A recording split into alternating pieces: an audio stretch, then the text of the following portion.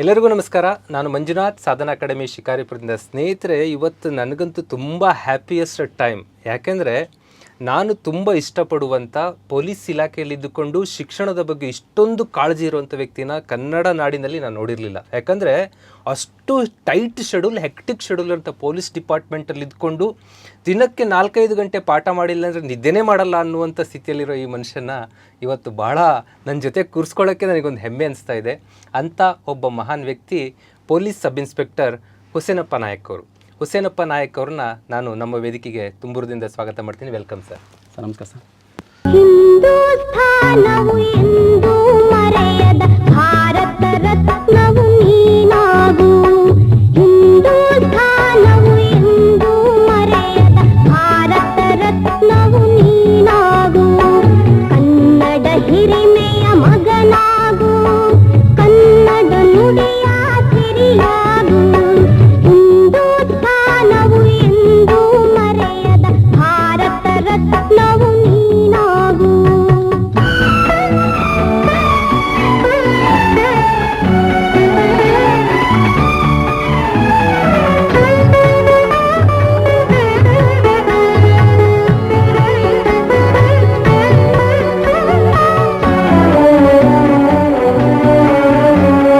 ಭಾರತ ದೇಶದ ಬಡವರ ತುಂಬನಿ ಹೊರೆಸುವ ನಾಯಕ ನೀನಾಗು.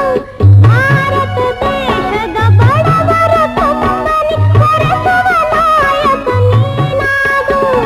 ಭಾರತೀಯರ ವಿಶ್ವ ಪ್ರೇಮವ ಮೆರೆಸುವ ಜ್ಞಾನಿ ನೀನಾಗು. ಭಾರತೀಯರ ಭವ್ಯ ಭವಿಷ್ಯವ ಬೆಳಗುವ ವಿಜ್ಞಾನಿ ನೀನಾಗು. ಬೆಳಗುವ ವಿಜ್ಞಾನಿ ನೀನಾಗು.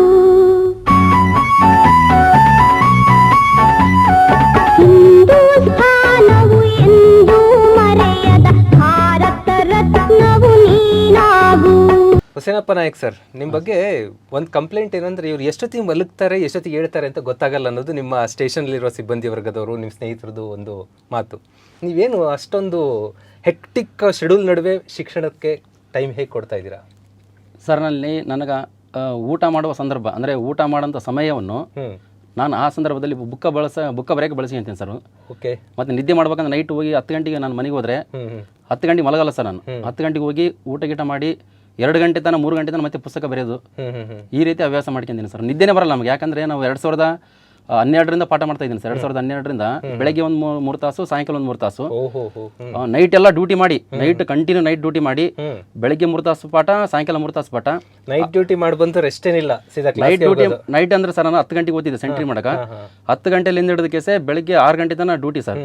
6 ಗಂಟೆಲಿಂದ ಮನೆಗೆ ಬಂದ ತಕ್ಷಣ ಒನ್ ಅವರ್ನಲ್ಲಿ ಫ್ರೆಶ್ ಅಪ್ ಆಗಿ 7 ಗಂಟೆಗೆ ಮತ್ತೆ ಕ್ಲಾಸ್, 7ರಿಂದ ಮತ್ತೆ 10 ಗಂಟೆ ತನಕ ಕ್ಲಾಸ್, 7ರಿಂದ 10 ಗಂಟೆ ತನಕ ಕ್ಲಾಸ್, ಮತ್ತೆ 10 ಗಂಟೆ ಕ್ಲಾಸ್ ಮುಗಿಸ್ಕೊಂಡು ಮನೆಗೆ ಹೋಗಿ ಟಿಫಿನ್ ಮಾಡಿ, ಮತ್ತೆ ಇನ್ನೂ ಸ್ವಲ್ಪ ಏನಾದ್ರು ಸ್ಟಡಿ ಮಾಡಿ, ಮತ್ತೆ ಸ್ವಲ್ಪ ರೆಸ್ಟ್ ಮಾಡಿ, ಮತ್ತೆ 5 ಗಂಟೆಗೆ ಮತ್ತೆ ಕ್ಲಾಸ್, 5ರಿಂದ ಮತ್ತೆ 8 ಗಂಟೆ ತನಕ ಕ್ಲಾಸು, 8 ಗಂಟೆಗೆ ಮನೆಗೆ ಬಂದು ಊಟ ಮಾಡಿ ಮತ್ತೆ 10 ಗಂಟೆ ಡ್ಯೂಟಿ. ಹಿಂಗೆ ಮತ್ತೆ ನೈಟ್ ಎಲ್ಲ ಓದೋದು ಬರೆಯೋದು. ಇದೇ ಒಂದು 5 ವರ್ಷ ಕಂಟಿನ್ಯೂ ಆಗಿ ಪಾಠ ಮಾಡಿಬಿಟ್ಟಿನಿ ಸರ್. ಅದಕ್ಕೆ ಪಾಠ ಮಾಡಿಲ್ಲ ಅಂತ ನಿದ್ದೆನೇ ಬರಲ್ಲ.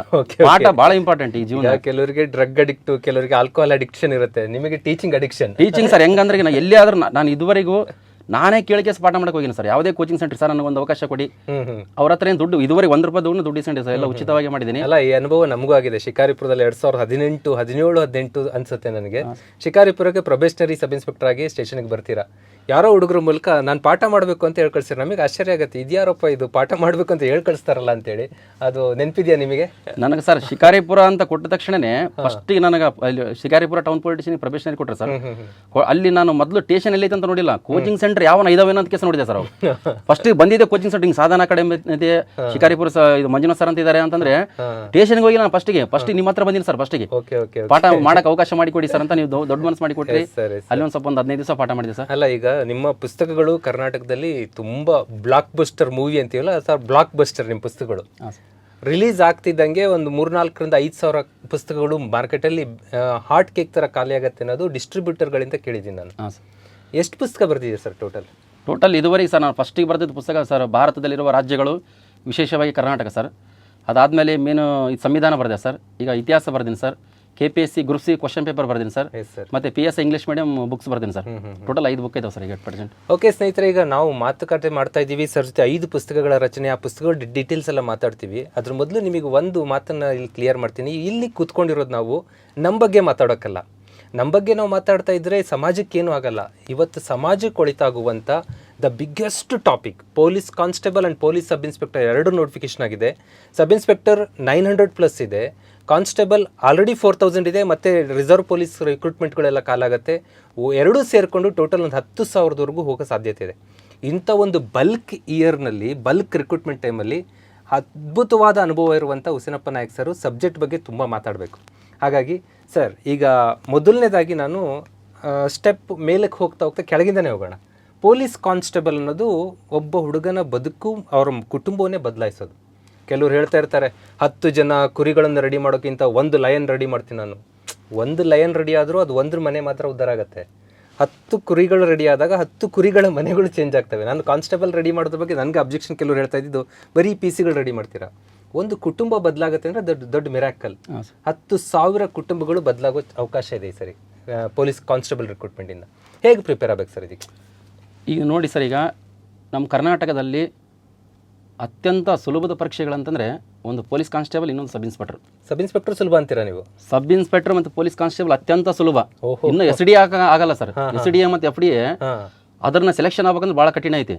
ಬಟ್ ಸಬ್ ಇನ್ಸ್ಪೆಕ್ಟರ್ ಮತ್ತು ಪೊಲೀಸ್ ಕಾನ್ಸ್ಟೇಬಲ್ ಆಗ್ಬೇಕಂದ್ರೆ ಭಾಳ ಸುಲಭ. ಅಂದರೆ ಕಂಪ್ಯಾರಿಟಿವ್ಲಿ ಜಾಬ್ಗೆ ಬಂದಾಗ SDA ಅನ್ನೋದು ಸಬ್ ಇನ್ಸ್ಪೆಕ್ಟರ್ಗಿಂತ ಒಂದು ಲೆವೆಲ್ ಲೋ ಅನ್ಸುತ್ತೆ ನಮಗೆ. 2 ಗ್ರೂಪ್ಸ್ ಇದ್ರು ಆದ್ರೆ ಟಫ್ ಇರ್ತದೆ ಸರ್. ಯಾಕಂದ್ರೆ ಅಲ್ಲಿ 38 ಇಯರ್ಸ್ ಸರ್. ಅಲ್ಲಿ ಏಜ್ ಲಿಮಿಟ್ ಮೇಲೆ ಪ್ರಶ್ನೆಗಳು ಬರ್ತಾವೆ ಸರ್. ಅದ್ರಾಗ ಅದು ಆ ಎಕ್ಸಾಮ್ ನಡೆಸೋರು KPSC ಅವರು ಸರ್. ಇದು ನಮ್ಮ ಪೊಲೀಸ್ ಕಾನ್ಸ್ಟೇಬಲ್ ಮತ್ತು ಸಬ್ ಇನ್ಸ್ಪೆಕ್ಟರ್ ಎಕ್ಸಾಮ್ ನಡೆಸೋರು KSP ಅವರು ಸರ್ ಡಿಪಾರ್ಟ್ಮೆಂಟ್. ಬಟ್ ಇಲ್ಲಿ ಏಜ್ ಲಿಮಿಟ್ ಕಮ್ಮಿ ಇದೆಯಲ್ಲ ಸರ್. ಈಗ PC ಗೆ 27 ಇದೆ, PSI ಗೆ 32 ಇದೆ. ಆ ಏಜ್ ಮೇಲೆ ಕ್ವಶನ್ಸ್ ಬರ್ತಾವೆ ಸರ್.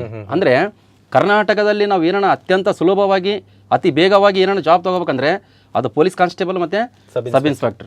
ಅಂದರೆ ಈಗ ಸಬ್ಜೆಕ್ಟ್ ವೈಸ್ ಹೋಗೋದಾದರೆ ನಾನು ಅಂದ್ಕೊಂಡಿರೋದು ಸರ್, ಈ constable paper, sub inspector paper 2 ಇನ್ ಸಬ್ ಇನ್ಸ್ಪೆಕ್ಟರ್, PC ಪೇಪರ್ನ ಜನರಲ್ ಪೇಪರ್ ಡಿಫ್ರೆನ್ಸ್ ಭಾಳ ಇರುತ್ತಾ, ಏನು ಒಂದೇ ಥರ ಇರುತ್ತಾ? ಎಲ್ಲ ಸೇಮ್ ಸರ್. ಒಟ್ಟು A to Z. Police constable ಪ್ರಶ್ನೆ ಪತ್ರಿಕೆ, PSI ಪ್ರಶ್ನೆ ಪತ್ರಿಕೆ 2 ಸೇಮೇ. ಬಟ್ ಸ್ವಲ್ಪ ಏನಂದ್ರಿಗಿನ ನಾವು ಸರ್, ಈಗ ನಾವು ಹಳ್ಳಿಯಾಗ ನಾವು ಮೊದಲು ಸಣ್ಣರಿದ್ದಾಗ ಬೊಂಬೈ ಮಿಠಾಯಿ ಮಾರಕ್ಕೆ ಬರ್ತಿದ್ರು. ಬೊಂಬೈ ಮಿಠಾಯಿ ಅಂತಂದ್ರಿಗಿನ ನಾವು ಸ್ವಲ್ಪ ಏನನ್ನ ಒಂದು ಸಣ್ಣದ ಕ್ವಾರ್ಟರ್ ಬಾಟ್ಲಿ ಕೊಟ್ರೆ ಅವ್ನು ಬೊಂಬೈ ಮಿಠಾಯಿ ಸ್ವಲ್ಪ ಹಿಂಗೆ ಎಳೆದು ಕೈಸಿ ಕೊಡ್ತಿದ್ದ ಅವ್ನು. ಅಂದ್ರೆ ಇದು PC ಎಕ್ಸಾಮ್ ಅಂತ. ಅದೇ ಸ್ವಲ್ಪ ಒಂದು ದೊಡ್ಡದು ಏನನ ಇನ್ನೊಂದು ಅದಕ್ಕಿಂತ ದೊಡ್ಡದು ಬಾಟ್ಲಿ ಕೊಟ್ರಿಗಿನ ಇನ್ನೊಂದು ಸ್ವಲ್ಪ ಎಳೆದ ಕೇಸ ಕೊಡ್ತಿದ್ದ. ಸ್ವಲ್ಪ ಸಿಂಪಲ್ ಅಂತ, ಅದೇನು ದೊಡ್ಡದು ಇಲ್ಲಿ ವ್ಯತ್ಯಾಸ ಏನಿಲ್ಲ.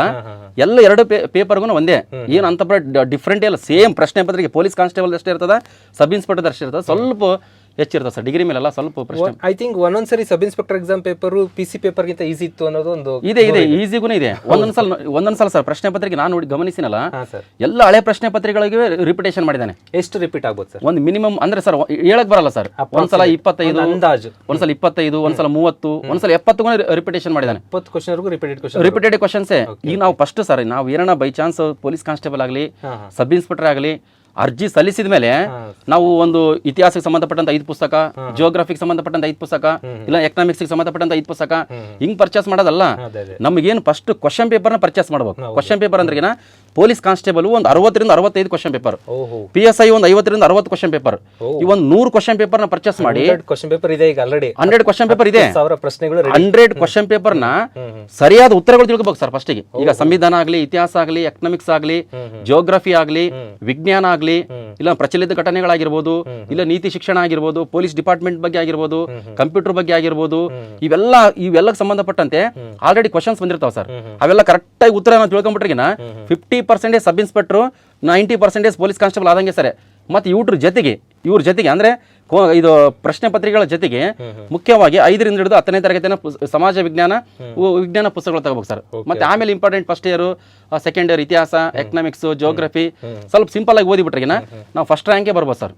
ಇಷ್ಟು ಇಂಪಾರ್ಟೆಂಟ್ ಇದೆ ಅಂದ್ರೆ ಸರಳವಾಗಿ ಸರ್. ಅಂದ್ರೆ ಇನ್ ಟೈಮ್ ನಲ್ಲಿ ಈಗ ನೋಡ್ರಿ ಎಕ್ಸಾಂಪಲ್, ಈಗ ನಾವು ಅಪ್ಲಿಕೇಶನ್ PSI ಇದಾಗಲಿ ಪೊಲೀಸ್ ಕಾನ್ಸ್ಟೇಬಲ್ ಅಪ್ಲಿಕೇಶನ್ ಹಾಕಿದ್ಮೇಲೆ 3 ತಿಂಗಳ ಇಲ್ಲ 4 ತಿಂಗಳ ಟೈಮ್ ಇರುತ್ತೆ ಸರ್. ಈಗ 3 ತಿಂಗಳ 4 ತಿಂಗಳ ಅಂತಂದ್ರೆ ಈಗ ನಾವು ಅಪ್ಲಿಕೇಶನ್ ಅರ್ಜಿ ಹಾಕಿದವರು 32 ಇಯರ್ಸ್ ಒಳಗಡೆ ಇರ್ತಾರೆ. ಈಗ ಅವ್ರು ಏನೋ ಒಂದು ದಪ್ಪಂದು ಯಾವ್ದಾನ ಪುಸ್ತಕ ತಗೊಂಡ್ರಿಗಿನ ಅದನ್ನ ಓದಕ್ಕೆ ಎಷ್ಟು ದಿನ ತಗೋಬಹುದು ಅಂದಾಜು? ಈಗ ನಮ್ ಕೈಲಿ ಆಗೋದಲ್ಲ ಸರ್ ಪುಸ್ತಕ ಓದ್ಬೇಕಂದ್ರೆ.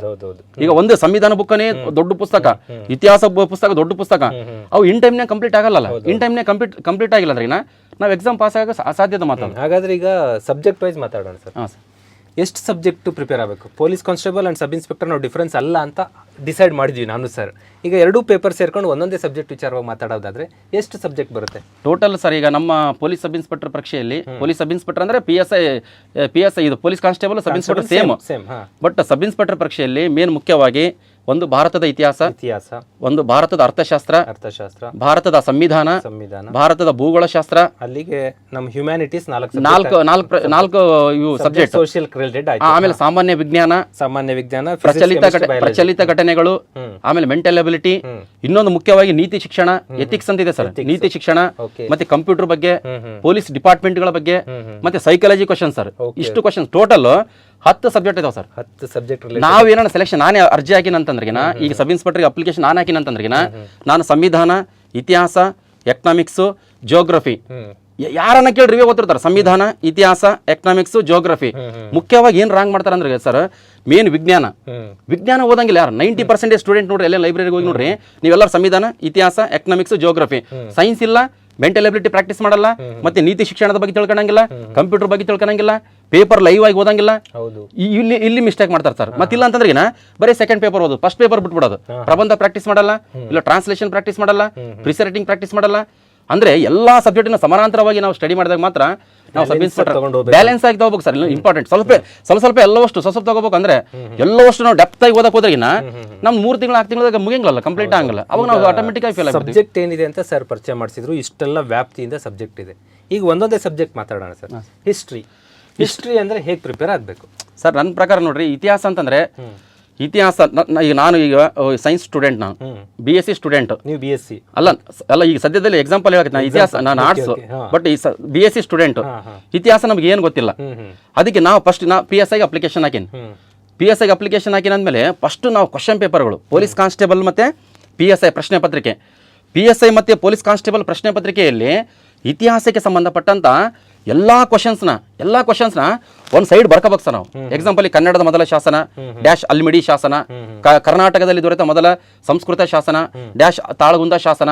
ಅಂದ್ರೆ ಕ್ವಶನ್ ಪೇಪರ್ ಬಂದಿರ್ತಾವಲ್ಲ ಸರ್, ಅವು ಸಿಂಗಲ್ ಲೈನ್ ಎಲ್ಲ ಒಂದ್ ಕಡೆ ಜೋಡಿಸ್ಬೇಕು ಸರ್. PSI ಪ್ರಶ್ನೆ ಪತ್ರಿಕೆ. ಆಮೇಲೆ 5ರಿಂದ 10ನೇ ತರಗತಿ ಸಮಾಜ ವಿಜ್ಞಾನ ಪುಸ್ತಕಗಳು ಕರೆಕ್ಟಾಗಿ ನಾವು ಸ್ಟಡಿ ಮಾಡಿದ್ದೆ ಆದ್ರೆ ಒಂದು ಕ್ವಶನ್ಸ್ ಮಿಸ್ ಆಗಲ್ಲ.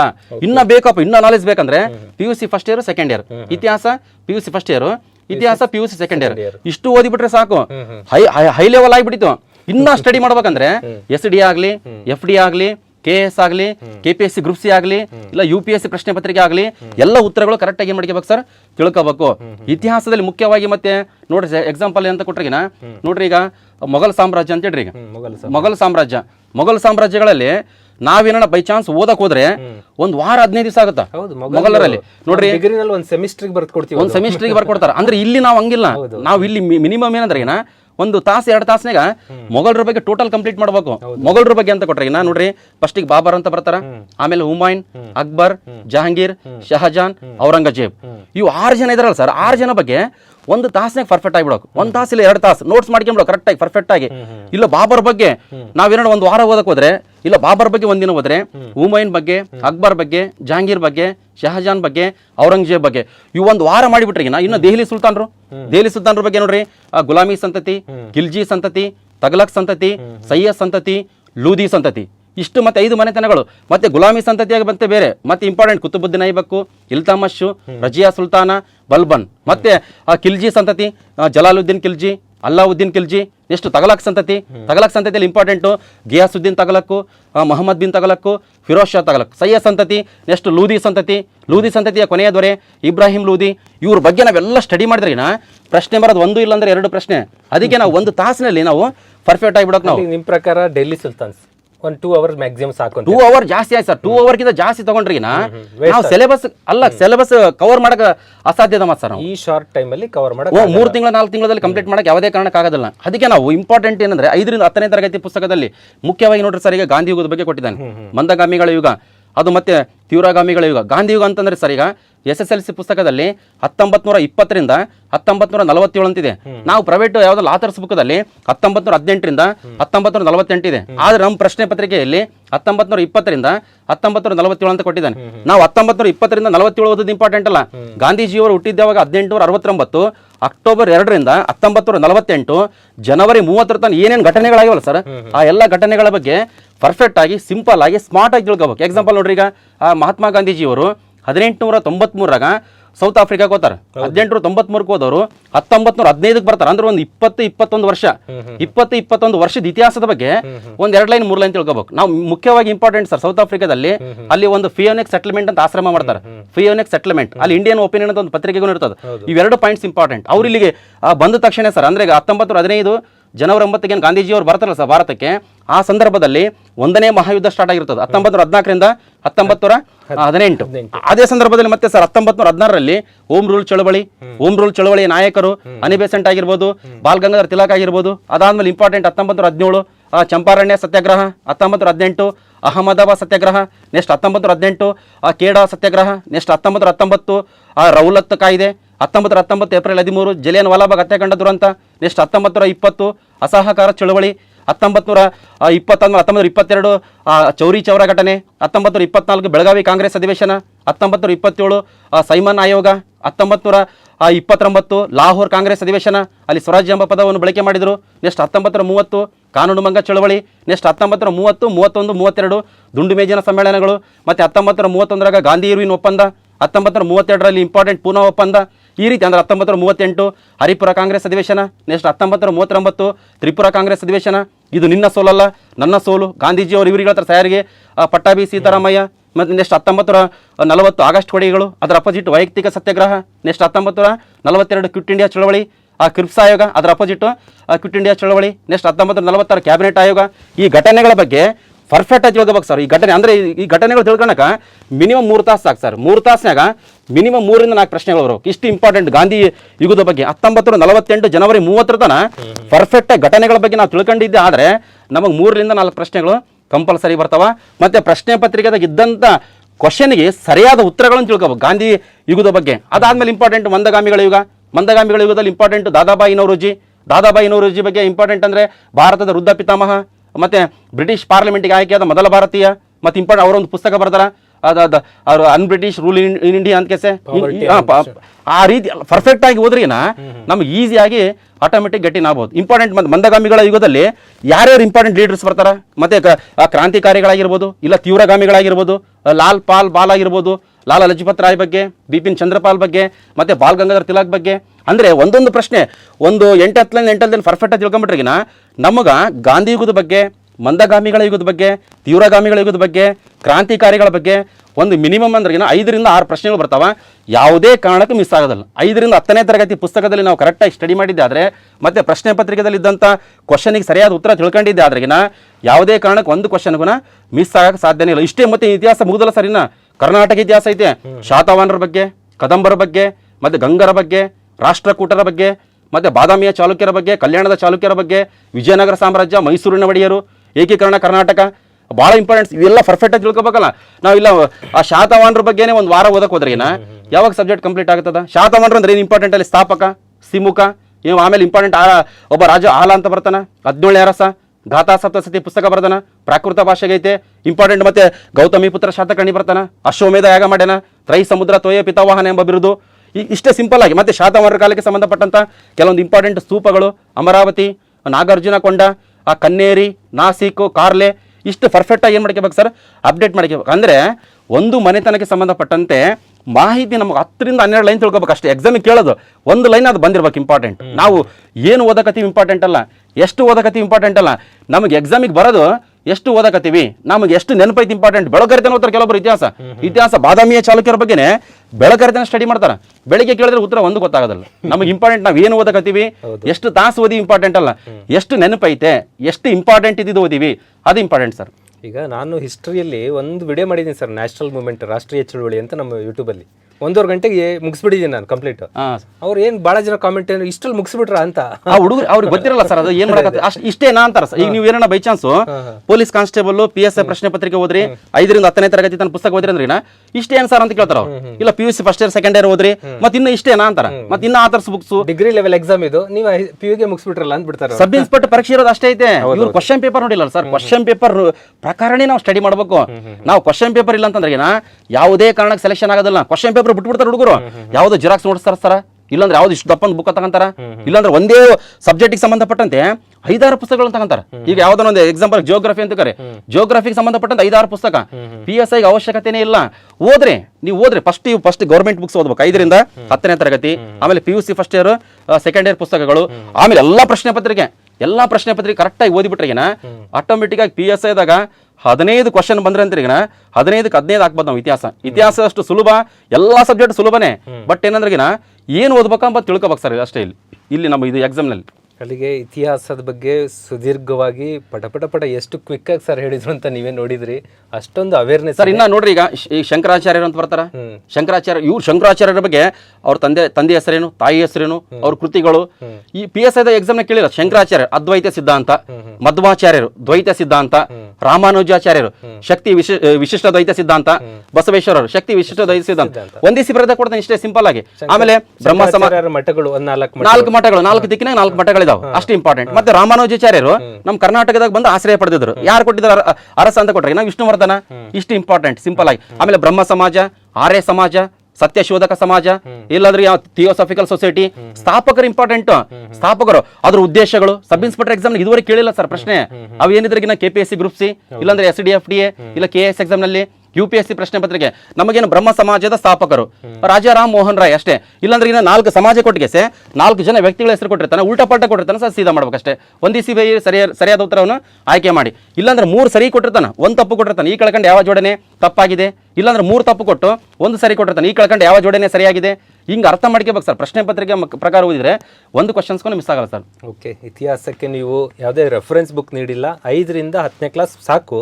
ನಿಮಗೆ ಇನ್ನೂ ಖುಷಿ ಇದ್ದರೆ PU ಬುಕ್ಗಳಲ್ಲಿ ಹಿಸ್ಟ್ರಿ ಸಬ್ಜೆಕ್ಟ್ ಓದ್ಕೊಂಡ್ರೆ ಮುಗಿದೋಯ್ತು ಅಂತ ಹೇಳ್ತಾರೆ ಸರ್. ಮತ್ತೆ question paper glance question paper sir ಇರಲೇಬೇಕು. ಈಗ ನಾವು ಎಕ್ಸಾಂಪಲ್ ನೋಡ್ರಿ ಸರ್, ಊಟ ಮಾಡೋ ಟೈಮ್ ನೀರು ಬೇಕೇ ಬೇಕಾಗೋದಿಲ್ಲ, ಅದರಂಗೆ ಕ್ವಶನ್ ಪೇಪರ್ ಇರಲೇಬೇಕು.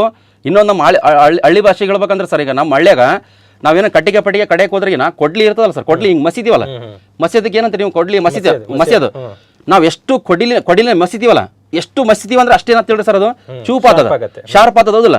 ಅದಂಗೆ ನಾವು ಎಷ್ಟು ಕ್ವಶನ್ ಪೇಪರ್ನ ಸ್ಟಡಿ ಮಾಡ್ತೀವಲ್ಲ ಅಷ್ಟು ನಾವು ಇನ್ಕ್ರೀಸ್ ಆಗುತ್ತೆ, ನಮ್ಮ ನಾಲೆಜು ಬ್ರೈನ್ ಶಾರ್ಪ್ ಆಗುತ್ತೆ. ಭಾಳ ಇಂಪಾರ್ಟೆಂಟ್. ಎಕ್ಸಾಮ್ ಸೆಲೆಕ್ಷನ್ ಆಗಕ್ಕೆ ನಾವು ಎಲ್ಲರಿಗಿಂತ ಒಂದು ಹೆಜ್ಜೆ ಮುಂದಿರ್ತೀವಿ ಸರ್. ಇಷ್ಟು ಇಂಪಾರ್ಟೆಂಟ್ ಇತಿಹಾಸದಾಗ. ಅಲ್ಲಿಗೆ ಸರ್ ಹೇಳೋದು 100 ಕ್ವಶನ್ ಪೇಪರ್ವರೆಗೂ ನಿಮಗೆ ಸಿಗುತ್ತೆ, PC ಆ್ಯಂಡ್ PSI ಸೇರಿಕೊಂಡು. ಅದಿಷ್ಟೊಂದು ಸೇರಿಸ್ಕೊಂಡು ಅದು ಓದ್ತಾ ಟೆಕ್ಸ್ಟ್ ಬುಕ್ಗಳು ಓದ್ಕೊಂಡ್ಬಿಟ್ರೆ ಸಾಕಾಗುತ್ತೆ ಹಿಸ್ಟ್ರಿ ಅಂತ ಹೇಳ್ತಾ ಇದ್ದಾರೆ. ನೆಕ್ಸ್ಟ್ ಬರೋಣ.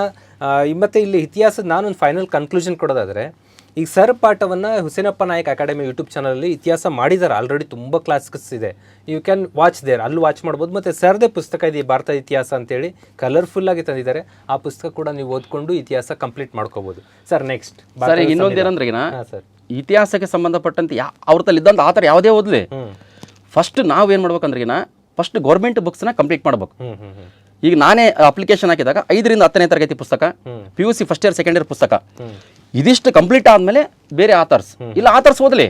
ನಮಗೇನು ನಮ್ದು ಉದ್ದೇಶ ಏನು, ಸೆಲೆಕ್ಷನ್ ಆಗಬೇಕು. ಒಟ್ಟ ಅವ್ರ ಮೈಂಡ್ ಸೆಟ್, ಕೆಲವೊಬ್ರು ಮೈಂಡ್ ಸೆಟ್ ಇರ್ತದೆ ಸರ್, ಒಟ್ಟ ಇವು 5ರಿಂದ 10ನೇ ಕ್ಲಾಸ್ ಪುಸ್ತಕದಲ್ಲಿ ಬರಂಗಿಲ್ಲ, PUC first year second year ಬರೋದಿಲ್ಲ.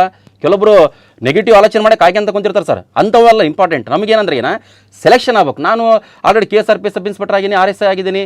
ಎಲ್ಲ ಎಕ್ಸಾಮ್ ಎಷ್ಟೋ ಕ್ವಶನ್ ಪೇಪರ್ ನಾನೇ ಕ್ವಶನ್ ಪೇಪರ್ ಬುಕ್ಲೆಟ್ ಬರೆಕತ್ತೀನಿ, 4 ವರ್ಷದಿಂದ ಬರೆಕತ್ತೀನಿ. PSI ಇದು ಎಲ್ಲ ಕ್ವಶನ್ ಪೇಪರ್, ಯಾವ ಕ್ವಶನ್ ಪೇಪರ್ಗೂ ಒಂದನ ಟಫ್ ಕ್ವಶನ್ಸ್ ಬಂದಿಲ್ಲ. ಎಲ್ಲ 5 to 10 ಇಲ್ಲ PUC first year second year, ಇಲ್ಲಾಂದ್ರೆ ಹಳೆ ಕ್ವಶನ್ ಪೇಪರ್ ಇಷ್ಟೇ ಇರ್ತಾವೆ ಸರ್. ಮತ್ತೆ ನೋಡ್ರಿ, ಈಗ ಮೊಹಮ್ಮದ್ ಗಜನಿ ಅಂತ ಕರಿ. ಮೊಹಮ್ಮದ್ ಗಜನಿ ಅಂತಂದ್ರೆ ಮೊಹಮ್ಮದ್ ಗಜನಿ 17 ಬಾರಿ ದಾಳಿ ಮಾಡ್ಯಾನ. ಈ ಹುಡುಗರು ದಪ್ಪನ ಪುಸ್ತಕದಲ್ಲಿ 1ನೇ ದಾಳಿ, 2ನೇ ದಾಳಿ, 3ನೇ ದಾಳಿ, 4ನೇ ದಾಳಿ, 5ನೇ ದಾಳಿ, ಅಷ್ಟದಿಗೆ ಫಿಸಿಕಲ್ ಲೆಟರ್ ಬರ್ತದೆ. ಅಷ್ಟದಿಗೆ ಮತ್ತೆ ಇನ್ನೊಂದು 10 ದಾಳಿ ಮತ್ತೆ ಎಕ್ಸಾಮ್ ಲೆಟರ್ ಬಂದ್ಬಿಡ್ತದೆ. ಅವಾಗ ನಾವ್ ಏನಾಗ್ಬಿಡ್ತದೆ ಸರ್, ಸಿಲೆಬಸ್ ಕಂಪ್ಲೀಟ್ ಆಗೋದಿಲ್ಲ, ಗೋರಿ ಬರೋದೇ ಇಲ್ಲ, ಗೋರಿ ಬರೋದೇ ಇಲ್ಲ. ನಮ್ಗೆ ಆಲ್ರೆಡಿ ಎಕ್ಸಾಮ್ ಆಲ್ ಟಿಕೆಟ್ ಬರ್ತದೆ ಸರ್, ನಮ್ದು ಗೋರಿ ಆಗೋದು. ಅದು ಇಂಪಾರ್ಟೆಂಟ್. ಅದಕ್ಕೆ ನಾವು ಪ್ರಶ್ನೆ ಪತ್ರಿಕೆದಾಗ ಏನ್ ಕೇಳೋಣ ನೋಡ್ರಿ. ನಾನ್ ನೋಡಿದ ಪ್ರಕಾರ ಮೊಹಮ್ಮದ್ ಗಜನಿ 17 ಬಾರಿ ದಾಳಿ ಮಾಡ್ಯಾನ. 17 ಬಾರಿ ದಾಳಿಯಲ್ಲಿ ಮೇನ್ ಮುಖ್ಯವಾಗಿ 16ನೇ ದಾಳಿ ಯಾವ್ದಂದ್ರೆ ಗುಜರಾತಿನ ಸೋಮನಾಥ ದೇವಾಲಯದ ಮೇಲೆ. ಅದು ಇಂಪಾರ್ಟೆಂಟ್. ಆ ದೇವಸ್ಥಾನ ಮೊದಲು ಚಿನ್ನದಿಂದ, ನಂತರ ಬೆಳ್ಳಿಯಿಂದ, ನಂತರ ಕಟ್ಟಿಗೆಯಿಂದ, ನಂತರ ಕಲ್ಲಿನಿಂದ ಕಟ್ಟಲ್ಪಟ್ಟಿದೆ. ಅದು 2017ರಾಗ ಈ ಇಂಟು ಸಬ್ ಇನ್ಸ್ಪೆಕ್ಟರ್ ಕೊಟ್ಟಿದ್ದಾನೆ ಸರ್. ಅದು ಯಾವುದಂದ್ರೆ ಈ ಕೆಳಕಂಡ ಯಾವ ದೇವಸ್ಥಾನವನ್ನು ಮೊದಲು ಚಿನ್ನದಿಂದ, ನಂತರ ಬೆಳ್ಳಿಯಿಂದ, ನಂತರ ಕಟ್ಟಿಗೆಯಿಂದ, ನಂತರ ಕಲ್ಲಿನಿಂದ ಕಟ್ಟಲ್ಪಟ್ಟಿದೆ ಅಂತ ಕೇಸಿ ಅದು ಸೋಮನಾಥ ದೇವಾಲಯ. ಇಂಥ ಅಪ್ಡೇಟ್ ಮಾಡಿಕೆ ಬುಕ್ದಾಗಿಲ್ಲ. ಇದು 2017ಕ್ಕಿಂತ ಮುಂಚೆಗೆ ಯಾವ ಪುಸ್ತಕದಲ್ಲಿಲ್ಲ, ಆದ್ರೆ ಅಪ್ಡೇಟ್ ಮಾಡ್ಕೋಬೇಕು. ಇಂಥ ಕ್ವಶನ್ ಪೇಪರ್ನಾಗ ಬಂದ್ರಗಿನ ತಿಳ್ಕೊಬೇಕು. ಆಮೇಲೆ ಮೊಹಮ್ಮದ್ ಗಜನಿ ಆಸ್ಥಾನದಲ್ಲಿ ಇಬ್ಬರು ಕವಿಗಳು ಇರ್ತಾರೆ ಇಂಪಾರ್ಟೆಂಟ್, ಅಲ್ಬೆರೋನಿ ಮತ್ತು ಇನ್ನೊಬ್ಬರು ಫಿರ್ದೋಷಿ. ಅಲ್ಬೆರೋನಿ ತಾರೀಖ್ ಉಲ್ ಅಂತ ಪುಸ್ತಕ ಬರ್ದಾನ, ಫಿರ್ದೋಷಿ ಕೊಟ್ಟರಿಗಿನ ಶಹನಾಮ ಪುಸ್ತಕ ಬರ್ದಾನ. ಮತ್ತೆ ಮೊಹಮ್ಮದ್ ಗಜನಿ ಭಾರತದ ಮೇಲೆ ದಾಳಿ ಮಾಡುವ ಸಂದರ್ಭದಲ್ಲಿ ಅವನ ಜೊತೆ ಒಬ್ಬ ವಿದ್ವಾಂಸನ ಕರ್ಕೊಂಡ್ ಬರ್ತಿದ್ದ, ಅಲ್ಬೆರೋನಿ. PSI 2007 ಕೊಟ್ಟಿದ್ದಾನೆ. ಹಿಂಗ್ ಅಪ್ಡೇಟ್ ಮಾಡ್ಕೋಬೇಕು ಸರ್. ಅದೇ ಮೊಹಮ್ಮದ್ ಗಜನಿ ಆದ್ಮೇಲೆ ಮೊಹಮ್ಮದ್ ಗೋರಿ ನೋಡೋದಾದ್ರೆ 2 ತರಾಯಿನ್ ಕದನಗಳು, 1ನೇ ತರಾಯಿನ್ ಕದನ, 2ನೇ ತರಾಯಿನ್ ಕದನ, 1191, 1192. ಮೊಹಮ್ಮದ್ ಗೋರಿ ಅಪೋಸಿಟ್ 3ನೇ ಪೃಥ್ವಿರಾಜ್ ಚೌಹಾಣ್, ಈ ಕಡೆ ಮೊಹಮ್ಮದ್ ಗೋರಿ ಅಪೋಸಿಟ್ 3ನೇ ಪೃಥ್ವಿರಾಜ್ ಚೌಹಾಣ್. ಇಷ್ಟೇ ಇಂಪಾರ್ಟೆಂಟ್. ಅದಾದ್ಮೇಲೆ ಇಂಪಾರ್ಟೆಂಟ್ ಆತನ ಗುಲಾಮನ ಇಲ್ಲಿ ಬಿಟ್ಟು ಆತನ ದೆಹಲಿಯಾಗ. ನೆಕ್ಸ್ಟ್ ಆತ ಸತ್ ಮೇಲೆ ಇಲ್ಲಿ ಗುಲಾಮಿ ಸಂತತಿ ಸ್ಟಾರ್ಟ್ ಮಾಡ್ತಾನೆ. ಆಯ್ತು, ಅಲ್ಲಿಂದ ಮುಸ್ಲಿಂ ಆಳ್ವಿಕೆ ಭಾರತದಲ್ಲಿ. ಇಷ್ಟೇ ಸಿಂಪಲ್ ಸರ್, ಬಹಳ ಸಿಂಪಲ್ ಇರ್ತಾವ. ಈ ಹುಡುಗರು ಏನು ಅಂತಂದ್ರೆ ಅಪ್ಲಿಕೇಶನ್ ಹಾಕಿರ್ತಾರಲ್ಲ, ಸಬ್ ಇನ್ಸ್ಪೆಕ್ಟರ್ ಪೋಸ್ಟ್ ಅಂದ್ರೆ ದೊಡ್ಡದೈತೆ, ಎಕ್ಸಾಮ್ಗೂ ದೊಡ್ಡದಿರ್ತದ. ಆಮೇಲೆ ಎಲ್ಲ ಡೀಟೇಲ್ಸ್ ಓದಕ್ಕೆ ಹೋಗ್ತಾರೆ. ಅಷ್ಟು ಡೀಟೇಲ್ಸ್ ಓದಕ್ಕೆ ಹೋದ್ರಿಗಿನ ಕೆಲಸ ಓದೋದು ತಪ್ಪಂತಲ್ಲ, ನಾಲೆಜ್ ಇನ್ಕ್ರೀಸ್ ಮಾಡ್ಕೊಳ್ಳಿ. ನಮ್ದು ಏನು ಮುಖ್ಯವಾಗಿ ಹೇಳ್ರಿ, ಇಲ್ಲಿ ಸೆಲೆಕ್ಷನ್ ಆಗ್ಬೇಕು. ಸೆಲೆಕ್ಷನ್ ಈಗ ನೋಡ್ರಿ, ಈಗ ಯಾರನ್ನ ನಾವೇನೋ ಹೆಣ್ಣು ನೋಡಕ್ಕೆ ಹೋಗಿರ್ತೀವಿ, ಮದುವೆ ಮಾಡ್ಕೋಬೇಕು. ಹೆಣ್ಣು ನೋಡಕ್ಕೆ ಹೋದಾಗ ಅವ್ರು ಫಸ್ಟ್ ಪ್ರಶ್ನೆ ಏನು ಕೇಳ್ತಾರ, ಹುಡುಗ ಏನ್ ಮಾಡ್ತಾನ, ಈ ಹುಡುಗ ಎಷ್ಟು ಸಲ ಇಂಟರ್ವ್ಯೂ ಏನಂತ ಕೇಳ್ತಾರ, ಹುಡುಗ ಎಷ್ಟು ಸಲ ಫಿಸಿಕಲ್ ಫ್ಯಾಸ್ ಏನಂತ ಕೇಳ್ತಾರ, ಹುಡುಗ ಎಷ್ಟು ನಾಲೆಜ್ ಇನ್ಕ್ರೀಸ್ ಮಾಡ್ಕೊಂಡ್ರೆ ಎಷ್ಟು ವರ್ಷದಿಂದ ಓದಕತ್ತಾನ ಅಂತ ಕೇಳ್ತಾರ. ಏನು ಕೇಳಂಗಿಲ್ಲ. ಸೆಲೆಕ್ಷನ್ ಆಗೇನೋ ಇಲ್ಲೋ ಇಷ್ಟು ಅದಕ್ಕೆ ನಾವು ಸೆಲೆಕ್ಷನ್ ಆಗೋದು ಇಂಪಾರ್ಟೆಂಟ್ ಸರ್. ಓಕೆ ಸರ್, ಇಷ್ಟು ಒತ್ತಾಯಪೂರ್ವಕವಾಗಿ ಟೆಕ್ಸ್ಟ್ ಬುಕ್ ಓದಬೇಕು ಅಂತ ಇದ್ದಾರೆ. ಬಟ್ ಟೆಕ್ಸ್ಟ್ ಬುಕ್ ಅನ್ನೋದು ಮಾರ್ಕೆಟಲ್ಲಿ ಸಿಗ್ತಾ ಇಲ್ಲ. ಅದಕ್ಕೆ ನಾನೀಗ ಒಂದು ಯೋಚನೆ ಮಾಡ್ತೀನಿ ಸರ್. ಇಷ್ಟೆಲ್ಲ ಹೇಳಿದ್ಮೇಲೆ ನಾನು ಈಗ ಸ್ಪಾಟಲ್ಲೇ ಯೋಚನೆ ಮಾಡಿರೋದು, 6 to 10th ಏನು ಪುಸ್ತಕ ಸಿಗ್ತಾ ಇಲ್ಲ.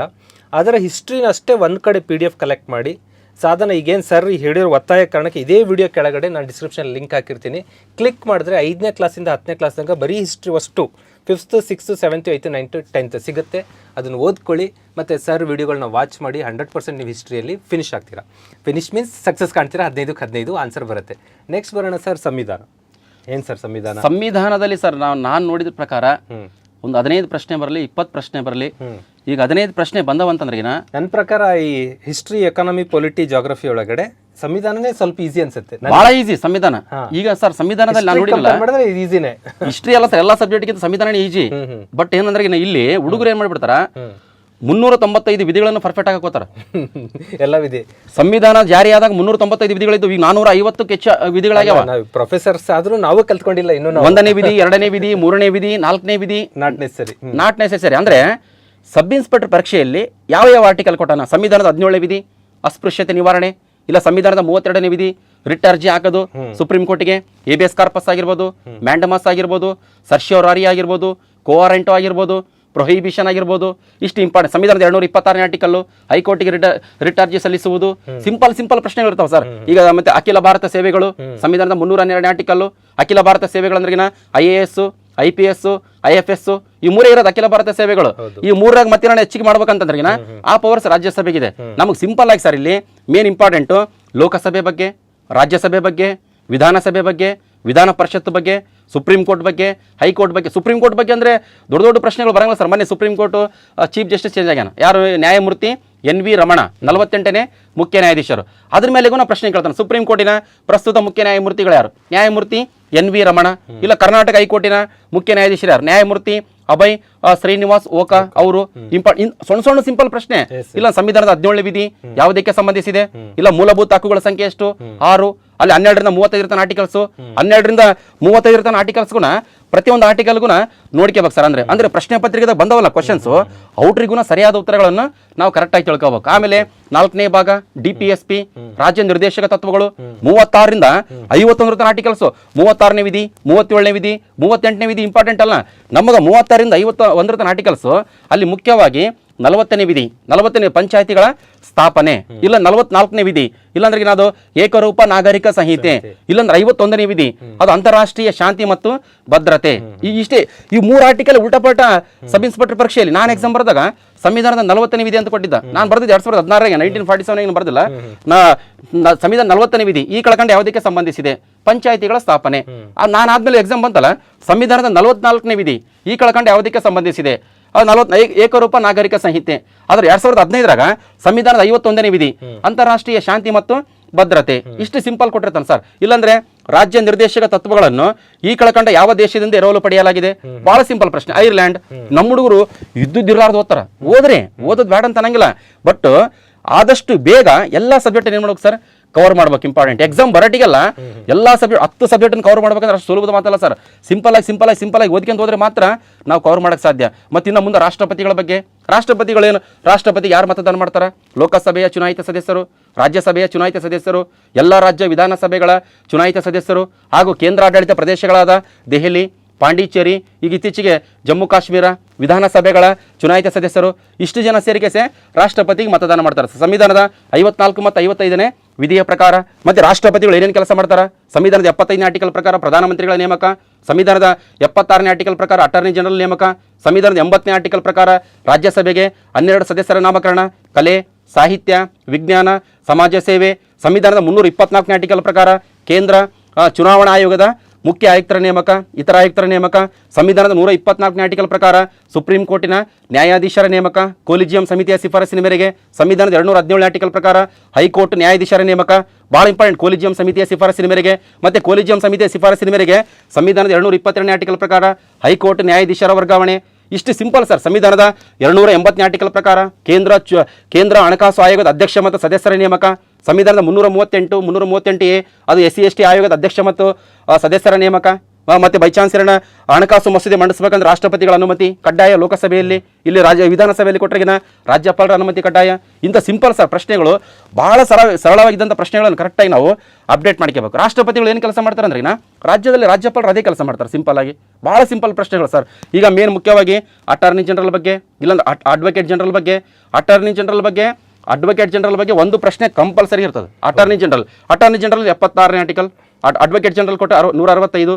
ಅಟಾರ್ನಿ ಜನರಲ್ ರಾಷ್ಟ್ರಪತಿಗಳಿಂದ ನೇಮಕ, ಅಡ್ವೊಕೇಟ್ ಜನರಲ್ ರಾಜ್ಯಪಾಲರಿಂದ ನೇಮಕ, ಅಟಾರ್ನಿ ಜನರಲ್ ಕೇಂದ್ರ ಸರ್ಕಾರದ ಪ್ರಥಮ ಕಾನೂನು ಸಲಹೆಗಾರರು, ಅಡ್ವೊಕೇಟ್ ಜನರಲ್ ರಾಜ್ಯ ಸರ್ಕಾರದ ಪ್ರಥಮ ಕಾನೂನು ಸಲಹೆಗಾರರು, ಅಟಾರ್ನಿ ಜನರಲ್ ಲೋಕಸಭಾ ಸದಸ್ಯರಲ್ಲ, ರಾಜ್ಯಸಭಾ ಸದಸ್ಯರಲ್ಲ, ಆದರೂ ಲೋಕಸಭಾ ಮತ್ತು ರಾಜ್ಯಸಭಾ ಅಧಿವೇಶನದಲ್ಲಿ ಭಾಗವಹಿಸುವ, ಚರ್ಚಿಸುವ, ಭಾಷಣ ಮಾಡುವ ಅಧಿಕಾರ ಐತೆ, ಮತದಾನ ಮಾಡುವ ಅಧಿಕಾರ ಇಲ್ಲ. ಯಾಕಂದ್ರೆ ಅವರು ಆ ಸದನದ ಸದಸ್ಯರಾಗಿರುವುದಿಲ್ಲ. ಇಲ್ಲಿ ಅಡ್ವೊಕೇಟ್ ಜನರಲ್ ಕೊಟ್ಟರೆಗಿನ ವಿಧಾನಸಭಾ ಸದಸ್ಯರಲ್ಲ, ವಿಧಾನ ಪರಿಷತ್ತಿನ ಸದಸ್ಯರಲ್ಲ, ಆದರೂ ವಿಧಾನಸಭಾ ಅಧಿವೇಶನದಲ್ಲಿ, ವಿಧಾನ ಪರಿಷತ್ತಿನ ಅಧಿವೇಶನದಲ್ಲಿ ಭಾಗವಹಿಸುವ, ಚರ್ಚಿಸುವ, ಭಾಷಣ ಮಾಡುವ ಅಧಿಕಾರ ಐತೆ, ಮತದಾನ ಮಾಡುವ ಅಧಿಕಾರ ಇಲ್ಲ. ಯಾರಿಗಿಲ್ಲ ಅಂತ ಅಡ್ವೊಕೇಟ್ ಜನರಲ್ಗೆ, ಅಲ್ಲಿ ಅಟಾರ್ನಿ ಜನರಲ್. ಇಷ್ಟು ವ್ಯತ್ಯಾಸ ಅಂದ್ರೆ ಹೋಲಿಕೆ ಮಾಡ್ಕೊಂಡು ನಾವು ಸ್ಟಡಿ ಮಾಡಿಬಿಟ್ರೆಗಿನ ಅಡ್ವೊಕೇಟ್ ಜನರಲ್ ಬಗ್ಗೆ ಒಂದು ಪ್ರಶ್ನೆ, ಅಟಾರ್ನಿ ಜನರಲ್ ಬಗ್ಗೆ ಒಂದು ಪ್ರಶ್ನೆ. ಅಟಾರ್ನಿ ಜನರಲ್ ಕೆ ವೇಣುಗೋಪಾಲ್ ಇದ್ದಾರೆ. ಈಗ ಅಡ್ವೊಕೇಟ್ ಜನರಲ್ ಕೊಟ್ಟರೆಗಿನ ಪ್ರಭುಲಿಂಗಕ್ಕೆ ನಾವಡಿಗೆ ಅಂತಿದ್ದಾರೆ. ಇಂಪಾರ್ಟೆಂಟ್, ಇಷ್ಟು ಇಂಪಾರ್ಟೆಂಟ್. ಆಮೇಲೆ ಸಂವಿಧಾನ ತಿದ್ದುಪಡಿಗಳು 368ನೇ ಆರ್ಟಿಕಲ್ನಾಗ ಇದುವರೆಗೆ 104 ತಿದ್ದುಪಡಿ ಮಾಡ್ಯಾರ. 104 ತಿದ್ದುಪಡಿಗಳು ಇಂಪಾರ್ಟೆಂಟ್ ಅಲ್ಲ.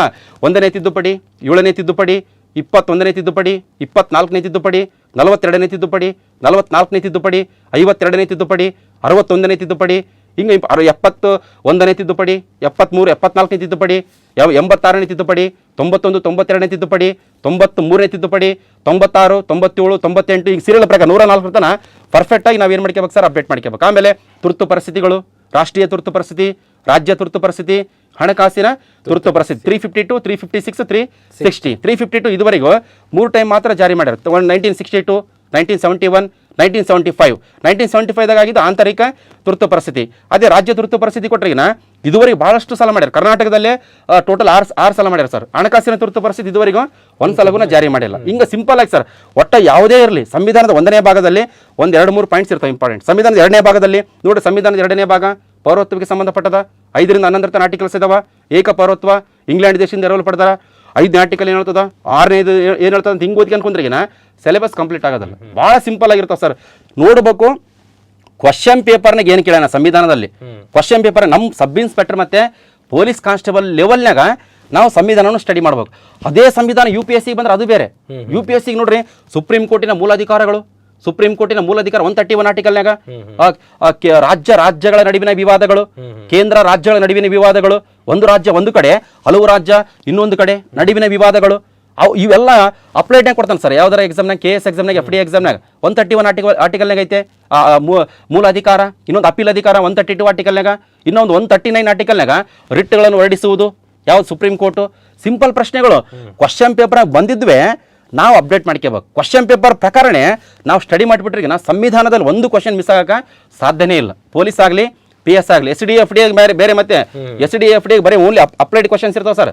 ಅಂದ್ರೆ ಸುಪ್ರೀಂ ಕೋರ್ಟಿಗೆ ಸಂಬಂಧಪಟ್ಟ ಈ ಕೆಳಕಂಡ ಯಾವ ಹೇಳಿಕೆಗಳು ಸರಿಯಾಗಿವೆ 4 ಸ್ಟೇಟ್ಮೆಂಟ್ ಕೊಟ್ಟಿಗೆ ಮೇಲ್ಕಂಡ ಹೇಳಿಕೆಗಳನ್ನು ಪರಿಗಣಿಸಿ ಕೆಳಕಂಡ ಉತ್ತರಗಳನ್ನು ಆಯ್ಕೆ ಮಾಡಿ. A ಮತ್ತು R ಎರಡೂ ಸರಿಯಾಗಿವೆ. ಎಗೆ R ಸರಿಯಾದ ಕಾರಣವಾಗಿದೆ. A ಮತ್ತು R ಎರಡೂ ಸರಿಯಾಗಿವೆ. ಎಗೆ R ಸರಿಯಾದ ಕಾರಣವಲ್ಲ. A ಸರಿಯಾಗಿದೆ, R ತಪ್ಪಾಗಿದೆ. R ತಪ್ಪಾಗಿದೆ, A ಸರಿಯಾಗಿದೆ. UFD the questions, KPSC groups ಇದ ಕ್ವಶನ್ಸ್. ಬಟ್ ಇಂಥ ಕ್ವಶನ್ಸ್ ಸಬ್ ಇನ್ಸ್ಪೆಕ್ಟರ್ ಬರ್ತಾವ ಬಹಳ ಕಮ್ಮಿ ಇರ್ತಾವ ಸರ್. ಒಂದು 4, 5 ಮ್ಯಾಕ್ಸಿಮಮ್ 4, 5, 6 ಲಾಸ್ಟ್ ಅಂದ್ರೆ 10 ಇರ್ತಾವ ಸರ್. ಅಷ್ಟು ಮತ್ತೆ ಜಾಸ್ತಿ 100ಕ್ಕೆ 100 ಈ ಟೈಪ್ ಇರಂಗಿಲ್ಲ. ಬಹಳ ಸಿಂಪಲ್ ಆಗಿರ್ತಾವ. ಕರೆಕ್ಟ್ ಆಗಿ ನಮ್ಮ ಹತ್ರ ಒಂಥರ ಇದಿರ್ಬೇಕು ಸರ್, ಒಂಥರ ಹುಮ್ಮಸ್ ಇರ್ಬೇಕು. ಹುಮ್ಮಸ್ ಅಂದ್ರೆ ನಾವು ಸೆಲೆಕ್ಷನ್ ಆಗಲೇಬೇಕು.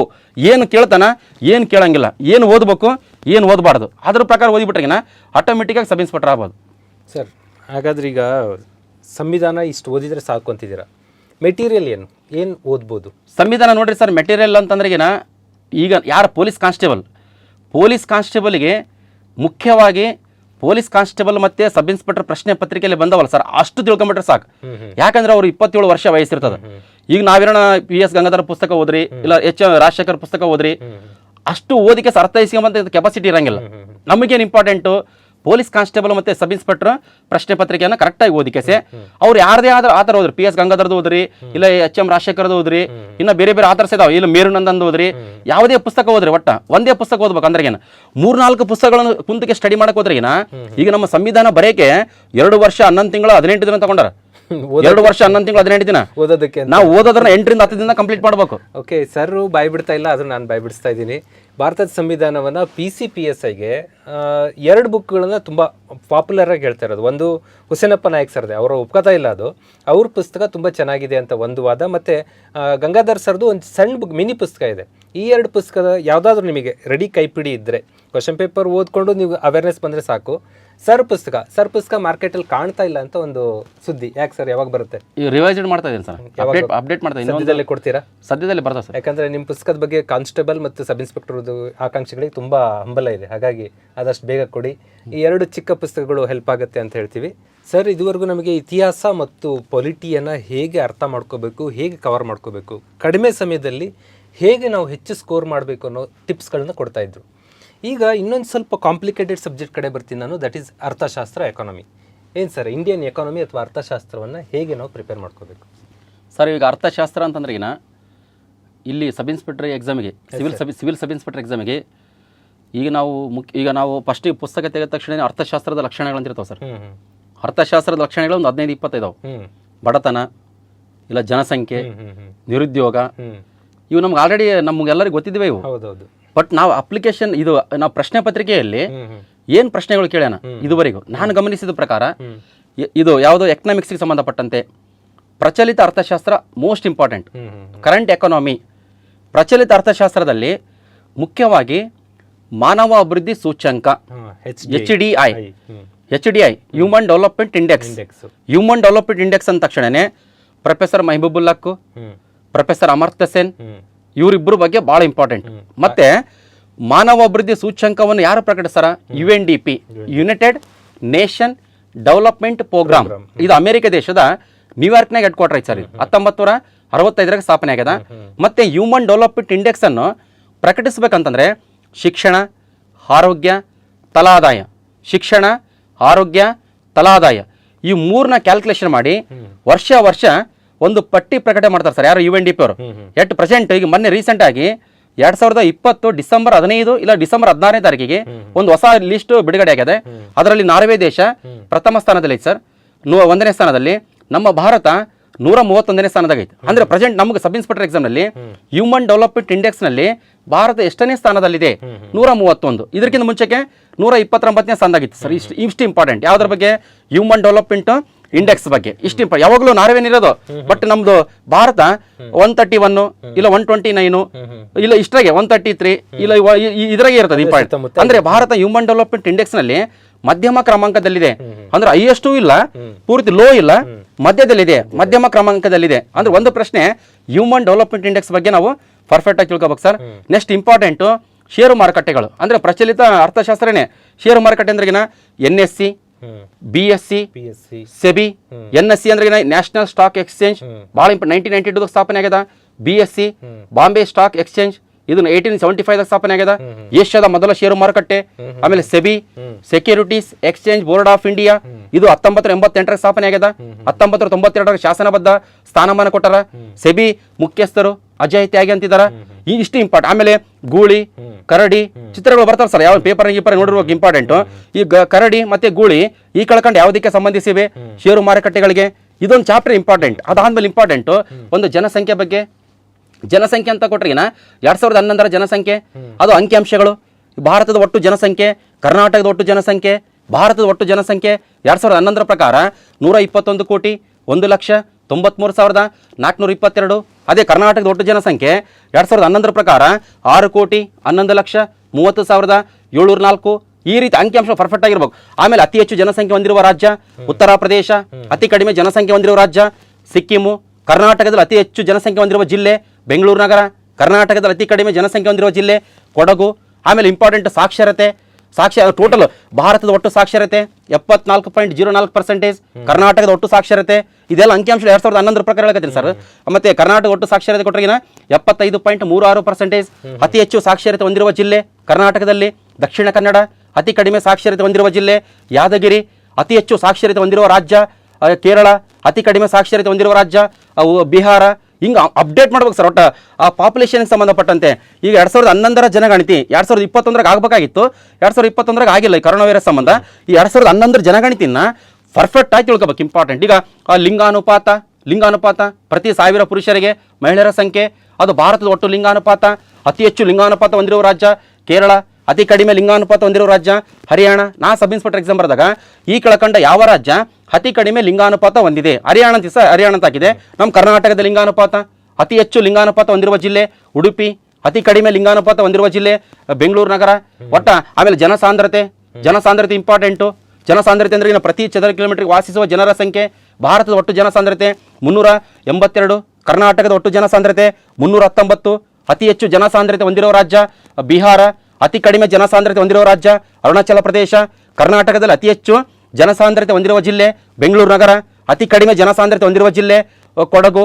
ಹಿಂಗ ಸರ್ ಸಿಂಪಲ್ ಪ್ರಶ್ನೆ. ಜನಸಂಖ್ಯೆಗೆ ಸಂಬಂಧಪಟ್ಟಂತೆ ಎಕನಾಮಿಕ್ಸ್ನಲ್ಲಿ 1 ಪ್ರಶ್ನೆ 2 ಪ್ರಶ್ನೆ ಕಡ್ಡಾಯವಾಗಿ ಬಂದೇ ಬರ್ತಾವೆ ಸರ್. ಇಷ್ಟು ಇಂಪಾರ್ಟೆಂಟು. ಆಮೇಲೆ ಇಂಪಾರ್ಟೆಂಟು ಮಿಶ್ರ ಆರ್ಥಿಕ ವ್ಯವಸ್ಥೆ ಎಂದ್ರೆ ಏನಂತ ಕೊಡ್ತಾನೆ?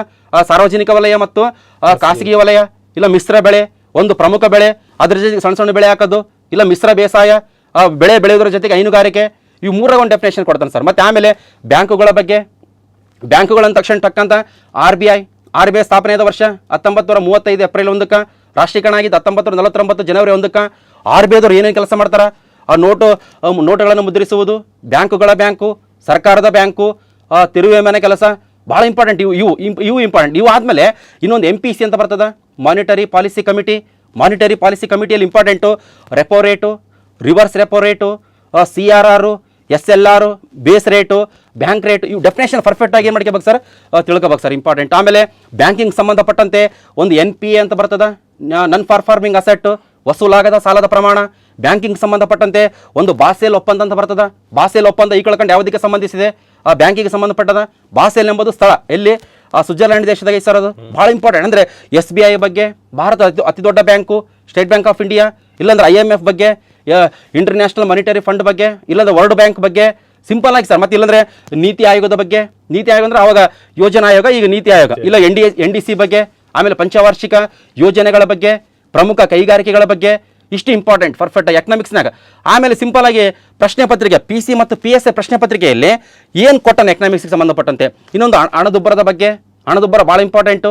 ಆಮೇಲೆ ಸಗಟು ಬೆಲೆ ಸೂಚ್ಯಂಕ, ಗ್ರಾಹಕ ಬೆಲೆ ಸೂಚ್ಯಂಕ. ಆಮೇಲೆ ಇಂಪಾರ್ಟೆಂಟ್ ಡಾಲರ್ ಬಗ್ಗೆ. ಸಿಂಪಲ್ ಎಕನಾಮಿಕ್ಸ್ಗೆ ಸಂಬಂಧಪಟ್ಟಂತೆ ಪೇಪರ್ನಲ್ಲಿ ಏನು ಬರ್ತದಲ್ಲ ಅದು ಪರ್ಫೆಕ್ಟಾಗಿ ಅಪ್ಡೇಟ್ ಮಾಡ್ಕೋಬೇಕು ನಾವು. ಅದ್ರ ಜೊತೆಗೆ ಮೇನ್ ಮುಖ್ಯವಾಗಿ PC PSI ಎಲ್ಲ ಪ್ರಶ್ನೆ ಪತ್ರಿಕೆಯನ್ನು ಕರೆಕ್ಟಾಗಿ ಸ್ಟಡಿ ಮಾಡಿದ್ದೆ. ಆದರೆ ಆಮೇಲೆ ಇನ್ನೂ ಹೆಚ್ಚಿನ ಮಾಹಿತಿಗಾಗಿ SDA, FDA, KS, KPSC group C, UPSC ಎಲ್ಲ ಎಕನಾಮಿಕ್ಸ್ ಏನೇನು ಕೊಟ್ಟಾನೆ ಎಲ್ಲ ಜಾಲಾಡಿ ಬಿಡೋಕೆ ಸರ್, ಇಂಪಾರ್ಟೆಂಟ್. ಆಮೇಲೆ 5 ರಿಂದ 10ನೇ ತರಗತಿಯಲ್ಲಿ ಏನು ಎಕನಾಮಿಕ್ಸ್ ಕೊಟ್ಟಿದ್ದಾನೆ ಅಷ್ಟೇ ಎಕನಾಮಿಕ್ಸ್ ಏನು ಇಲ್ಲ ಸರ್. ಆದರೆ PUC ಫಸ್ಟ್ ಇಯರ್ ಮತ್ತೆ ಸೆಕೆಂಡ್ ಇಯರ್ನಲ್ಲಿ ಇದೆ. ಥಿಯರಿ ಆಯ್ತು ಇಂಪಾರ್ಟೆಂಟು. ನಮಗೆ ಇಷ್ಟು ಹೇಳಿದ್ರೆ PSI ಸಾಕು, ಇಷ್ಟು ಇಂಪಾರ್ಟೆಂಟ್. ಇಲ್ಲಾಂದ್ರೆ ಬೇಕಾದ್ರೆ ಯಾವುದು ಗರಣಿ ಕೃಷ್ಣಮೂರ್ತಿ ಅವ್ರದ್ದೊಂದು ಚೆನ್ನಾಗೈತೆ ಪುಸ್ತಕ. ಇಲ್ಲಾಂದ್ರೆ ಬೇರೆ ರೂಪಾ ಲಕ್ಷ್ಮಣ್ ರೆಡ್ಡಿ ಅವರ ಒಂದು ಪುಸ್ತಕ ನೋಡಿದ್ದೀನಿ, ಓದ್ಬೋದು, ಯಾವುದಾದ್ರೂ ಓದ್ಬೇಕು. ಬಟ್ ಹುಡುಗರು ಅರ್ಥ ಮಾಡ್ಕೋಬೇಕು ಸರ್. ಬುಕ್ ತಗೊಳೋದು ಇಂಪಾರ್ಟೆಂಟ್ ಅಲ್ಲ, ಪುಸ್ತಕ ಓದೋದಕ್ಕೂ ಇಂಪಾರ್ಟೆಂಟ್ ಅಲ್ಲ, ಓದಿದ ಮೇಲೆ ಎಷ್ಟು ನೆನಪಿದೆ ಇಂಪಾರ್ಟೆಂಟ್, ಎಷ್ಟು ಎಕ್ಸಾಮ್ಗೆ ಏನು ಕೇಳ್ತಾನ ಅಷ್ಟು ಮಾತ್ರ ಸ್ಟಡಿ ಮಾಡ್ಬೇಕು ಸರ್. ಇಷ್ಟು ಎಕನಾಮಿಕ್ಸ್ ಸಂಬಂಧಪಟ್ಟ ಎಕಾನಮಿ ಅನ್ನೋದು basic economy, theory economy use ಇಲ್ಲ. ಪ್ರಚಲಿತ ಇರುವ ಬರ್ನಿಂಗ್ ಈಗೇನು ನಡೀತಿದೆ ಅದ್ರ ಸುತ್ತಮುತ್ತನೇ ನಿಮ್ಮ ಧ್ಯಾನ ಇರಬೇಕು ಅನ್ನೋದು ಸರ್ ಅಭಿಪ್ರಾಯ, ಎಕಾನಮಿ ರಿಲೇಟೆಡ್. ಸರ್ ಈಗ ಬರೋಣ ಸ್ವಲ್ಪ ರಿಸ್ಕಿ ಸಬ್ಜೆಕ್ಟ್ ಜಾಗ್ರಫಿ. ಜಿಯೋಗ್ರಫಿಯಲ್ಲಿ ಏನಂದ್ರೆ ಸರ್, ಈಗ ಮೇನ್ ಮುಖ್ಯವಾಗಿ ನಾವು 8ನೇ ತರಗತಿ, 9ನೇ ತರಗತಿ, 10ನೇ ತರಗತಿ, 8ನೇ ತರಗತಿಯಲ್ಲಿ ಇಂಪಾರ್ಟೆಂಟ್ ಸರ್ ವಾಯುಗೋಳ ಅಂತ ಕೊಟ್ಟಿದ್ದಾನೆ. ಈಗ ವಾಯುಗೋಳ, ಶಿಲಾಗೋಳ, ಜಲಗೋಳ. ವಾಯುಗೋಳದ ಮೇಲೆ ಒಂದು ಪ್ರಶ್ನೆ ಪಕ್ಕ ಸಬ್ ಇನ್ಸ್ಪೆಕ್ಟರ್ ಪರೀಕ್ಷೆಯಲ್ಲಿ ಇರ್ತದೆ. ವಾಯುಗೋಳ ಅಂತಂದರೆ ನಾವು ಭೂಮಿಯ ಮೇಲೆ ಪದರಗಳಿದೆ ಸರ್. ಟ್ರೋಪೋಸ್ಪಿಯರು, ಸ್ಟ್ಯಾಟೋಸ್ಪಿಯರು, ಮಿಸೋಸ್ಪಿಯರು, ಐನೋಸ್ಪಿಯರು, ಎಕ್ಸೋಸ್ಪಿಯರು. ನಾವಿರೋದು ಫಸ್ಟಿಗೆ ನಮ್ಮ ಭೂಮಿಗೆ ಸಮೀಪದ ಪದರ ಕೊಟ್ಟರಿಗಿನ ಟ್ರೋಪೋಸ್ಪಿಯರ್, ಅದಾದ್ಮೇಲೆ ಸ್ಟ್ಯಾಟೋಸ್ಪಿಯರ್, ಅದಾದ್ಮೇಲೆ ಮಿಸೋಸ್ಪಿಯರ್, ಐನೋಸ್ಪಿಯರ್, ಎಕ್ಸೋಸ್ಪಿಯರ್. ಭೂಮಿಯ ಮೇಲಿನ ಪದರಗಳನ್ನು ಅನುಕ್ರಮವಾಗಿ ಬರೀರಿ ಅಂತ ಕಸ್ಕೊಟ್ಟಾನ ಸರ್. ಅವಾಗ ಟ್ರೋಪೋಸ್ಪಿಯರು, ಸ್ಟ್ಯಾಟೋಸ್ಪಿಯರು, ಮಿಸೋಸ್ಪಿಯರು, ಐನೋಸ್ಪಿಯರು, ಎಕ್ಸೋಸ್ಪಿಯರ್. ಮುಖ್ಯವಾಗಿ ನಾವು ಇಲ್ಲಿ ಗಮನಿಸಬೇಕನ್ನಂತಂದ್ರಿಗಿನ ಪ್ರಪಂಚದಲ್ಲಿ ಅತ್ಯಂತ ಹೆಚ್ಚು ಸುದ್ದಿಯಲ್ಲಿರೋದು ಯಾವ್ದನ್ನು ಕೊಟ್ಟರಿಗಿನ ಓಜನ್ ಬಗ್ಗೆ, O3 ಅದು ಎಲ್ಲೈತೆ ಅಂತ ಕೊಟ್ಟರೆ ಸ್ಟ್ಯಾಟೋಸ್ಪಿಯರ್ ಆಗೈತೆ ಸರ್. ಸ್ಟ್ಯಾಟೋಸ್ಪಿಯರ್ ಓಜನ್ ಎಲ್ಲೈತೆ ಅಂತ ಕೊಡ್ತಾನೆ, ಸ್ಟ್ಯಾಟೋಸ್ಪಿಯರ್ ಅಂತ ಹಾಕ್ಬೇಕು. ಇಲ್ಲಾಂದ್ರೆ ಓಜನಿಗೆ ಸಂಬಂಧಪಟ್ಟಂತೆ ಒಂದು ಮಾಂಟ್ರಿಯಲ್ ಪ್ರೋಟೋಕಾಲ್ ಅಂತ ಆಗ್ಯಾ ಸರ್. ಮಾಂಟ್ರಿಯಲ್ ಪ್ರೋಟೋಕಾಲ್ 1987 ಸೆಪ್ಟೆಂಬರ್ 16ಕ್ಕೆ. ಆ ಸೆಪ್ಟೆಂಬರ್ 16ನ ಪ್ರತಿ ವರ್ಷ ಇಂಪಾರ್ಟೆಂಟ್ ವಿಶ್ವ ಓಜನ್ ದಿನ ಅಂತ ಆಚರಣೆ ಮಾಡ್ತಾರೆ ಸರ್. ಇಷ್ಟು ಇಂಪಾರ್ಟೆಂಟ್. ಅಂದ್ರೆ ಅದಾದ್ಮೇಲೆ ಕೆಳಗಡೆ ಮತ್ತೆ ಶಿಲಾಗೋಳ ಅಂದ್ರೆ ಕ್ರಸ್ಟ್, ಮ್ಯಾಂಟಲ್, ಕೋರು. ಆಮೇಲೆ ಇಂಪಾರ್ಟೆಂಟ್ ಜಲಗೋಳ, ಪೆಸಿಫಿಕ್ ಸಾಗರ, ಅಟ್ಲಾಂಟಿಕ್ ಸಾಗರ, ಹಿಂದೂ ಮಹಾಸಾಗರ, ಆರ್ಕಟಿಕ್ ಸಾಗರ. ಅತ್ಯಂತ ದೊಡ್ಡ ಸಾಗರ ಯಾವುದು? ಇಲ್ಲಾಂದ್ರೆ ಸಾಗರಗಳನ್ನು ಅನುಕ್ರಮವಾಗಿ ಕೇಳ್ತಾನೆ. ದೊಡ್ಡದ್ರಿಂದ ಸಣ್ಣದು ಬರೀರಿ, ಇಲ್ಲ ಚಿಕ್ಕದಿಂದ ದೊಡ್ಡದು ಬರೀರಿ, ಈ ಟೈಪ್ ಕೊಡ್ತಾನೆ ಸರ್. ಇಂಪಾರ್ಟೆಂಟ್. ನಾವು ಈ ಪೆಸಿಫಿಕ್ ಸಾಗರ ಎಷ್ಟು ಒಳಗೈತೆ, ಎಷ್ಟು ಅಗಲ ಐತೆ, ಹಿಂಗೆ ಓದೋದಲ್ಲ. ನಮ್ಗೆ ಎಕ್ಸಾಮ್ನಾಗ ಏನು ಪ್ರಶ್ನೆ ಪತ್ರಿಕೆ ಕೊಟ್ಟನಲ್ಲ ಅಷ್ಟು ಮಾತ್ರ ಸ್ಟಡಿ ಮಾಡ್ಬೇಕು, ಇಂಪಾರ್ಟೆಂಟು. ಅದಾದ್ಮೇಲೆ ಇಂಪಾರ್ಟೆಂಟ್ ನಮಗೆ ಸರ್, ನಾ ಜಿಯೋಗ್ರಫಿ ಬಗ್ಗೆ ಸ್ಟಡಿ ಮಾಡ್ಬೇಕಂದ್ರೆ ನಮ್ಮ ಹತ್ರ ಕಡ್ಡಾಯವಾಗಿ ಒಂದು ಭಾರತದ ಭೂಪಟ, ಒಂದು ಕರ್ನಾಟಕದ ಭೂಪಟ, ಇನ್ನೊಂದು ಪ್ರಪಂಚದ ಭೂಪಟ ಇರ್ಬೇಕು ಸರ್. ಇಂಪಾರ್ಟೆಂಟ್. ಅಂದ್ರೆ ಭಾರತದ ಭೂಪಟ ಎದಕ್ಕಂತಂದ್ರೆ ಭಾರತದ ಸುತ್ತಮುತ್ತ ಯಾವ್ಯಾವ ದೇಶಗಳಿದಾವ. ಈಗ ಒಂದ್ಸಲ ಪ್ರಶ್ನೆ ನಾನು ಎಕ್ಸಾಮ್ ಬರ್ದಾಗ ಸರ್, ಅಂಡಮಾನಿಗೆ ಅತ್ಯಂತ ಸಮೀಪದ ದೇಶ ಯಾವ್ದನ್ನು ಕೊಟ್ಟಿದ್ದ. ಅಂಡಮಾನಿಗೆ ಅತ್ಯಂತ ಸಮೀಪದ ದೇಶ ಯಾವುದೇ ಪುಸ್ತಕ ಹುಡುಗರು ಸಿಗೋದಲ್ಲ, ಬೇಕಾದ್ರೆ ಮ್ಯಾಪ್ ನೋಡಿದ್ರೆ ಮಾತ್ರ ಸಿಗ್ತದೆ. ಅವಾಗ ಮ್ಯಾಪ್ ನೋಡಿದ್ರೆ ಅಂಡಮಾನಿಗೆ ಅತ್ಯಂತ ಸಮೀಪದ ದೇಶ ಮೈನ್ಮಾರ್ ಅಂತ ಸರ್. ಅಲ್ಲಿ ಮೈನ್ಮಾರ್ ಉತ್ತರ 2 ಸಲ ಪ್ರಶ್ನೆ ಬಂದಿದ್ದ. ಅಂಡಮಾನಿಗೆ ಅತ್ಯಂತ ಸಮೀಪದ ದೇಶ ಬಹಳ ಇಂಪಾರ್ಟೆಂಟ್, ಮೈನ್ಮಾರ್ ಅಂತ ಉತ್ತರ. ಅದಕ್ಕೆ ಅವಾಗ ನಾವು ಪ್ರಶ್ನೆ ಪತ್ರಿಕೆದಲ್ಲ ಅಂತ ಕ್ವಶನ್ಗೆ ಉತ್ತರ ಹಾಕ್ಬೇಕಂದ್ರೆ ಕಂಪಲ್ಸರಿ ನಾವು ಭಾರತದ ಭೂಪಟವನ್ನು ತಗೊಂಡಿರ್ಬೇಕು ಸರ್. ಇಂಪಾರ್ಟೆಂಟ್. ಭಾರತದ ಭೂಪಟ ಒಂದು, ಕರ್ನಾಟಕದ ಭೂಪಟ. ಕರ್ನಾಟಕ ಸುತ್ತಮುತ್ತ ಎಷ್ಟು ರಾಜ್ಯಗಳಿದಾವೆ ಅಂತ ಕೊಟ್ಟಾನ ಸರ್. 6 ರಾಜ್ಯಗಳಿದಾವೆ ಕರ್ನಾಟಕ ಸುತ್ತಮುತ್ತ. ಅದು ನೋಡ್ಬೇಕಂದ್ರೆ ಭೂಪಟನೇ ನೋಡ್ಬೇಕು, ಇಂಪಾರ್ಟೆಂಟ್. ಆಮೇಲೆ ಕರ್ನಾಟಕದ ಜಿಯೋಗ್ರಫಿ ಅಂದ್ರೆ ಕರ್ನಾಟಕದಲ್ಲಿರುವಂತಹ 31 ಜಿಲ್ಲೆಗಳ ಬಗ್ಗೆ ತಿಳ್ಕೊಬೇಕು ಸರ್. ಫಸ್ಟಿಗೆ 31 ಜಿಲ್ಲೆಗಳಂತ ಕೊಟ್ಟರೆ ರಾಷ್ಟ್ರೀಯ ಉದ್ಯಾನವನಗಳು. ಕರ್ನಾಟಕದಲ್ಲಿ ಇರೋದೇ ರಾಷ್ಟ್ರೀಯ ಉದ್ಯಾನವನಗಳ ಸಂಖ್ಯೆ 5. ಒಂದು ಬಂಡೀಪುರ ರಾಷ್ಟ್ರೀಯ ಉದ್ಯಾನವನ, ಚಾಮರಾಜನಗರ. ಇನ್ನೊಂದು ಬನ್ನೇರುಘಟ್ಟ ರಾಷ್ಟ್ರೀಯ ಉದ್ಯಾನವನ, ಬೆಂಗಳೂರು ನಗರ. ಇನ್ನೊಂದು ಅಂಶಿ ರಾಷ್ಟ್ರೀಯ ಉದ್ಯಾನವನ, ಉತ್ತರ ಕನ್ನಡ ಅಥವಾ ಕಾರವಾರ ಜಿಲ್ಲೆ. ಅಂಶಿ ಅಂದ್ರೆ ಒಂದೇ, ಹಣಸಿ ಅಂದ್ರೆ ಒಂದೇ. ಇನ್ನೊಂದು ಕುದುರೆಮುಖ ರಾಷ್ಟ್ರೀಯ ಉದ್ಯಾನವನ, ಚಿಕ್ಕಮಗಳೂರು. ಇನ್ನೊಂದು ಇಂಪಾರ್ಟೆಂಟ್ ನಾಗರಹೊಳೆ ಅಥವಾ ರಾಜೀವ್ ಗಾಂಧಿ ರಾಷ್ಟ್ರೀಯ ಉದ್ಯಾನವನ, ಕೊಡಗು ಜೊತೆಗೆ ಕೊಡಗುನಲ್ಲಿ 90% ಇದ್ರಿಗಿನ ಸ್ವಲ್ಪ ಮೈಸೂರಿಗೂ ಟಚ್ ಆಗ ಸರ್. ಕೊಡಗು ಮತ್ತೆ ಮೈಸೂರು ಅಂತ ಹಾಕ್ಬೇಕಾಗ್ತದೆ, ಇಂಪಾರ್ಟೆಂಟು. ಇಷ್ಟ 5 ರಾಷ್ಟ್ರೀಯ ಉದ್ಯಾನವನಗಳಲ್ಲಿ ಒಂದು ರಾಷ್ಟ್ರೀಯ ಉದ್ಯಾನವನ PSI ಮತ್ತೆ ಪೊಲೀಸ್ ಕಾನ್ಸ್ಟೇಬಲ್ಗೆ ಕಂಪಲ್ಸರಿ ಕೊಡ್ತಾನೆ ಸರ್. ಇಂಪಾರ್ಟೆಂಟ್ ಜಿಲ್ಲೆಗಳ ಬಗ್ಗೆ ಮತ್ತು ರಾಜ್ಯಗಳ ಬಗ್ಗೆ 28 ರಾಜ್ಯಗಳ ಬಗ್ಗೆ, ಕರ್ನಾಟಕದಲ್ಲಿರುವಂಥ 31 ಜಿಲ್ಲೆಗಳ ಬಗ್ಗೆ, 8 ಕೇಂದ್ರಾಡಳಿತ ಪ್ರದೇಶಗಳ ಬಗ್ಗೆ 5ರಿಂದ ಹಿಡಿದು 10ನೇ ತರಗತಿ ತನಕ ಆ ಜಿಯೋಗ್ರಫಿಗೆ ಸಂಬಂಧಪಟ್ಟಂತ ಇನ್ಫಾರ್ಮೇಶನ್ ಪರ್ಫೆಕ್ಟ್ ಆಗಿ ತಿಳ್ಕೊಂಡಿದ್ದೆ. ಆದರೆ ಮತ್ತೆ ಪ್ರಶ್ನೆ ಪತ್ರಿಕೆದಲ್ಲಿ ಪೊಲೀಸ್ ಕಾನ್ಸ್ಟೇಬಲ್, PSI ಮತ್ತು ಪೊಲೀಸ್ ಕಾನ್ಸ್ಟೇಬಲ್ ಪ್ರಶ್ನೆ ಪತ್ರಿಕೆ ಇದ್ದಂಥ ಉತ್ತರಗಳು ಕರೆಕ್ಟಾಗಿ ತಿಳ್ಕೊಂಡಿದ್ದಾದ್ರೆಗಿನ 99% 15 ಪ್ರಶ್ನೆ ಬರಲಿ, 13ರಿಂದ 14 ಪ್ರಶ್ನೆ ಇಲ್ಲ 15 ಪ್ರಶ್ನೆಗೆ ಉತ್ತರ ಹಾಕಂತ ಕೆಪಾಸಿಟಿ ನಮಗೆ ಬಿಲ್ಡಪ್ ಆತ ಸರ್. ಅಂತೂ ಬೇಕೇ ಬೇಕು ಪುಸ್ತಕ ಅಂತಂದ್ರೆಗಿನ ನಮ್ಮ ಆತ್ಮೀಯ ಗೆಳೆಯ ಯಾರು ಬಂಡಾರಿ ಮಠ ಆಗಿರ್ಬೋದು, ಇಲ್ಲ ಈರಣ್ಣ ಪಟ್ಟಣಿ ಶೆಟ್ಟಿ ಆಗಿರ್ಬೋದು, ಇಲ್ಲ ರಂಗನಾಥ್ ಅವರು ಆಗಿರ್ಬೋದು. ಜಿಯೋಗ್ರಫಿ ಬುಕ್ ಬಹಳಷ್ಟು ಇದಾವೆ. ಅವ್ರು ಯಾವ್ದಾದ್ರು ತಗೋಬಹುದು. ಇಂಪಾರ್ಟೆಂಟ್ ಎಲ್ಲ ಪುಸ್ತಕಗಳು ಒಂದೇ. ಟೈಮ್ ಇದ್ರೆ ಓದ್ಲಿ. ಬಟ್ ಅಂದ್ರೆ ಆದಷ್ಟು ಬೇಗ ಫುಲ್ ಪರ್ಫೆಕ್ಟ್ ಆಗ್ಬೇಕು ಜಿಯೋಗ್ರಫಿಗೆ ಸಂಬಂಧಪಟ್ಟಂತಂದ್ರೆಗಿನ. ನೋಡ್ರಿ, ಈಗ ಕರ್ನಾಟಕ ಟೋಟಲ್ ಭಾರತದಲ್ಲಿ ಒಂದು 100ಕ್ಕೂ ಹೆಚ್ಚು ರಾಷ್ಟ್ರೀಯ ಉದ್ಯಾನವನಗಳಿದಾವೆ ಸರ್. 100 ರಾಷ್ಟ್ರೀಯ ಉದ್ಯಾನವನಗಳು ನೆನ್ಪಿಡೋದಕ್ಕಿಂತ ಕಾಜಿರಂಗ ರಾಷ್ಟ್ರೀಯ ಉದ್ಯಾನವನ ಆಸಾಮ್ನಾಗ ಐತೆ, ಅಲ್ಲಿ ಗೇಂಡಾಮೃಗಗಳು ಪ್ರಾಣಿಗಳಿದಾವ. ಆಮೇಲೆ ಗಿರ್ ನ್ಯಾಷನಲ್ ಪಾರ್ಕ್ ಗುಜರಾತ್ನಾಗ ಐತೆ, ಅಲ್ಲಿ ಸಿಂಹಗಳಿದಾವ. ಜಿಮ್ ಕಾರ್ಬೆಟ್ ರಾಷ್ಟ್ರೀಯ ಉದ್ಯಾನವನ, ಭಾರತದ ಮೊದಲ ರಾಷ್ಟ್ರೀಯ ಉದ್ಯಾನವನ ಜಿಮ್ ಕಾರ್ಬೆಟ್ ರಾಷ್ಟ್ರೀಯ ಉದ್ಯಾನವನ 1936. ಅಲ್ಲಿ ಬರೀ ಹುಲಿಗಳಿದಾವ. ಸಿಂಪಲ್ ಪ್ರಶ್ನೆ ಸರ್, ಬಹಳ ಸಿಂಪಲ್ ಕೊಡ್ತಾನ. ನಾವು ಎಷ್ಟೋ ಎಕ್ಸಾಮ್ ಬರಕ್ಕೆ ಹೋಗಿ ಸಬ್ ಇನ್ಸ್ಪೆಕ್ಟರ್ ಎಕ್ಸಾಮ್, ಅಲ್ಲಿ ಜಿಮ್ ಕಾರ್ಬೆಟ್ ರಾಷ್ಟ್ರೀಯ ಉದ್ಯಾನವನ ಇರುವ ರಾಜ್ಯ, ಇಲ್ಲ ಕಾಜಿರಂಗ ರಾಷ್ಟ್ರೀಯ ಉದ್ಯಾನವನ ಇರುವ ರಾಜ್ಯ, ಇಲ್ಲ 4 ರಾಷ್ಟ್ರೀಯ ಉದ್ಯಾನವನಗಳು 4 ರಾಜ್ಯಗಳು, ಇದು ಒಂದಿಸಿ ಬರೆಯಿರಿ, ಸರಿಯಾದ ಉತ್ತರವನ್ನು ಆಯ್ಕೆ ಮಾಡಿ. ಈ ರೀತಿ ಪ್ರಶ್ನೆಗಳು ಬರ್ತಾವ ಜಿಯೋಗ್ರಫಿ. ಇಲ್ಲ ಅಂತಂದ್ರೆ ಸೌರಮಂಡಲದ ಬಗ್ಗೆ, ಸೌರಮಂಡಲ ಸೂರ್ಯನಲ್ಲಿರುವಂಥ ಅನಿಲಗಳು, ಹೈಡ್ರೋಜನ್ ಮತ್ತೆ ಹೀಲಿಯಂ, ಭಾಳ ನ್ಯೂಕ್ಲಿಯರ್ ಫ್ಯೂಷನ್ ಅಂತ ಅಲ್ಲಿ ಪ್ರಕ್ರಿಯೆ ನಡೀತದ. ಬೈಜಿಕ ಸಮ್ಮಿಲನ, ಸೂರ್ಯನ ಸುತ್ತ 8 ಗ್ರಹಗಳಿದಾವ: ಬುಧ, ಶುಕ್ರ, ಭೂಮಿ, ಮಂಗಳ, ಗುರು, ಶನಿ, ಯುರನೆಸ್, ನೆಪ್ಚೂನ್. ಅದು ಪ್ಲೂಟೋ ಇತ್ತು ಸರ್. ಪ್ಲೂಟೋ ಅದು 2011 ಆಗಸ್ಟ್ 24 ಅದು ಗ್ರಹದ ಸ್ಥಾನಮಾನ ಕಳ್ಕೊಂಡದ. ಮತ್ತೆ ಮಂಗಳ ಮತ್ತು ಗುರು ಗ್ರಹಗಳ ನಡುವೆ ಕ್ಷುದ್ರ ಗ್ರಹಗಳಿದಾವ. ಅತ್ಯಂತ ದೊಡ್ಡ ಗ್ರಹ ಯಾವುದು, ಅತ್ಯಂತ ಚಿಕ್ಕ ಗ್ರಹ ಯಾವುದು, ಇಲ್ಲ ಕೆಂಪು ಗ್ರಹ ಅಂತ ಯಾವ್ದು ಕರೀತಾರ. ಮಂಗಳ ಗ್ರಹದ ಬಗ್ಗೆ ಎಲ್ಲರೂ ಅಮೆರಿಕ ದೇಶದ ನಾಸಾದ ವಿಜ್ಞಾನಿಗಳು ನಾವು ಚರ್ಚೆ ನಡೆಸ್ಯಾರ ಸರ್. ಯಾವ್ದು ಹೇಳ್ರಿ, ಮಂಗಳ ಗ್ರಹದ ಬಗ್ಗೆ. ಇಷ್ಟು ಸಿಂಪಲ್ ಆಗಿ ನಾವು ಪರ್ಫೆಕ್ಟ್ ಆಗಿಬಿಟ್ರೆ ನಾವು ಆಟೋಮೆಟಿಕ್ ಆಗಿ ಒಂದು ಇದು ಮಾರ್ಕ್ಸ್ ತಗೋಬೋದು ಸರ್. ಮತ್ತೆ ಇನ್ನೊಂದು ಆಮೇಲೆ ಭೂಕಂಪನಗಳ ಬಗ್ಗೆ, ಇಲ್ಲಾಂತಂದ್ರೆ ಜ್ವಾಲಾಮುಖಿಗಳ ಬಗ್ಗೆ ಸರ್ 8ನೇ ಕ್ಲಾಸ್ನಲ್ಲಿ ಅದು ಫ್ಯೂಸಿಯಾಮ ಅಂತ ಕೊಟ್ಟಾನ. ಜಪಾನ್ ದೇಶದ ಫ್ಯೂಸಿಯಾಮ ಎಲ್ಲೈತೆ ಅಂತ 2015 FDA ಕೊಟ್ಟಿದ್ದಾನೆ. ಎಲ್ಲಿ ಆಗಂತ ಬೇಕಲ್ರಿ, ಜಪಾನ್ ದೇಶದಾಗ, ಮೆಕ್ಸಿಕೋದ ಪಾರಿಕುಟಿನ್. ಈ ಸಿಂಪಲ್. ಆಮೇಲೆ ಇಂಪಾರ್ಟೆಂಟ್ ಇಟಲಿಯ ಮೌಂಟ್ ಎಟ್ನಾ, ಇಲ್ಲ ಸಿಸಿಲಿ, ಸ್ಟ್ರಾಂಬೋಲಿ, ಇಲ್ಲಾಂದ್ರೆ ನಮ್ಮ ಅಂಡಮಾನ್ ನಿಕೋಬಾರ್ನಾಗ ಬ್ಯಾರನ್ ಐಲ್ಯಾಂಡ್, ಇಲ್ಲಿ ನಾರ್ಕೋಂಡಮ್. Simple sir. ಒಂದು ಜ್ವಾಲಾಮುಖಿ ಪರ್ವತ ಕೊಟ್ಟಿಗೆ ಯಾವ ದೇಶ ಅಂತ ಕೊಡ್ತಾನೆ ಇಂಪಾರ್ಟೆಂಟ್. ನಾವು ಅದನ್ನ 4 ದೇಶ ಕೊಟ್ಟಿರ್ತಾನೆ, ಒಂದು ಚೂಸ್ ಮಾಡ್ಬೇಕು ಇಂಪಾರ್ಟೆಂಟ್. ಇದು ಪ್ರಪಂಚದ ಭೂಗೋಳಶಾಸ್ತ್ರ, ಕರ್ನಾಟಕದ ಭೂಗೋಳಶಾಸ್ತ್ರ ಅಂತ ಓದಕ್ಕೆ ಹೋದ್ರಿಗಿನ ನಮ್ಮ 4 ತಿಂಗಳ ಸಿಲೆಬಸ್ ಕಂಪ್ಲೀಟ್ ಆಗೋದಿಲ್ಲ. 4 ತಿಂಗಳದಾಗ ಮತ್ತೆ ಬರೀ ಜೋಗ್ರಫಿನೇ ಸ್ಟಡಿ ಮಾಡ್ಬೇಕಾಗ್ತದೆ. ಮತ್ತೆ ಇನ್ನು ಇತಿಹಾಸ, ಸಂವಿಧಾನ, ಎಕನಾಮಿಕ್ಸು, ಸೈನ್ಸು, ಮೆಂಟಲ್ ಎಬಿಲಿಟಿ ಮತ್ತೆ ಅವೆಲ್ಲ ಅಷ್ಟು ಓದಕ್ಕೆ ಟೈಮ್ ಹಿಡಿಯಂಗಿಲ್ಲ ಸರ್. ಹೌದು. ಅಲ್ಲಿಗೆ ಜಾಗ್ರಫಿ ಅಂದರೆ ಕಂಪ್ಯಾಕ್ಟ್ ಆಗಿ ಒಂದೇ ಸರಿ ಓದ್ಕೊಂಡ್ಬಿಡ್ಬೇಕು ಸ್ವಲ್ಪ ಸರ್. ಜೋಗ್ರಫಿ ಅಂದ್ರೆ 5 to 10th ಪುಸ್ತಕ, PUC first year second year ಪುಸ್ತಕ ಫಸ್ಟ್ ಸರ್. ಇವು ಫಸ್ಟ್ ಓದ್ಬೇಕು. ಯಾಕಂದ್ರೆ ಸರ್ ಹುಟ್ಟಿದ ಕೂಸು ಯಾವತ್ತು ಒಂದೇಟಿ ರನ್ನಿಂಗ್ ಮಾಡಕ್ ಹೋಗೋದಿಲ್ಲ. ಮೆಲ್ಲಕ್ಕೆ ಒಂದೊಂದು ಹೆಜ್ಜೆ ಇಟ್ಟು ಅಂದ್ರೆ 5ರಿಂದ 10ನೇ ತರಗತಿ PUC first year second year question papers, PCಲಿಂದ UPSC ತನ ಪ್ರಶ್ನೆ ಪತ್ರಿಕೆ.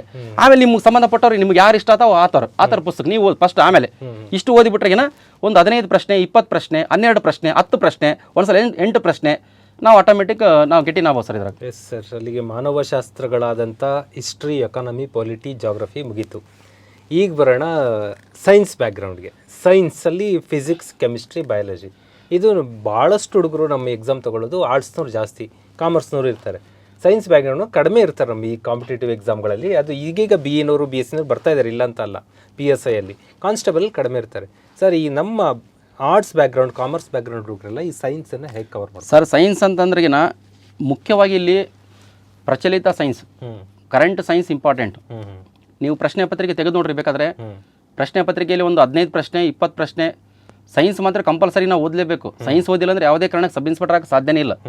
ಯಾಕಂದ್ರೆ ಈಗ 25 ಬರ್ಬೋದು, 30 ಬರ್ಬೋದು, 15 ಬರ್ಬೋದು, 10 ಬರ್ಬೋದು, 5 ಬರ್ಬೋದು. ಮೊನ್ನೆ FDA ನಲ್ಲಿ 42 ಸೈನ್ಸ್ ಕೊಟ್ಟಿದ್ದ ಸರ್. ನೀವು ಅವ್ರನ್ನೆಲ್ಲ ಗಮನಿಸಿ ನೋಡ್ರಿ.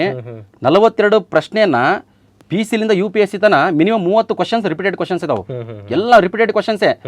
ಅಷ್ಟು FDAದಲ್ಲಿ ಅವು ಬಿಡ್ರಿ. FDAದ ಸ್ವಲ್ಪ ಟಫ್ ಆಯ್ತು ಅದು.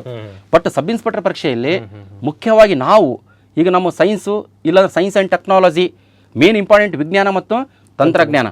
ವಿಜ್ಞಾನ ಮತ್ತು ತಂತ್ರಜ್ಞಾನ ಅಂತಂದ್ರೆಗಿನ ಇಸ್ರೋದ ಬಗ್ಗೆ ಪರ್ಫೆಕ್ಟ್ ಆಗ್ಬೇಕು. ಇಸ್ರೋ ಸ್ಥಾಪನೆಯಾದ ವರ್ಷ 1969 ಆಗಸ್ಟ್ 15ಕ್ಕೆ. ಇಸ್ರೋದ ಕೇಂದ್ರ ಸ್ಥಳ ಬೆಂಗಳೂರು. ಇಸ್ರೋದವರು ಉಪಗ್ರಹ ಉಡಾವಣೆ ಮಾಡುವುದು ಆಂಧ್ರ ಪ್ರದೇಶದ ಶ್ರೀಹರಿಕೋಟ. ಇಲ್ಲಾಂದ್ರಿಗಿನ MCF master control facility Hassan ಜಿಲ್ಲೆ.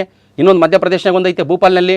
ಇಷ್ಟು ಇಂಪಾರ್ಟೆಂಟ್. ಆಮೇಲೆ ಇಸ್ರೋದವರು ಇದುವರೆಗೆ ಏನು ಅಚೀವ್ಮೆಂಟ್ ಮಾಡ್ಯಾರ, 1975 ಏಪ್ರಿಲ್ 19ರಿಂದ ಆರ್ಯಭಟ ಏನು ಉಪಗ್ರಹ ಉಡಾವಣೆ ಮಾಡಿದ್ರಲ್ಲ, ಅಲ್ಲಿಂದ ಹಿಡಿದಕ್ಕೆ ಇಲ್ಲಿವರೆಗೂ ಇಂಪಾರ್ಟೆಂಟ್. ಈಗ ಚಂದ್ರಯಾನ 1 2008 ಅಕ್ಟೋಬರ್ 22ಕ್ಕೆ, ಇಲ್ಲ ಚಂದ್ರಯಾನ 2 2019 ಜುಲೈ 22ಕ್ಕೆ, ಇಲ್ಲ ಮಂಗಳಯಾನ 2013 ನವೆಂಬರ್ 5ಕ್ಕೆ. ಅದು ಮಂಗಳನ ಕಕ್ಷೆ ತಲುಪಿದ್ದು 2014 ಸೆಪ್ಟೆಂಬರ್ 24ಕ್ಕೆ. ಮತ್ತು ಇಂಪಾರ್ಟೆಂಟ್ PSLV C-37 2017 ಫೆಬ್ರವರಿ 15ಕ್ಕೆ. 104 ಉಪಗ್ರಹಗಳನ್ನು ಎಟ್ ಎ ಟೈಮಿಗೆ ಉಡಾವಣೆ ಮಾಡ್ತಾರೆ ಸರ್ ನಮ್ಮ ಭಾರತೀಯ ವಿಜ್ಞಾನಿಗಳು. ಅಂದ್ರೆ ಭಾರತ ಒಂಥರ ಗಿನ್ನಿಸ್ ದಾಖಲೆ. ರಷ್ಯಾದವರೇ 37 ಏನು ಮಾಡಿದ್ರು ರಷ್ಯಾದವರು. ಅಂಥದ್ರಾಗ ನಮ್ಮ ಭಾರತದ ವಿಜ್ಞಾನಿಗಳು 104 ಉಪಗ್ರಹಗಳನ್ನು ಎಟ್ ಎ ಟೈಮ್ ಉಡಾವಣೆ ಮಾಡಿದ್ದು. PSLV C-37 ಅದನ್ನ ಮತ್ತೆ ರೀಸೆಂಟ್ ಆಗಿ ಇವರು ಯಾರೋ ಎಲನ್ ಮಾಸ್ಕ್ ಅವರು ಸ್ಪೇಸ್ ಎಕ್ಸ್ ಅಂತ ಕೇಸಿ ಅವರು 143 ಉಪಗ್ರಹ ಎಟ್ ಎ ಟೈಮ್ ಉಡಾವಣೆ ಮಾಡಿದ್ದಾರೆ ಸರ್. ಈಗ ಮನೆ ಖಾಸಗಿ ಸಂಬಂಧಪಟ್ಟಿದ್ದು. ಇಷ್ಟು ಇಂಪಾರ್ಟೆಂಟ್. ಇಸ್ರೋದ ಬಗ್ಗೆ ಪರ್ಫೆಕ್ಟ್ ಆಗಿ ತಿಳ್ಕೋಬೇಕು. ಇಸ್ರೋ ಅಷ್ಟೇ ಅಲ್ಲ, ಮತ್ತೆ ಇಂಪಾರ್ಟೆಂಟ್ ಬೇರೆ ದೇಶದ್ದು, ಅಮೆರಿಕ ದೇಶದ ನಾಸಾದ ಬಗ್ಗೆ. ಅಮೆರಿಕ ದೇಶದ ನಾಸಾ ಅಂದ ತಕ್ಷಣ ಟಕ್ಕಂತ ನಮಗೆ ಮಂಗಳ ಗ್ರಹಕ್ಕೆ ಕ್ಯೂರಾಸಿಟಿ ರೋವರ್ ಆಗಿರ್ಬೋದು. ಕ್ಯೂರಾಸಿಟಿ ರೋವರ್ ಅಂತ ಕೇಸ ಒಂದು ರೋಬನ ಕಳಿಸ್ಯಾರ. ಮತ್ತು ಇಂಪಾರ್ಟೆಂಟು ನೀಲ್ ಆರ್ಮ್ಸ್ಟ್ರಾಂಗ್ ಬಗ್ಗೆ ಆಗಿರ್ಬೋದು. ನೀಲ್ ಆರ್ಮ್ಸ್ಟ್ರಾಂಗ್ ಅಂತ ಕೊಟ್ರಿಗಿನ ಚಂದ್ರನ ಮೇಲೆ ಕಾಲಿಟ್ಟ ಮೊದಲ ಮಾನವ. 2ನೇ ಮಾನವ ಕೊಟ್ರಿಗಿನ ಎಡ್ವಿನ್ ಆಲ್ಡ್ರಿನ್ಸ್ ಆಗಿರ್ಬೋದು. ಈ ರೀಸೆಂಟ್ ಆಗಿ ಅವ್ರ ಜೊತೆಗೆ ಹೋದಂಥ ಒಬ್ಬ ವ್ಯಕ್ತಿ ಮೈಕಲ್ ಕಾಲಿನ್ಸ್ ಅಂತ ಕೇಸೆ ಮೊನ್ನೆ ಡೆತ್ ಆಗ್ಯಾರ. ಮೈಕಲ್ ಕಾಲಿನ್ಸ್ ಅವ್ರ ಬಗ್ಗೆ ತಿಳ್ಕೊಳ್ಳೋದಾಗಲಿ. ಈಗ ಚಂದ್ರನ ಮೇಲೆ ಕಾಲಿಟ್ನಲ್ಲ ಸರ್ ಯಾರು ನೀಲ್ ಆರ್ಮ್ಸ್ಟ್ರಾಂಗು, ಅದಕ್ಕೆ ಮಾನವನಿಗೆ ಅದು ಸಣ್ಣ ಹೆಜ್ಜೆ ಆಗಿರ್ಬೋದು, ಆದರೆ ಮನುಕುಲಕ್ಕೆ ಭಾರಿ ಜಿಗಿತ. ಈ ಡೆಫಿನೇಷನ್ ಹೇಳ್ತಾರೆ ಸರ್ ವಿಜ್ಞಾನಿಗಳು. ಮಾನವನಿಗೆ ಸಣ್ಣ ಹೆಜ್ಜೆ, ಆದರೆ ಮನುಕುಲಕ್ಕೆ ಭಾರಿ ಜಿಗಿತ. ಈ ಸ್ಟೇಟ್ಮೆಂಟ್ ಈ ಕಳ್ಕೊಂಡು ಯಾರಿಗೆ ಸಂಬಂಧಿಸಿದೆ? ಯಾರಿಗೆ ಸಂಬಂಧಪಟ್ಟದ? ನೀಲ್ ಆರ್ಮ್ಸ್ಟ್ರಾಂಗ್, ಅಮೆರಿಕ ದೇಶದ ವಿಜ್ಞಾನಿ, ಬಹಳ ಇಂಪಾರ್ಟೆಂಟ್ ಸೈಂಟಿಸ್ಟು. ಮತ್ತು ಇನ್ನೊಂದು ಏನಂತ ಕೊಟ್ರಿಗಿನ ರಷ್ಯಾ ದೇಶಕ್ಕೆ ಸಂಬಂಧಪಟ್ಟಿದ್ದಾದ್ರಿಗಿನ ಯೂರಿ ಗಗರಿನ್ ಆಗಿರ್ಬೋದು, ವ್ಯಾಲೆಂಟೇನಾ ಟೆರಸ್ಕೋ ಆಗಿರ್ಬೋದು, ಇಲ್ಲ ನಮ್ಮ ಭಾರತದ ಕಲ್ಪನಾ ಚಾವ್ಲಾ ಆಗಿರ್ಬೋದು. ಇಷ್ಟು ಇಂಪಾರ್ಟೆಂಟ್ ಪರ್ಫೆಕ್ಟ್ ಆಗಿ ಇಸ್ರೋದ ಬಗ್ಗೆ, ಇಲ್ಲ ಜಪಾನ್ ದೇಶದ ಜಾಕ್ಸಾ ಬಗ್ಗೆ, ರಷ್ಯಾ ದೇಶದ ಬಗ್ಗೆ, ಸಿಂಪಲ್ ಆಗಿ ಸರ್ ಇಸ್ರೋದ ಬಗ್ಗೆ ಆಗಲಿ ಪ್ರಚಲಿತ ವಿಜ್ಞಾನಕ್ಕೆ ಸಂಬಂಧಪಟ್ಟಂತೆ ಪರ್ಫೆಕ್ಟ್ ಆಗ್ಬೇಕು ನಾವು. ಪರ್ಫೆಕ್ಟ್ ಭಾಳ ಇಂಪಾರ್ಟೆಂಟು. ಅದಾದಮೇಲೆ DRDO, defence research development organisation head quarter ಡೆಲ್ಲಿಗೆ ಐತೆ. ಇದು 1958 ಸ್ಥಾಪನೆ ಆಗ್ಯದ. ಮತ್ತು ಇದರ ಅಧ್ಯಕ್ಷರು ಕೊಟ್ಟರಿಗಿನ G ಸತೀಶ್ ರೆಡ್ಡಿ ಪ್ರೆಸೆಂಟ್ ಇದ್ದಾರೆ. ಮೇನ್ DRDOದವ್ರು ಇಂಪಾರ್ಟೆಂಟು ಒಡಿಸ್ಸಾ ರಾಜ್ಯದ ಬಾಲ್ಸೂರು ಜಿಲ್ಲೆಯ ಚಾಂಡೀಪುರ ಅಲ್ಲಿ ಇಂಪಾರ್ಟೆಂಟ್ ಪ್ಲೇಸ್ನಾಗ ಒಂದು ವೀಲರ್ ದ್ವೀಪ ಅಂತ ಐತೆ. ಅದಕ್ಕೆ doctor APJ Abdul Kalam wheeler ದ್ವೀಪ ಅಂತ ಕೆಸೆ ನಾಮಕರಣ ಮಾಡ್ಯಾರ. ಅಲ್ಲಿಂದ ಮತ್ತೆ ಇಂಪಾರ್ಟೆಂಟು ಕ್ಷಿಪಣಿಗಳನ್ನು ಉಡಾವಣೆ ಮಾಡ್ತಾರೆ, ಕ್ಷಿಪಣಿಗಳನ್ನು ಪರೀಕ್ಷೆ ಮಾಡ್ತಾರೆ. ಅಲ್ಲಿ ಕ್ಷಿಪಣಿ ಅಂದ ತಕ್ಷಣನೇ ಪೃಥ್ವಿ 1, 2, 3, ಇಲ್ಲ ನಾಗ ಭಾಳ ಇಂಪಾರ್ಟೆಂಟ್ ಕ್ಷಿಪಣಿಗಳು. ನಾಗ ಇರ್ಬೋದು, ಬ್ರಹ್ಮೋಸ್ ಇರ್ಬೋದು, ಭಾರತ ಮತ್ತು ರಷ್ಯಾ ಭಾಳ ಇಂಪಾರ್ಟೆಂಟು. ಆಮೇಲೆ ಅಗ್ನಿ 5 5,000ದಿಂದ 8,000 ಕಿಲೋಮೀಟರ್ ವ್ಯಾಪ್ತಿ ಇಂಪಾರ್ಟೆಂಟ್. ಇಷ್ಟು ನಾನು ಎಕ್ಸಾಮ್ ಬರೆಯಕ್ಕೆ ಹೋದಾಗ ಅಗ್ನಿ 5 ಎನ್ನುವುದು ಅಂತ ಕೊಟ್ಟಿದ್ದ ಒಂದು ಬ್ಯಾಲಿಸ್ಟಿಕ್ ಕ್ಷಿಪಣಿ, ಖಂಡಾಂತರ ಕ್ಷಿಪಣಿ. ಇಷ್ಟು ಇಂಪಾರ್ಟೆಂಟ್. ಅಂದರೆ DRDOದ ಬಗ್ಗೆ ಗುಣ ಪರ್ಫೆಕ್ಟ್ ಆಗಿರ್ಬೇಕು ಸರ್. DRDO ಆಗಲಿ, ಇಸ್ರೋದಾಗಲಿ, ಮತ್ತು ಅಮೆರಿಕ ದೇಶದ ನಾಸಾದ ಬಗ್ಗೆ ಆಗಲಿ ಇಷ್ಟು ಇಂಪಾರ್ಟೆಂಟು. ಮತ್ತು ಪ್ರಚಲಿತ ವಿಜ್ಞಾನ ಅಂತ ಕೊಟ್ರಿಗಿನ ಪ್ರೆಸೆಂಟಿಗೆ ಅತ್ಯಂತ ಹೆಚ್ಚು ಸುದ್ದಿಯಲ್ಲಿರೋದು ಯಾವ್ದು ಅಂತ ಕೊಟ್ರಿಗಿನ COVID-19 ಕೊರೋನಾ ಎನ್ನುವುದು ಒಂದು ವೈರಸ್ಸು ಭಾಳ ಇಂಪಾರ್ಟೆಂಟು. ಮತ್ತು ಅದಕ್ಕಿಂತ ಜಾಸ್ತಿ ಸುದ್ದಿಯಲ್ಲಿರೋದು ಈಗ ಆಮ್ಲಜನಕದ ಸಂಶೋಧಕರು ಜೋಸೆಫ್ ಪ್ರಿಸ್ಲೆ, ಆಮ್ಲಜನಕದ ಪರಮಾಣು ಸಂಖ್ಯೆ 8, ಆಮ್ಲಜನಕದ ಸಂಕೇತ O2 ಇಷ್ಟು ಇಂಪಾರ್ಟೆಂಟ್ ಆಮ್ಲಜನಕದ ಬಗ್ಗೆ. ಇಲ್ಲ ರೆಮಿಡಿಸಿವಿರ್ ಚುಚ್ಚುಮದ್ದು ಬಗ್ಗೆ ಸಿಂಪಲ್ ಆಗಿ ಸರ್. ಈಗ ಪ್ರಚಲಿತ ವಿಜ್ಞಾನಕ್ಕೆ ಸಂಬಂಧಪಟ್ಟಂತ ಏನು ಮಾಹಿತಿ ಐತಲ್ಲ ಆ ಪ್ರಶ್ನೆ ಯಥಾವತ್ತಾಗಿ ಸಬ್ ಇನ್ಸ್ಪೆಕ್ಟರ್ ಮತ್ತು ಪೊಲೀಸ್ ಕಾನ್ಸ್ಟೇಬಲ್ ಎಕ್ಸಾಮ್ನಿಗೆ ಪಕ್ಕಾ ಪ್ರಶ್ನೆ ಕೊಡ್ತಾನೆ. ಆಮೇಲೆ 5ರಿಂದ 10ನೇ ತರಗತಿ ವಿಜ್ಞಾನಕ್ಕೆ ಸಂಬಂಧಪಟ್ಟಂತೆ ಫಿಸಿಕ್ಸ್, ಕೆಮಿಸ್ಟ್ರಿ, ಬಯಾಲಜಿ, ಆಮೇಲೆ PCPS ಇದ್ದಾಗ ಇದ್ದಂಥ ಎಲ್ಲ ಕ್ವಶನ್ಗೆ ಉತ್ತರಗಳು. ಇನ್ನೊಂದು ಗೊತ್ತಿಲ್ಲ ಸರ್ ಏನಂತಂದ್ರೆ UPSC ಪ್ರಶ್ನೆ ಪತ್ರಿಕೆದಲ್ಲಿ ಸಿಂಗಲ್ ಲೈನ್ ಇರ್ತಾವಲ್ಲ ಸರ್. ಅಂದರೆ ದೊಡ್ಡ ಎಕ್ಸಾಮ್ನಲ್ಲಿ ದೊಡ್ಡ ಎಕ್ಸಾಮ್ನಲ್ಲಿ ಸಣ್ಣ ಪ್ರಶ್ನೆಗಳು, ನಮ್ಮ ಸಣ್ಣ ಎಕ್ಸಾಮ್ನಲ್ಲಿ ದೊಡ್ಡ ಪ್ರಶ್ನೆಗಳು. ಔಟ್ರಿಗೆ ಉತ್ತರಗಳು ಕರೆಕ್ಟಾಗಿ ತಿಳ್ಕೋಬೇಕು. ಇಷ್ಟು ಇಂಪಾರ್ಟೆಂಟ್. ಈಗ ನಾವು ಯಾವುದೋ ಒಂದು ಪುಸ್ತಕ ತಗೊಂಡಿಗೆ ಓದಿಕೆ ಅಂತ ಕುಂತ್ರಿಗಿನ ಈಗ ಸೈನ್ಸ್ ಹುಡುಗರಿಗೆ ಸೈನ್ಸ್ ಅರ್ಥ ಆಗೋಲ್ತು, ನಮ್ಮ ಆರ್ಟ್ಸ್ ಹುಡುಗರಿಗೆ ಏನು ಅರ್ಥ ಆಗ್ತದೆ? ಅದಕ್ಕೆ ನಮ್ಗೆ ಏನು ಇಂಪಾರ್ಟೆಂಟು, ಒಂದು 20 ಬಂದವು ಸೈನ್ಸ್ ಅಂದ್ರಿಗಿನ ಒಂದು 18ರಿಂದ 19 ತನಕ ಹಾಕ್ಬೇಕು ನಾವು. 18ರಿಂದ 19 ತನಕ ಹಾಕ್ಬೇಕಂದ್ರೆ PCPS ಕ್ವಶನ್ ಪೇಪರ್ಸು 5ರಿಂದ 10ನೇ ತರಗತಿ ವಿಜ್ಞಾನ ಪುಸ್ತಕಗಳು. ಆ ವಿಜ್ಞಾನ ಪುಸ್ತಕಗಳು ಸರ್ ಮತ್ತೆ ನೋಡು ಪ್ರತಿಯೊಂದು ಪೇಜ್ ತೆಗಿಬೇಕು. ವಿಜ್ಞಾನಿಗಳು ಒಂದು ಫೋಟೋ ಕೊಟ್ಟಿರ್ತಾನೆ.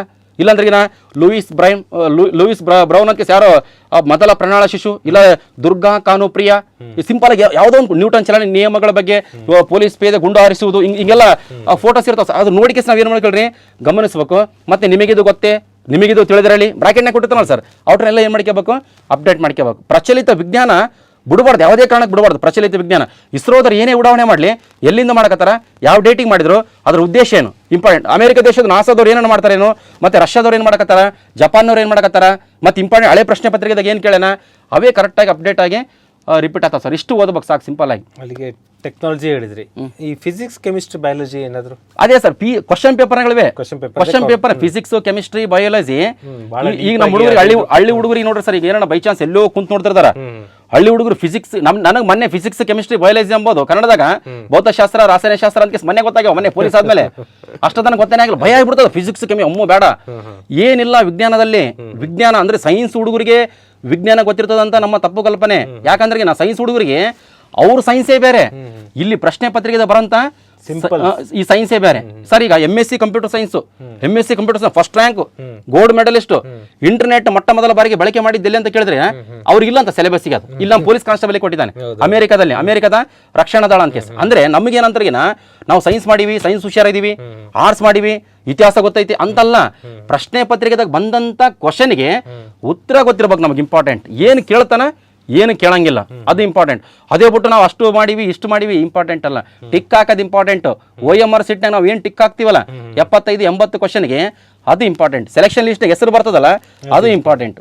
Yes sir. ಈಗ ಸೈನ್ಸ್ ಆ್ಯಂಡ್ ಟೆಕ್ ಮುಗೀತು, ಲೆಕ್ಕ ಮಾಡ್ಬೇಕೀಗ ಮೆಂಟಲ್ ಎಬಿಲಿಟಿ. ಇದೇನು ಸರ್, ಇದು ಮ್ಯಾಥಮೆಟಿಕ್ಸಾ ಅಥವಾ ಏನಾದ್ರು ಟ್ರಿಕ್ಸ್ ಇದೆಯಾ ಅದಕ್ಕೆ? ಏನು ಮೆಂಟಲ್ ಎಬಿಲಿಟಿ ಸರ್ ನೋಡ್ರಿ, ಈಗ ನಾನೇ ಒಂದು PSI ಕ್ಯಾಂಡಿಡೇಟ್, ಇಲ್ಲ ಪೊಲೀಸ್ ಕಾನ್ಸ್ಟೇಬಲ್ ಕ್ಯಾಂಡಿಡೇಟ್. ನಾನು ಏನು ಮಾಡ್ಬೇಕು ಫಸ್ಟಿಗೆ, ಮೆಂಟಲ್ ಎಬಿಲಿಟಿ ಅಂತಂದ್ರೆ ನಾನು ಪ್ರಶ್ನೆ ಪತ್ರಿಕೆ ಸರ್, PCPSI ಪ್ರಶ್ನೆ ಪತ್ರಿಕೆ ಡೈಲಿ ಒಂದು ಮಿನಿಮಮ್ ಒಂದು 2ರಿಂದ 3 ಪ್ರಶ್ನೆ ಪತ್ರಿಕೆ ಸ್ಟಡಿ ಮಾಡ್ತೀನಿ. ಮೆಂಟಲ್ ಎಬಿಲಿಟಿನ ನಾವು ನೋಡ್ರಿ, ನಾನು ನನಗೆ ಮೆಂಟಲ್ ಎಬಿಲಿಟಿ ಬರೋಂಗಿಲ್ಲ, ಬಟ್ ನಾನು ಅಪ್ಲಿಕೇಶನ್ ಹಾಕೋ ಟೈಮಿಗೆ ಏನು ಮಾಡಿದೆ, ಬುಕ್ಕ ಉಳ್ದ ಒಂದು 4-5 ಪುಸ್ತಕ ತಗೊಂಡೆ, 4-5 ಪುಸ್ತಕದ ಪ್ರಾಕ್ಟೀಸ್ ಮಾಡಕ್ಕೆ ಹೋದೆ, ಆಯ್ತು ಬರ್ತಿದ್ವು, ಎಕ್ಸಾಮ್ ಬರೆಯಕ್ಕೆ ಹೋದೆ, ಎಕ್ಸಾಮ್ನಾಗ ಬರ್ತಿದ್ದಿಲ್ಲ ಅವು. ನಾನು ಪ್ರಶ್ನೆ ಪತ್ರಿಕೆ ಫುಲ್ಲು ಸ್ಟಡಿ ಮಾಡಿದ್ಮೇಲೆ, ಈಗ ನೋಡ್ರಿ ಎಕ್ಸಾಂಪಲ್ ಈಗ 2002ದಾಗ ಮೆಂಟಲ್ ಎಬಿಲಿಟಿ PC ಕ್ವಶನ್ ಪೇಪರ್ನಾಗ ಒಂದು 8-10 ಬಂದಿರ್ತಾವಲ್ಲ ಸರ್, ಅವು 8-10ನ ಕರೆಕ್ಟಾಗಿ ಬಿಡಿಸ್ಬೇಕು. ಕ್ವಶನ್ ಪೇಪರ್ನಾಗ ಇದ್ದಂಥ ಮೆಂಟಲ್ ಎಬಿಲಿಟಿ ನಾವು ಪ್ರಾಕ್ಟೀಸ್ ಮಾಡಿದ್ರೆ, ಒಂದು 100 ಕ್ವಶನ್ ಪೇಪರ್ನಾಗ ಇದ್ದಂಥ ಮೆಂಟಲ್ ಎಬಿಲಿಟಿ ನಾವು ಪ್ರಾಕ್ಟೀಸ್ ಮಾಡಿದ್ರೆ 100ಕ್ಕೆ 99% ಅವೇ ಮೆಂಟಲ್ ಎಬಿಲಿಟಿ, ಅಂಕಿಅಂಶಗಳು ಚೇಂಜ್ ಅಷ್ಟೇ. ಈಗ ನೋಡ್ರಿ ಸರ್, ವಯಸ್ಸು ಪತ್ತೆ ಹಚ್ಚುವುದು 100 ಪ್ರಶ್ನೆ ಪತ್ರಿಕೆಯಲ್ಲಿ ಒಂದು 50 ಸಲ ಬಂದಿರ್ತದೆ, ಅದು 50 ಸಲ ಪ್ರಾಕ್ಟೀಸ್ ಮಾಡಿಬಿಡೋಕು. ವಯಸ್ಸು ಪತ್ತೆ ಹಚ್ಚುವುದು ಬಂದ್ರೆ ಆಟೋಮೆಟಿಕ್ ಆಗಿ ನಮ್ಗೆ ಬಿಡಿಸೋಂಥ ಕೆಪಾಸಿಟಿ ಬರ್ತದೆ. ಅಂದ್ರೆ ನಮ್ದೇನು ಪ್ರಕಾರ ಅಂತ ಕೊಟ್ರಿಗಿನ ಪ್ರಶ್ನೆ ಪತ್ರಿಕೆದಲ್ಲಿ ಇದ್ದಂಥ ಮೆಂಟಲ್ ಎಬಿಲಿಟಿ ಅವ್ರನ್ನೆಲ್ಲ ಪರ್ಫೆಕ್ಟ್ ಆಗಿ ಬಿಡಿಸ್ಬೇಕು. ಇಂಪಾರ್ಟೆಂಟ್ ಮೆಂಟಲ್ ಎಬಿಲಿಟಿ ಪುಸ್ತಕ ಬೇಕಂದ್ರೆ ಇವರು ಗುರುರಾಜಂ ಬುಲ್ಬುಲೆ, ಗುರುರಾಜಂ ಬುಲ್ಬುಲೆ ಅವರು ತುಂಬಾ ಕಲರ್ಫುಲ್ ಆಗಿ ಮತ್ತೆ ಹಳೆ ಪ್ರಶ್ನೆ ಪತ್ರಿಕೆಗಳೆಲ್ಲ ಬಿಡಿಸ್ಯಾರ ಸರ್. ಅದನ್ನ ಬೇಕಾದ್ರೆ ಅದನ್ನ ಇಟ್ಕೊಂಡಕ್ಕೆ ನಾವು ಆ ಪುಸ್ತಕ ತಗೊಂಡು ನಾವು ಬರೀ ಅದನ್ನ ಪ್ರಾಕ್ಟೀಸ್ ಮಾಡೋದಲ್ಲ, ಆ ಪುಸ್ತಕ ಹಿಡ್ಕೊಂಡಕ್ಕೆ ಪೊಲೀಸ್ ಕಾನ್ಸ್ಟೇಬಲ್ PSI ದಲ್ಲಿ ಏನ್ ಕೊಟ್ಟಿದ್ದಾನೆ, ಇದನ್ನ ಅಲ್ಲಿ ಯಾವ ಮೆಥಡ್ ಅಲ್ಲಿ ಮಾಡ್ಬೋದು, ಯಾವ ಮೆಥಡ್ ಅಲ್ಲಿ ಮಾಡ್ಬೇಕು. ಈಗ ನಾನು 98 ಕ್ವಶನ್ ಪೇಪರ್ ಹುಡುಗ ಕೊಟ್ರಿಗಿನ ಈ ಬಿಡಿಸಪ್ಪ ಅಂತಂದ್ರೆ 8ರಿಂದ 10 ಪ್ರಶ್ನೆ ಉತ್ತರ ನಾವು ಕಂಠಪಾಠ ಮಾಡೋದು ಹೇಳೋದಲ್ಲ, ಅದು ಹೆಂಗ್ ಬಂತಂತ ಹೇಳ್ಬೇಕು. ಇಂಪಾರ್ಟೆಂಟ್ ಸರ್, ಇನ್ನೊಂದು ಸರ್, ಈಗ ಎಕ್ಸಾಂಪಲ್ ಈಗ ನಾನು 2012 ಪ್ರಶ್ನೆ ಪತ್ರಿಕೆದಲ್ಲಿ KSRP ಸಬ್ ಇನ್ಸ್ಪೆಕ್ಟರ್ದಲ್ಲಿ 40 ಪ್ರಶ್ನೆಗಳು ಮೆಂಟಲ್ ಎಬಿಲಿಟಿ ಬಂದಿದ್ದವು. 40 ಮೆಂಟಲ್ ಎಬಿಲಿಟಿದಾಗ KSRPದಲ್ಲಿ ಸಿವಿಲ್ PS ಅಷ್ಟೆಲ್ಲ ಬಳಂಗಿಲ್ಲ, KSRPಯಲ್ಲಿ 40 ಪ್ರಶ್ನೆಗಳು ಮೆಂಟಲ್ ಎಬಿಲಿಟಿ. ಒಂದು ಮಿನಿಮಮ್ 4-5 ಕ್ವಶನ್ ಪೂರ್ತಿ ಟಫ್ ಇದಾವೆ, ಒಂದೊಂದು ಅರ್ಧ ಪೇಜ್ ಅದ ಮೆಂಟಲ್ ಎಬಿಲಿಟಿ. ನಾನು ಅದರ ಕ್ವಶನ್ ಪೇಪರ್ ತಗೊಂಡು ಮೆಂಟಲ್ ಎಬಿಲಿಟಿ ಟೀಚರ್ ತಗೋದೆ, ಇದು ನೋಡಮ್ಮಪ್ಪ ನಾಳೆ ಬಾ, ನೋಡಮ್ಮ ಇದು ನಾಳೆ ಬಾ, ಈ ಟೈಪ್ ಏನಾರು ನನಗೆ ಹೇಳಿಲ್ಲ ಅದು ಮೆಂಟಲ್ ಎಬಿಲಿಟಿ. ನಾನೇನು ಮಾಡಿಬಿಟ್ಟೆ, ಉತ್ತರಗಳು ಪ್ರಕಟಿಸ್ತಾರಲ್ಲ, ಉತ್ತರಗಳು ಪ್ರಕಟಿಸ ಕೀ ಅನ್ಸರು ಮೆಂಟಲ್ ಎಬಿಲಿಟಿ ಮಾಡಕ್ ಬಂದಿಲ್ಲ ಅಂದ್ರೆ ಪರವಾಗಿಲ್ಲ, ಉತ್ತರ ನೋಡ್ಕೊಂಬ ಅಂದ್ಕೇಸೆ ಉತ್ತರ ನೋಡ್ಕೊಂಡ ಬರೀ ಪರ್ಫೆಕ್ಟ್ ಆಗಿ. ಹುಡುಗರಿಗೆ ಮತ್ತೆ ಮೆಂಟಲ್ ಎಬಿಲಿಟಿ ಹುಡುಗರು ಪರ್ಫೆಕ್ಟ್ ಇರ್ತಾರೆ, ಅವ್ರ ತಗ ಹೋಗಿ ಕೇಳಿ ಹೆಂಗ್ ಬಂತು ನೋಡಪ್ಪ, ಇದು ಫುಲ್ ಟಫ್ ಐತಿದ ಬರಂಗಿಲ್ಲ ಹಂಗನೋರು. ನಾನೇನ್ ಮಾಡಿದ್ದೆ, ಉತ್ತರ ಅಷ್ಟೇ ತಿಳ್ಕೊಂಡೆ ಕರೆಕ್ಟಾಗಿ ಪರ್ಫೆಕ್ಟಾಗಿ. Final key answer 2012 KSRP sub inspector ಪ್ರಶ್ನೆ ಪತ್ರಿಕೆ 1-2 ತಿಂಗಳ ಬಿಟ್ಟು ಕೇಸೆ KSIS ಎಕ್ಸಾಮ್ ಮಾಡಿದ್ದೆ, KSISF. ಇದರಲ್ಲಿ 4-5 ಫುಲ್ ಟಫ್ ಇದ್ದವಲ್ಲ sir question mental ability, same ಅದೇ ಕ್ವಶನ್ ಅವೇ ಆಪ್ಷನ್ಸ್ ಪಿಕ್ ಮಾಡಿ KSISF ನಾಗ ಹಾಕ್ಯಾನ. ನಾನು ಎಕ್ಸಾಮ್ ಬರಕ್ ಹೋಗಿನಿ, ಬಟ್ ನನಗೆ ಮಾಡಕ್ ಬರವಲ್ತು, ಉತ್ತರ ಗೊತ್ತಿದವಲ್ಲ, ಉತ್ತರ ಹಾಕಿದೆ. ನಾವು ಹೆಂಗ್ ಹಾಕಿವಿ ಇಂಪಾರ್ಟೆಂಟ್ ಅಲ್ಲ, ಅಲ್ಲಿ ಹಾಕೋದು ಇಂಪಾರ್ಟೆಂಟ್ ಐತೆ, ಅದು ಗೊತ್ತಿರಲ್ಲ. ಇಂಪಾರ್ಟೆಂಟ್ ಏನಂತಂದ್ರೆಗಿನ ನಮಗೆ ಮೆಂಟಲ್ ಎಬಿಲಿಟಿ ಮಾಡಕ್ ಬಂದಿಲ್ಲ ಅಂದ್ರೆ ಪರವಾಗಿಲ್ಲ, ಮಾಡಕಂದ್ರೆಗಿನ ಬರಲೇಬೇಕು. ಯಾವುದೋ ಒಂದು ಕಷ್ಟ ಇತ್ತಂದ್ರೆಗಿನ ಅದ್ರ ಉತ್ತರನ ತಿಳ್ಕೊಬೇಕು ಲಾಸ್ಟಿಗೆ. ಫೈನಲ್ ಕೀ ಆನ್ಸರ್ ತಿಳ್ಕೊಂಡ್ರಿಗಿನ ಸೇಮ್ ಅದೇ ರಿಪೀಟ್ ಆಗಂತ ಚಾನ್ಸಸ್ ಇರ್ತದ. ರಿಪಿಟೇಷನ್ ಆಗ್ಯಾವ ಸರ್, ಭಾಳ ಸಲ ಆಗ್ಯಾವ. ನೀವು ಬೇಕಾದ್ರೆ ಫೋಟೋ ಹೊಡೆದಕ್ಕೆ ನಾವು ವಾಟ್ಸಪ್ಗೆ ಹಾಕಂದ್ರೆ ಹಾಕ್ತೀನಿ, ಭಾಳ ಇಂಪಾರ್ಟೆಂಟ್. ನಾವು ಪೇಪರ್ ನೋಡ್ತಾ ಇರ್ತೀವಲ್ಲ, ಮೋಸ್ಟ್ ರಿಪೀಟೆಡ್ ಇರುತ್ತೆ. ಅದಕ್ಕೆ ಈಗ ಹಳೆ ಪೇಪರ್ ಸಾಲ್ವ್ ಮಾಡ್ತಾ ಇದೀನಿ ನಮ್ಮ ಯೂಟ್ಯೂಬಲ್ಲಿ. ಈಗ ಪೇಪರ್ ಸಾಲ್ವ್ ಮಾಡ್ತಾ ಪೇಪರ್ ಸಾಲ್ವ್ ಮಾಡಿಬಿಟ್ರೆ sir PC PSI mental ability ಕರೆಕ್ಟಾಗಿ ಪರ್ಫೆಕ್ಟ್ ಆಗಿಬಿಟ್ರಿಗಿನ ಮೆಂಟಲ್ ಎಬಿಲಿಟಿ 15 ಬರಲಿ 20 ಬರಲಿ, ನೀವು ಅಷ್ಟು ಕಷ್ಟ ಹಾಕಂತ ಕೆಪಾಸಿಟಿ ಬರ್ತದೆ. ಎಸ್ ಸರ್, ಇಲ್ಲಿಗೆ ಮೇಜರ್ ಕಂಟೆಂಟ್ಗಳು ಮುಗಿತಾ ಬಂತು. ಇದ್ರ ಆಚೆಗೆ ಆ ವಿಜ್ಞಾನಿಗಳು ಇದು ಕಂಡಿಡಿದ್ರು, ಇದರ ಮಾಪನ ಯಾವ್ದ್ರಲ್ಲಿ ಮಾಡ್ತೀರಾ, ಈ ತರ ಎಲ್ಲ ಒಂದು ಸ್ಟ್ಯಾಟಿಕ್ GK ಇರುತ್ತೆ. ಸ್ಟ್ಯಾಟಿಕ್ GKನ ಪ್ರಶ್ನೆ ಪತ್ರಿಕೆನೇ ಪರ್ಫೆಕ್ಟ್ ಆಗ್ಬೇಕು. ಪ್ರಶ್ನೆ ಪತ್ರಿಕೆ ಪರ್ಫೆಕ್ಟ್ ಆಗಿಬಿಟ್ರಿಗಿನ ಸ್ಟ್ಯಾಟಿಕ್ GK ಅಲ್ಲೇ ಬರುತ್ತೆ ಸರ್. ಇನ್ನೊಂದು ಮುಖ್ಯವಾಗಿ ಇಲ್ಲಿ ನೀತಿ ಶಿಕ್ಷಣ ಅಂತ ಬರ್ತದೆ ಸರ್, ನೀತಿ ಶಿಕ್ಷಣಗೂ ಇದೆ. ನೀತಿ ಶಿಕ್ಷಣ ಅಂತಂದ್ರೆಗಿನ ಈಗ ನೋಡ್ರಿ ಎಕ್ಸಾಂಪಲ್ ಕ್ವಶನ್ ಪೇಪರ್ ಅದಕ್ಕೆ ಯಾವುದಕ್ಕೆ ಸಂಬಂಧಪಟ್ಟಂತೆ ಪುಸ್ತಕ ಇಲ್ಲ. ಕ್ವಶನ್ ಪೇಪರ್ನಲ್ಲಿ ಸರ್ ಏನಂತ ಕೊಟ್ಟಿರ್ತಾನ, ಒಬ್ಬ ವ್ಯಕ್ತಿ ರೈಲು ಅಳಿ ಮೇಲೆ ಆತ್ಮಹತ್ಯೆ ಮಾಡ್ಕೊಂಡ್ ನಿಂತಿರ್ತಾನೆ. ಕ್ವಶನ್ ಇದು, ರೈಲು 100 ಗಜ ಅಂತರದಿಂದ ಬರ್ತಿರ್ತದೆ ಅಷ್ಟೇ, 100 ಗಜ ಅಂದ್ರೆ 100 ಮೀಟರ್ ಅಷ್ಟೇ ರೈಲು ಬರಕತ್ತದ ಫುಲ್ ಸ್ಪೀಡ್ನಾಗ. ನಾವು ಅವ್ನ ಪಕ್ಕದಾಗ ಇದ್ದೀವಿ, ನೀನೇನ್ ಮಾಡ್ತೆ ಅಂತ ಕೊಡ್ತಾನೆ. ಆ ವ್ಯಕ್ತಿಯ ಕಡೆಯ ಆಸೆ ಕೇಳುತ್ತಿ ಒಂದೇ ಆಪ್ಷನ್ಸು, ಇಲ್ಲ ರೈಲ್ವೆ ಸ್ಟೇಷನ್ಗೆ ಹೋಗಿ ಕೇಸೆ ರೈಲ್ವೆ ಅಲ್ಲಿ ಹೇಳಿ ಬರುತ್ತಿ, ಇಲ್ಲ ಪೊಲೀಸ್ ಸ್ಟೇಷನ್ಗೆ ಫೋನ್ ಮಾಡುತ್ತಿ, ಇಲ್ಲ ಆ ವ್ಯಕ್ತಿ ನಳದ ಕೇಸಿ ಬಿಸಾಕತ್ತಿ. ಇಂಥ ಪ್ರಶ್ನೆ ಇರ್ತಾವ. ಇದು ಕಾಮನ್ ಸೆನ್ಸ್, ಯಾವುದು ಯಾರು ಹೇಳೋದು ಇಂಪಾರ್ಟೆಂಟ್ ಅಲ್ಲ. ನಾವು ಪ್ರಶ್ನೆ ಪತ್ರಿಕೆದಾಗ ಏನ್ ಇಂಥವು ಕೇಳೇನಲ್ಲ ಅವ್ರ ಉತ್ತರಗಳಲ್ಲಿ ಕರೆಕ್ಟಾಗಿ ತಿಳ್ಕೊಂಬಿಟ್ರಿ ನೆಕ್ಸ್ಟ್ ಎಥಿಕ್ಸ್ಗೆ ಸಂಬಂಧಪಟ್ಟಂತೆ ಯಾವುದೇ ಕ್ವಶನ್ ಬಂದ್ರೆ ಹಾಕಂತ ಕೆಪಾಸಿಟಿ ಬರ್ತದ. ಇಲ್ಲ ಅಂದ್ರೆ ಗುಡಿಸಲಿಗೆ ಬೆಂಕಿ ಹಚ್ಚಿರ್ತದ, ಎಲ್ಲರೂ ವಿಡಿಯೋ ಮಾಡ್ತಿರ್ತಾರ, ನೀನೇನ್ ಮಾಡ್ತಿ, ನೀನು ವಿಡಿಯೋ ಮಾಡ್ತಿ, ಇಲ್ಲಾಂದ್ರೆ ನೀನು ಎಲ್ಲ ಅಗ್ನಿಶಾಮಕ ದಳಕ್ಕೆ ಫೋನ್ ಮಾಡ್ತಿ, ಇಲ್ಲ ಆ ಬೆಂಕಿನ ಆರ್ಸಕ್ಕೆ ಪ್ರಯತ್ನ ಪಡುತ್ತಿ. ಆ ಬೆಂಕಿನ ಆರ್ಸಕ್ಕೆ ಪ್ರಯತ್ನ ಪಡ್ಬೇಕು ಸರ್, ಇಂಪಾರ್ಟೆಂಟ್, ಇಷ್ಟು ಇಂಪಾರ್ಟೆಂಟ್. ಇಲ್ಲಾಂದ್ರೆಗಿನ ಒಂದು ರಸ್ತೆ ಅಪಘಾತವಾಗಿರುತ್ತದೆ, ರಸ್ತೆದ ಒಂದು ರಕ್ತದ ಮಡುವಿನಲ್ಲಿ ಬಿದ್ದು ಒಬ್ಬ ವ್ಯಕ್ತಿ ಒದ್ದಾಡ್ತಿರ್ತಾನ, ರೌಂಡ್ ಜನ ನಿಂತಿಕೇಸಿ ವಿಡಿಯೋ ಮಾಡ್ತಿರ್ತಾರ. ಆ ಸಂದರ್ಭದಲ್ಲಿ ನೀನಲ್ಲಿ ಹೋಗುತ್ತಿ, ಅಲ್ಲಿ ನಿಂತವರೆಲ್ಲ ಇವನೇ ನೋಡಿ ಮಾಡಿದ್ದ ಅಂತ ಹೇಳ್ತಾರ. ಅವಾಗ ನೀನೇನ್ ಮಾಡ್ತಿ, ನಾನು ಅಲ್ಲಂತ ವಾದ ಮಾಡುತ್ತಿ, ಇಲ್ಲಾಂದ್ರೆ ಪೊಲೀಸ್ ಸ್ಟೇಷನ್ಗೆ ಹೋಗುತ್ತಿ, ಆ ವ್ಯಕ್ತಿಗೆ ಪ್ರಥಮ ಚಿಕಿತ್ಸೆ ಮಾಡುತ್ತಿ, ಇಲ್ಲಾಂದ್ರೆ ನಾ ಸುಮ್ಮನೆ ಗಪ್ಚುಪ್ ನಿಂತು ಬಿಡುತ್ತಿ.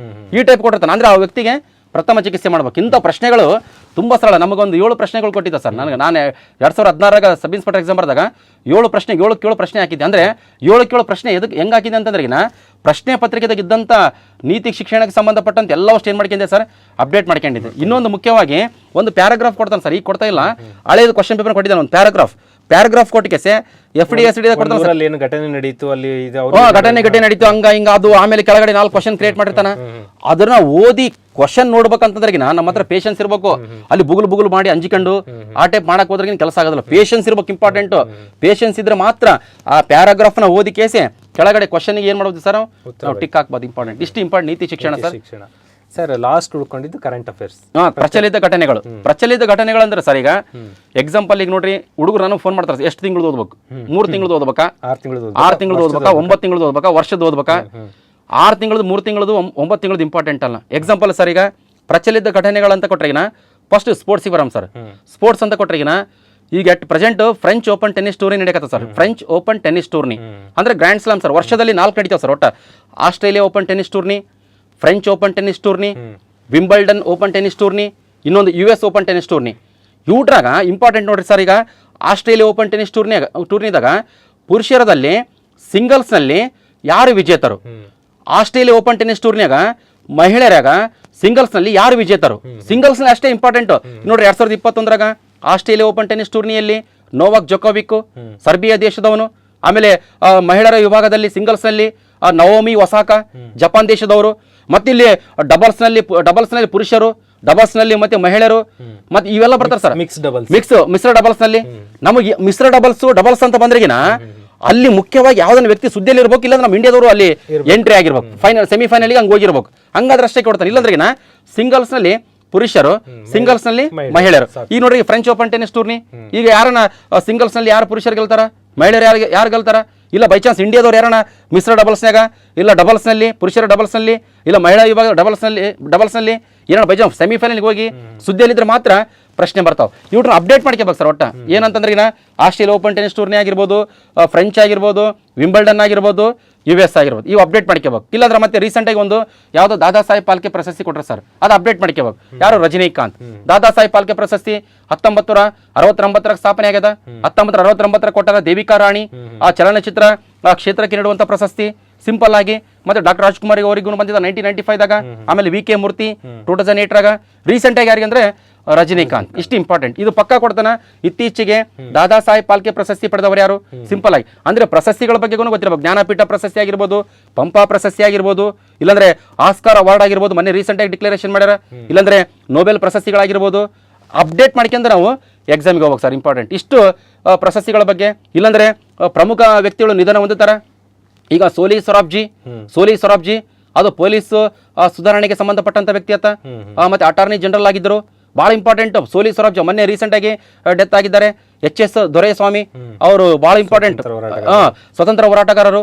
ನಾವು ಎಕ್ಸಾಮ್ಗೆ ಅಪ್ಲಿಕೇಶನ್ ಆಗಿದಾಗ ಪ್ರಮುಖ ವ್ಯಕ್ತಿಗಳು ನಿಧನ ಹೊಂದಿರಬೇಕು. ಇಲ್ಲಾಂದ್ರೆ ಎಕ್ಸಾಮ್ಗೆ ಅಪ್ಲಿಕೇಶನ್ ಆಗಿದಾಗ ಪ್ರಮುಖ ಸ್ಥಳಗಳು ಸುದ್ದಿಯಲ್ಲಿರ್ಬೇಕು. ಇಂಪಾರ್ಟೆಂಟ್. ಇಲ್ಲಾಂದ್ರೆ ಎಕ್ಸಾಮ್ಗೆ ಅಪ್ಲಿಕೇಶನ್ ಆಗಿದಾಗ ಯಾವ ದೇಶದ ಅಧ್ಯಕ್ಷ ಆಗಲಿ, ಪ್ರಧಾನಮಂತ್ರಿ ಆಗಲಿ ಚೇಂಜ್ ಆಗಿರ್ಬೇಕು. ಇಲ್ಲಾಂದ್ರೆ ಯಾವ್ದೊಂದು ದೇಶದ ಅಧ್ಯಕ್ಷ ನಮ್ಮ ಭಾರತಕ್ಕೆ ಬಂದಿರಬೇಕು. ನಮ್ಮ ದೇಶದ ಪ್ರಧಾನಮಂತ್ರಿಗಳು ಇಲ್ಲಾಂದ್ರೆ ರಾಷ್ಟ್ರಪತಿಗಳು ಬೇರೆ ದೇಶಕ್ಕೆ ಹೋಗಿ ಏನೋ ಒಪ್ಪಂದ ಮಾಡ್ಕೊಂಡಿರ್ಬೇಕು. ಇಂಪಾರ್ಟೆಂಟ್. ಇಂಥವೇನ ಪ್ರಚಲಿತ ಘಟನೆಗಳಿದ್ರಿಗಿನ ಪಕ್ಕಾ ಕೊಡ್ತಾನ. ಇಲ್ಲಾಂದ್ರೆ ಬ್ರಿಕ್ಸ್ ಸಮಾವೇಶಗಳು, ಇಲ್ಲಾಂದ್ರೆ ಸಾರ್ಕ್ ಸಮಾವೇಶ, ಇಲ್ಲಾಂದ್ರೆ ಬೀಮ್ಸ್ಟೆಕ್ ಸಮಾವೇಶಗಳು, ಆದ್ರೆ ಸಮ್ಮಿಟ್ಗಳ ಬಗ್ಗೆ ಕೊಡ್ತಾನ. ಆಮೇಲೆ ಸ್ಪೋರ್ಟ್ಸ್ ಬಗ್ಗೆ ನ್ಯಾಷನಲ್ ಗೇಮ್ಸ್ ಆಗಿರ್ಬೋದು. ಈ ನ್ಯಾಷನಲ್ ಗೇಮ್ಸ್ ಮೊನ್ನೆ 2020 ನಡಿಬೇಕಾಗಿತ್ತು. ಕೋವಿಡ್-19 ಮುಂದಕ್ಕೆ ಹಾಕ್ಯಾರ ಸರ್. ಗೋವಾದಲ್ಲಿ ನಡಿಬೇಕಾಗಿತ್ತು 36 2020ದಾಗ ನಡೆದಲ್ಲ ಸರ್. ಮತ್ತೆ ಒಲಿಂಪಿಕ್ ಕ್ರೀಡಾಕೂಟ 2020 ನಡಿಬೇಕಾಗಿತ್ತು. 2020 ಕ್ಯಾನ್ಸಲೇಷನ್ ಆಗಿ 2021 ನಡೆಸ್ಬೇಕಂತ ನಡೆದ ಸರ್. ಈಗ ಸದ್ಯಕ್ಕೆ ಇಲ್ಲಿ ಜಪಾನ್ ದೇಶದ ಟೋಕಿಯೋ. ಹಿಂಗ ಪ್ರಚಲಿತ ಘಟನೆಗಳನ್ನ ಪೂರ್ತಿ ಅಪ್ಡೇಟ್ ಮಾಡ್ಕೋಬೇಕು. ಬಹಳ ಇಂಪಾರ್ಟೆಂಟ್ ಪರ್ಫೆಕ್ಟ್ ಆಗಿ. ಮತ್ತೆ PCPSI ಕ್ವಶನ್ ಪೇಪರ್ನಾಗ ನೋಡಿ ಸರ್, PCPSI ಕ್ವಶನ್ ಪೇಪರ್ನಲ್ಲಿ ಈಗ 98 PSI ಕ್ವಶನ್ ಪೇಪರ್ನಲ್ಲಿ ಪ್ರಸ್ತುತ ಕೇಂದ್ರ ಚುನಾವಣಾ ಆಯೋಗದ ಮುಖ್ಯ ಆಯುಕ್ತರು ಯಾರು ಅಂತ ಕೊಟ್ಟಿರ್ತಾನೆ ಸರ್. ಪ್ರಸ್ತುತ ಕೇಂದ್ರ ಚುನಾವಣಾ ಆಯೋಗದ ಮುಖ್ಯ ಆಯುಕ್ತರು 1998 ಅವಾಗ ಯಾರಿದ್ರು ನಮಗೆ ಬೇಡ. ಈಗ ಪ್ರೆಸೆಂಟ್ 2021 ಸುಶೀಲ್ ಚಂದ್ರ ರೀಸೆಂಟ್ ಆಗಿ ಚೇಂಜ್ ಆಗ್ಯಾರ. ಸುಪ್ರೀಂ ಕೋರ್ಟಿನ ಮುಖ್ಯ ನ್ಯಾಯಾಧೀಶರು ಯಾರ ಅಂತ 2005 ಕೊಟ್ಟಿರ್ತಾನೆ. ಅವಾಗ ಯಾರಿದ್ರು ಇಂಪಾರ್ಟೆಂಟ್ ಅಲ್ಲ. ಈಗ ಯಾರಾದ್ರೆ ನ್ಯಾಯಮೂರ್ತಿ NV ರಮಣ, ಅವಾಗ ಲೋಕಸಭಾ ಸ್ಪೀಕರ್ ಯಾರು ಅಂತ ಕೊಟ್ಟಿರ್ತಾನ ಯಾವಾಗ 2007ರಾಗ, ಅವಾಗ ಯಾರಿದಾರೆ ಇಂಪಾರ್ಟೆಂಟ್ ಅಲ್ಲ. 2021ರಾಗ ಓಂ ಬಿರ್ಲಾ ಲೋಕಸಭಾ ಸಭಾಪತಿಗಳು, ಲೋಕಸಭಾ ಸ್ಪೀಕರು, ರಾಜ್ಯಸಭಾ ಅಧ್ಯಕ್ಷರು ಯಾರು ಈಗ ಪ್ರಸ್ತುತ ಅಂತ ಕೊಟ್ಟಿರ್ತಾನ. ಅವಾಗ 2009ರಾಗ ಅವಾಗ ಯಾರು ಇಂಪಾರ್ಟೆಂಟ್ ಅಲ್ಲ. ಈಗ ರಾಜ್ಯಸಭಾ ಅಧ್ಯಕ್ಷರು, ಉಪರಾಷ್ಟ್ರಪತಿಗಳು, ವೆಂಕಯ್ಯ ನಾಯ್ಡು ಅವರು ಹಿಂಗ ಅಪ್ಡೇಟ್ ಮಾಡ್ಕೋಬೇಕು ಸರ್. ಒಟ್ಟ ಈಗ ಯಾವಾಗನ ಕರ್ನಾಟಕದ ಒಟ್ಟು ಜಿಲ್ಲೆಗಳ ಸಂಖ್ಯೆ ಎಷ್ಟು ಅಂತ ಕೊಟ್ಟಿರ್ತಾನೆ ಹಳೇದು. ಈಗ ಎಷ್ಟು ಇದಾವೆ ಇಂಪಾರ್ಟೆಂಟ್? 31 ಇದಾವ. ಇನ್ನೊಂದು ಸರ್ ಇಂಪಾರ್ಟೆಂಟ್, ಪೊಲೀಸ್ ಇಲಾಖೆಯ ಪ್ರಕಾರ ಜಿಲ್ಲೆಗಳು ಎಷ್ಟು ಅಂತ ಕೊಟ್ಟರೆ 32. ಅದ್ಯಾವುದು KGF ಅದು ಡಿಸ್ಟಿಕ್ ಆಗಿ ಪರಿಗಣಿಸ್ತಾರ. ನಮಗ ಹೋಸಲ ಒಂದು ಪೊಲೀಸ್ ಕಾನ್ಸ್ಟೇಬಲ್ ಪ್ರಶ್ನೆ ಪತ್ರಿಕೆದಾಗ ಬಂದಿತ್ತು. ಪೊಲೀಸ್ ಇಲಾಖೆಯ ಪ್ರಕಾರ ಟೋಟಲ್ ಕರ್ನಾಟಕದಲ್ಲಿ ಜಿಲ್ಲೆಗಳ ಸಂಖ್ಯೆ ಎಷ್ಟು? 31 ಅಂತ ಕೊಟ್ಟಿದ್ದ ಉತ್ತರ. 30 ಇದ್ದವು, 31 ಅಂದ್ರೆ KGF ಡಿಸ್ಟಿಕ್ ಅಂತ ಪರಿಗಣಿಸ್ತಾರೆ ಸರ್. ಅದೊಂದು ಗೊತ್ತಿರಬೇಕು ಸಿಂಪಲ್ ಆಗಿ. ನೆಕ್ಸ್ಟ್ ಪೊಲೀಸ್ ಇಲಾಖೆ ಬಗ್ಗೆ ಅದ್ರ ಬಂದಾಗ ಡಿಸ್ಕಸ್ ಮಾಡೋಣ ಅಂತ. ಇಷ್ಟು ಪ್ರಚಲಿತ ಘಟನೆಗಳು ಪರ್ಫೆಕ್ಟ್ ಆಗಿ ರೆಡಿ ಆಗ್ಬೇಕು ಸರ್. ಎಲ್ಲ ಪ್ರಶಸ್ತಿಗಳಾಗಿರ್ಬೋದು, ಪ್ರಮುಖ ಸ್ಥಳಗಳಾಗಿರ್ಬೋದು, ಇಲ್ಲ ನಿಧನ ಹೊಂದಿದ ವ್ಯಕ್ತಿಗಳಾಗಿರ್ಬೋದು, ಯಾವ್ದನ್ನ ಸ್ಪೋರ್ಟ್ಸ್ ಬಗ್ಗೆ, ಇಲ್ಲಾಂದ್ರೆ ಯಾವ್ದನ್ನ ಸ್ಪೋರ್ಟ್ಸ್ ನಡೀತಿರ್ತದೆ ಇಂಪಾರ್ಟೆಂಟ್ ಯಾವ್ದನ್ನ ಪದ ಬಳಸ್ತಾರ, ಡಕ್ವರ್ತ್ ಲೂಯಿಸ್ ನಿಯಮ ಆಗಿರ್ಬೋದು, ಇಲ್ಲಾಂದ್ರೆ ಇಂಪಾರ್ಟೆಂಟ್ ಯಾವ್ದನ್ನ ಗಾಲ್ಫ್ನಾಗ ಬಳಸ್ತಾರ, ಗಾಲ್ಫ್ನಾಗ ಯಾವ್ಯಾವ ಪದಗಳು ಬಳಸ್ತಾರ ಸರ್, ಎಲ್ಲ ಪೆನಾಲ್ಟಿ ಕಾರ್ನರ್ ಹಾಕಿದಾಗ ಬಳಸ್ತಾರ. ಅಂದ್ರೆ ಕ್ವಶನ್ ಪೇಪರ್ನಾಗ ಏನ್ ಬಂದಿರ್ತಾರ ಸರ್ ಪದಗಳು, ಅದೇ ಈ ಸ್ಟ್ಯಾಟಿಕ್ ಜಿಕೆನೆ ಅದ್ರನ್ನ ಏನ್ ಮಾಡ್ಕೋಬೇಕು ಹೇಳ್ರಿ, ಅಪ್ಡೇಟ್ ಮಾಡ್ಕೋಬೇಕು ನಾವು. ಅಪ್ಡೇಟ್ ಮಾಡ್ಕೊಂಬಿಟ್ರಿಗಿನ ಗೊತ್ತಾಗ್ಬಿಡ್ತದೆ. ಇಲ್ಲಾಂದ್ರೆ ಯಾವ್ದನ್ನ ಕಪ್, ಯಾವ್ದನ್ನ ಡ್ಯುರಾಂಡ್ ಕಪ್ ಆಗಿರ್ಬೋದು, ಡೇವಿಸ್ ಕಪ್ ಆಗಿರ್ಬೋದು, ಈ ಟೈಪ್ ಬಂದಿರ್ತಾವ ಎಕ್ಸಾಮ್ ನಡೆಯೋ ಟೈಮಿಗೆ ನಡೆದ್ರಿಗಿನ ಆಗಾ ಖಾನ್ ಕಪ್, ಆಗಾ ಖಾನ್ ಗೋಲ್ಡ್ ಕಪ್ ಬೇರೆ ಸಿಂಪಲ್ ಆಗಿ ನೋಡ್ಕೊಂಬಿಟ್ರಿಗಿನ ನಾವು ಆಟೋಮೆಟಿಕ್ ಗಟ್ಟಿನ ಆಗ್ಬೋದು. ಬಹಳ ಇಂಪಾರ್ಟೆಂಟ್. ಮತ್ತೆ ಇವರು ಯಾವುದೋ ಒಂದು 2019ದಾಗ ಬಂದಂತ ಪ್ರಚಲಿತ ಘಟನೆ ಪುಸ್ತಕ ಓದೋದು. ಮತ್ತೆ ಇನ್ನೊಂದು ಮುಖ್ಯವಾಗಿ ಸರ್, ಪ್ರಚಲಿತ ಘಟನೆಗೆ ಸಂಬಂಧಪಟ್ಟಂತೆ ಕಂಪಲ್ಸರಿ ಡೈಲಿ ಪೇಪರ್ ಓದಲೇಬೇಕು. ಡೈಲಿ ಪೇಪರ್ ಓದಲೇಬೇಕು. ಡೈಲಿ ಪೇಪರ್ ಓದಿದ್ರೆ ಮಾತ್ರ ನಾವು ಅಪ್ಡೇಟ್ ಆಗಕ್ಕೆ ಸಾಧ್ಯ. ಈ ನೋಡ್ರಿ ಬಸವಶ್ರೀ ಪ್ರಶಸ್ತಿ ಕೊಟ್ಟರು ಯಾರೋ ರಾಜೀವ್ ತಾರನಾಥ್ ಮತ್ತೆ doctor K Kasturi Rangan. Next magazine ಬರ್ಲಾರ್ಕಿಂತ ಮುಂಚೆಗೆ ಬಸವಶ್ರೀ ಪ್ರಶಸ್ತಿ ಬಗ್ಗೆ ನಮಗ ಗೊತ್ತಾಗ್ಬಿಡ್ಬೇಕು. ಪರ್ಫೆಕ್ಟ್ ಆಗಿ ಸರ್ ಇಂಪಾರ್ಟೆಂಟ್. ನಮಗೆ ಏನ್ ಕೇಳ್ತಾನ ಅಂತಕೇಸೆ ಪೇಪರ್ನಾಗೆ ಬಂದ್ಬಿಡ್ತದೆ. ಪೇಪರ್ ಓದ್ಬೇಕು. ಈ ಹುಡುಗರು ಪೇಪರ್ ಓದಂಗಿಲ್ಲ, ಯಾವುದೋ ಒಂದು ಮ್ಯಾಗಝಿನ್ ಓದೋದು, ಇಲ್ಲ ಅಂತಂದ್ರೆ ಯಾರೋ PDF ಮಾಡಿ ವಾಟ್ಸಪ್ನಾಗ ಹಾಕ್ತಾರೆ ಅದನ್ನ ಓದೋದು. ಸ್ವಂತ ನಾವೇ ಕ್ರಿಯೇಟ್ ಮಾಡಬೇಕು. ಪೇಪರ್ ಮ್ಯಾಗಝಿನ್ ಓದಲಿ, ಮ್ಯಾಗಝಿನ್ ಯಾವುದಾದ್ರೂ ಓದಲಿ, ಬಟ್ ಏನಂದ್ರಿಗಿನ ಇಲ್ಲಿ ಪೇಪರ್ನ ಕರೆಕ್ಟಾಗಿ ನಾವು ಸ್ಟಡಿ ಮಾಡಿಬಿಟ್ರಿಗಿನ ಮ್ಯಾಗಝಿನ್ ಇರೋದೆಲ್ಲ ತಲೆಗಿರ್ತದೆ. ನಾವು ಮ್ಯಾಗಝಿನ್ ನೋಡಿದ ತಕ್ಷಣ ಆಟೋಮೆಟಿಕ್ ಆಗಿ ಗೊತ್ತಾಗ್ಬಿಡ್ತಾವೆ ಸರ್. ಅದಕ್ಕೆ ಪೇಪರ್ ಮಾತ್ರ ಪರ್ಫೆಕ್ಟಾಗಿ ಓದಬೇಕು. ಡೈಲಿ ಒಂದು ಅರ್ಧ ಗಂಟೆ ಆಗಲಿ, ಒಂದು ತಾಸು ಆಗಲಿ ನ್ಯೂಸ್ ನೋಡ್ಬೇಕು. ನ್ಯಾಷನಲ್ ನ್ಯೂಸ್ ನೋಡಿಬಿಟ್ರಿಗಿನ ಪ್ರಬಂಧ ಯಾವ ರೀತಿ ಬರೀಬೇಕು, ಟ್ರಾನ್ಸ್ಲೇಷನ್ ಯಾವ್ದು ಬರ್ತದ, ಪ್ರಿಸರೇಟಿಂಗ್ ಯಾವ ರೀತಿ ಮಾಡ್ಬೇಕಂತ ಗೊತ್ತಾಗ್ತದೆ ಸರ್. ಇಂಪಾರ್ಟೆಂಟ್ ಐಡಿಯಾ ಬರುತ್ತೆ ಸರ್. ಈಗ ತುಂಬ ವಿಸ್ತೃತವಾಗಿ ಮಾಹಿತಿ ಕೊಟ್ಟರು ಇಷ್ಟು ಸಬ್ಜೆಕ್ಟ್ಗಳನ್ನು ಹೇಗೆ ರೆಡಿ ಆಗಬೇಕು ಅಂತ. ಈಗ ಎಸ್ಸೆ, ಪ್ರೆಸಿಸ್ಸು ಮತ್ತು ಟ್ರಾನ್ಸ್ಲೇಷನ್ಗೆ ಹೋಗೋ ಮೊದಲು ಸರ್ಗೆ ಒಂದು ಪ್ರಶ್ನೆ ಕೇಳ್ತೀನಿ. ಈಗ ಏನಾಗಿದೆ ಹುಡುಗರಿಗೆ ಮಾಹಿತಿಗಳು ಓವರ್ಲೋಡ್. ನೀವು ಹೇಳ್ತಾ ಇದ್ರಿ ಈಗ ವಾಟ್ಸಪ್ಪಲ್ಲಿ ಬರುತ್ತೆ, ಟೆಲಿಗ್ರಾಮಲ್ಲಿ ಬರುತ್ತೆ, ಅಲ್ಲಿ ಬರುತ್ತೆ. ನಾನು ಅಬ್ಸರ್ವ್ ಮಾಡ್ತಾ ಇರೋದು ಈ ಡಿಜಿಟಲಲ್ಲಿ ಅಡಿಕ್ಷನ್ ಆಗ್ತಾ ಇದ್ದಾರೆ ಹುಡುಗರು ಅಂತ. ಹಿಸ್ಟ್ರಿ ಪಾಠ ಇಲ್ಲೂ ಕೇಳಿ, ಅಲ್ಲೂ ಕೇಳಿ, ಅಲ್ಲೂ ಕೇಳಿ, ಅಲ್ಲಿ ಕೇಳಿ, ಒಂದು 10 ಕಡೆ ಹಿಸ್ಟ್ರಿ ಪಾಠ ಕೇಳ್ತಾ ಕೂರೋದು, ಬೆಳಗಿಂದ ಸಂಜೆ ತನಕ ಮೊಬೈಲಲ್ಲೇ ಕೂರೋದು, ಹೀಗೆ ಮಾಡ್ತಾರೆ. Mobile right or wrong? ಆ ಟೈಪ್ ಮಾಡಲೇಬಾರ್ದು. ಮೊಬೈಲೇ ಯೂಸ್ ಮಾಡಬಾರ್ದು ಸರ್ ನಾವು. ನೀವು ಸರ್ ಈಗ ಎಕ್ಸಾಂಪಲ್ ಈಗ ಸಾಧನಾ ಅಕಾಡೆಮಿಯಲ್ಲಿ ಯಾವುದೋ ಒಂದು ಇತಿಹಾಸಕ್ಕೆ ಸಂಬಂಧಪಟ್ಟಂತೆ ಪಾಠ ಮಾಡ್ತಾರೆ. ಈಗ ಶಾತವಾಹನರ ಬಗ್ಗೆ ನೀವು ಮಾಡಿದ್ರಿ, ಶಾತವಾಹನರ ಬಗ್ಗೆ ನೀವು ಮಾಡಿದ್ಮೇಲೆ ನೀವು ಮಾಡಿದಷ್ಟೇ ಇನ್ನೊಬ್ರು ಯಾರಾದ್ರೂ ಮಾಡಿದ್ರಷ್ಟೇ, ನೀವು ನೋಡಿದ್ಮೇಲೆ ಮುಗಿದೋಯ್ತು. ಇವ್ರು ರೆಡಿ ಆಗ್ಬೇಕು, ಇವ್ರು ರೆಡಿ ಆಗೋದಿಲ್ಲ. ಇವ್ರು ಹಂಗಿಲ್ಲ. ಶಾತವಾಹನರ ಬಗ್ಗೆ ನಿಮ್ದು ನೋಡ್ತಾರ, ನಂದು ನೋಡ್ತಾರ, ಇನ್ನೊಬ್ರದ್ದು ನೋಡ್ತಾರ, ಮಾಡಿದ್ದಾರೆ. ಅದ್ರ ಮತ್ತೆ ಕಂಪೇರ್ ಮಾಡ್ತಾರೆ, ಟೈಮ್ ವೇಸ್ಟ್ ಮಾಡ್ತಾರೆ. ಕಂಪೇರ್ ಮಾಡ್ತಾರೆ ಇವರು. ಅದು ಸರಿ ಹೇಳಿಲ್ಲ, ಇದು ಸರಿ, ಟೈಮ್ ವೇಸ್ಟ್ ಮಾಡ್ತಾರ ಇವ್ರು. ಏನಂದ್ರೆ ಮೇನ್ ಮುಖ್ಯವಾಗಿ ಒಂದು ನೋಟ್ ಬುಕ್, ಒಂದು ಪೆನ್ ಇರ್ಲೇಬೇಕು ಅವ್ರ ಹತ್ರ. ಬರೆಯೋದು, ಓದೋದು, ಓದ್ತಿರ್ಬೇಕು, ಇಲ್ಲ ಬರಿತಿರ್ಬೇಕು, ಬರಿತಿರ್ಬೇಕು, ಇಲ್ಲ ಅಂದ್ರೆ ಮಲಗಿರ್ಬೇಕು. ಇದೇ ಕೆಲಸ ಮಾಡ್ಬೇಕು. ಇವ್ರು ಏನ್ ಮಾಡ್ತಾರೆ, ಬರೇ ಇವಾಗ ಅದು ಇಯರ್ಫೋನ್ ಹಾಕೊಂಡ್ರೆ ನಿಂಗೆ ಸುಮ್ಮನೆ ಕೇಳಕ್ಕೆ ಕುಂತಿರ್ತಾರ. ಅದು ಹೇಳ್ತಿರ್ತಾರ, ಏನ್ ಕೇಳ್ತಾರೋ, ಏನ್ ಬಿಡ್ತಾರೋ ಏನು ಒಂದು ಗೊತ್ತಿಲ್ಲ. ಬರೆಯತಾನೆ ಕೆಲಸ ಆಗಲ್ಲ ಸರ್. ಬರೀಬೇಕು. ಯೂಟ್ಯೂಬ್ ಅಲ್ಲಿ ಪ್ರಖ್ಯಾತವಾಗಿ ಪಾಠ ಮಾಡ್ತಾರೆ ಹುಸೇನಪ್ಪರು, ಮತ್ತೆ ನಮ್ದು ಯೂಟ್ಯೂಬ್ ಚಾನಲ್ ಇರೋದ್ರಿಂದ ನಾನು ಹೇಳ್ತಾ ಇದ್ದೀನಿ, ನೀವು ನಿಮಗೆ ಬೇಕಾದ ರೈಟ್ ಟೀಚರ್ ಒಬ್ಬರನ್ನ ಸೆಲೆಕ್ಟ್ ಮಾಡ್ಕೊಳ್ಳಿ ಒಂದೊಂದು ಸಬ್ಜೆಕ್ಟ್ಗೆ. ಈಗ ಈ ವಿಡಿಯೋನ ಇಲ್ಲಿ ನೋಡ್ತೀರಾ, ಇನ್ನೊಂದು ಸಬ್ಜೆಕ್ಟ್ ಇಲ್ಲಿ ಇಷ್ಟ ಆಗಲ್ಲ, ಇನ್ನೊಂದು ಸೆಲೆಕ್ಟ್ ಮಾಡ್ರಿ.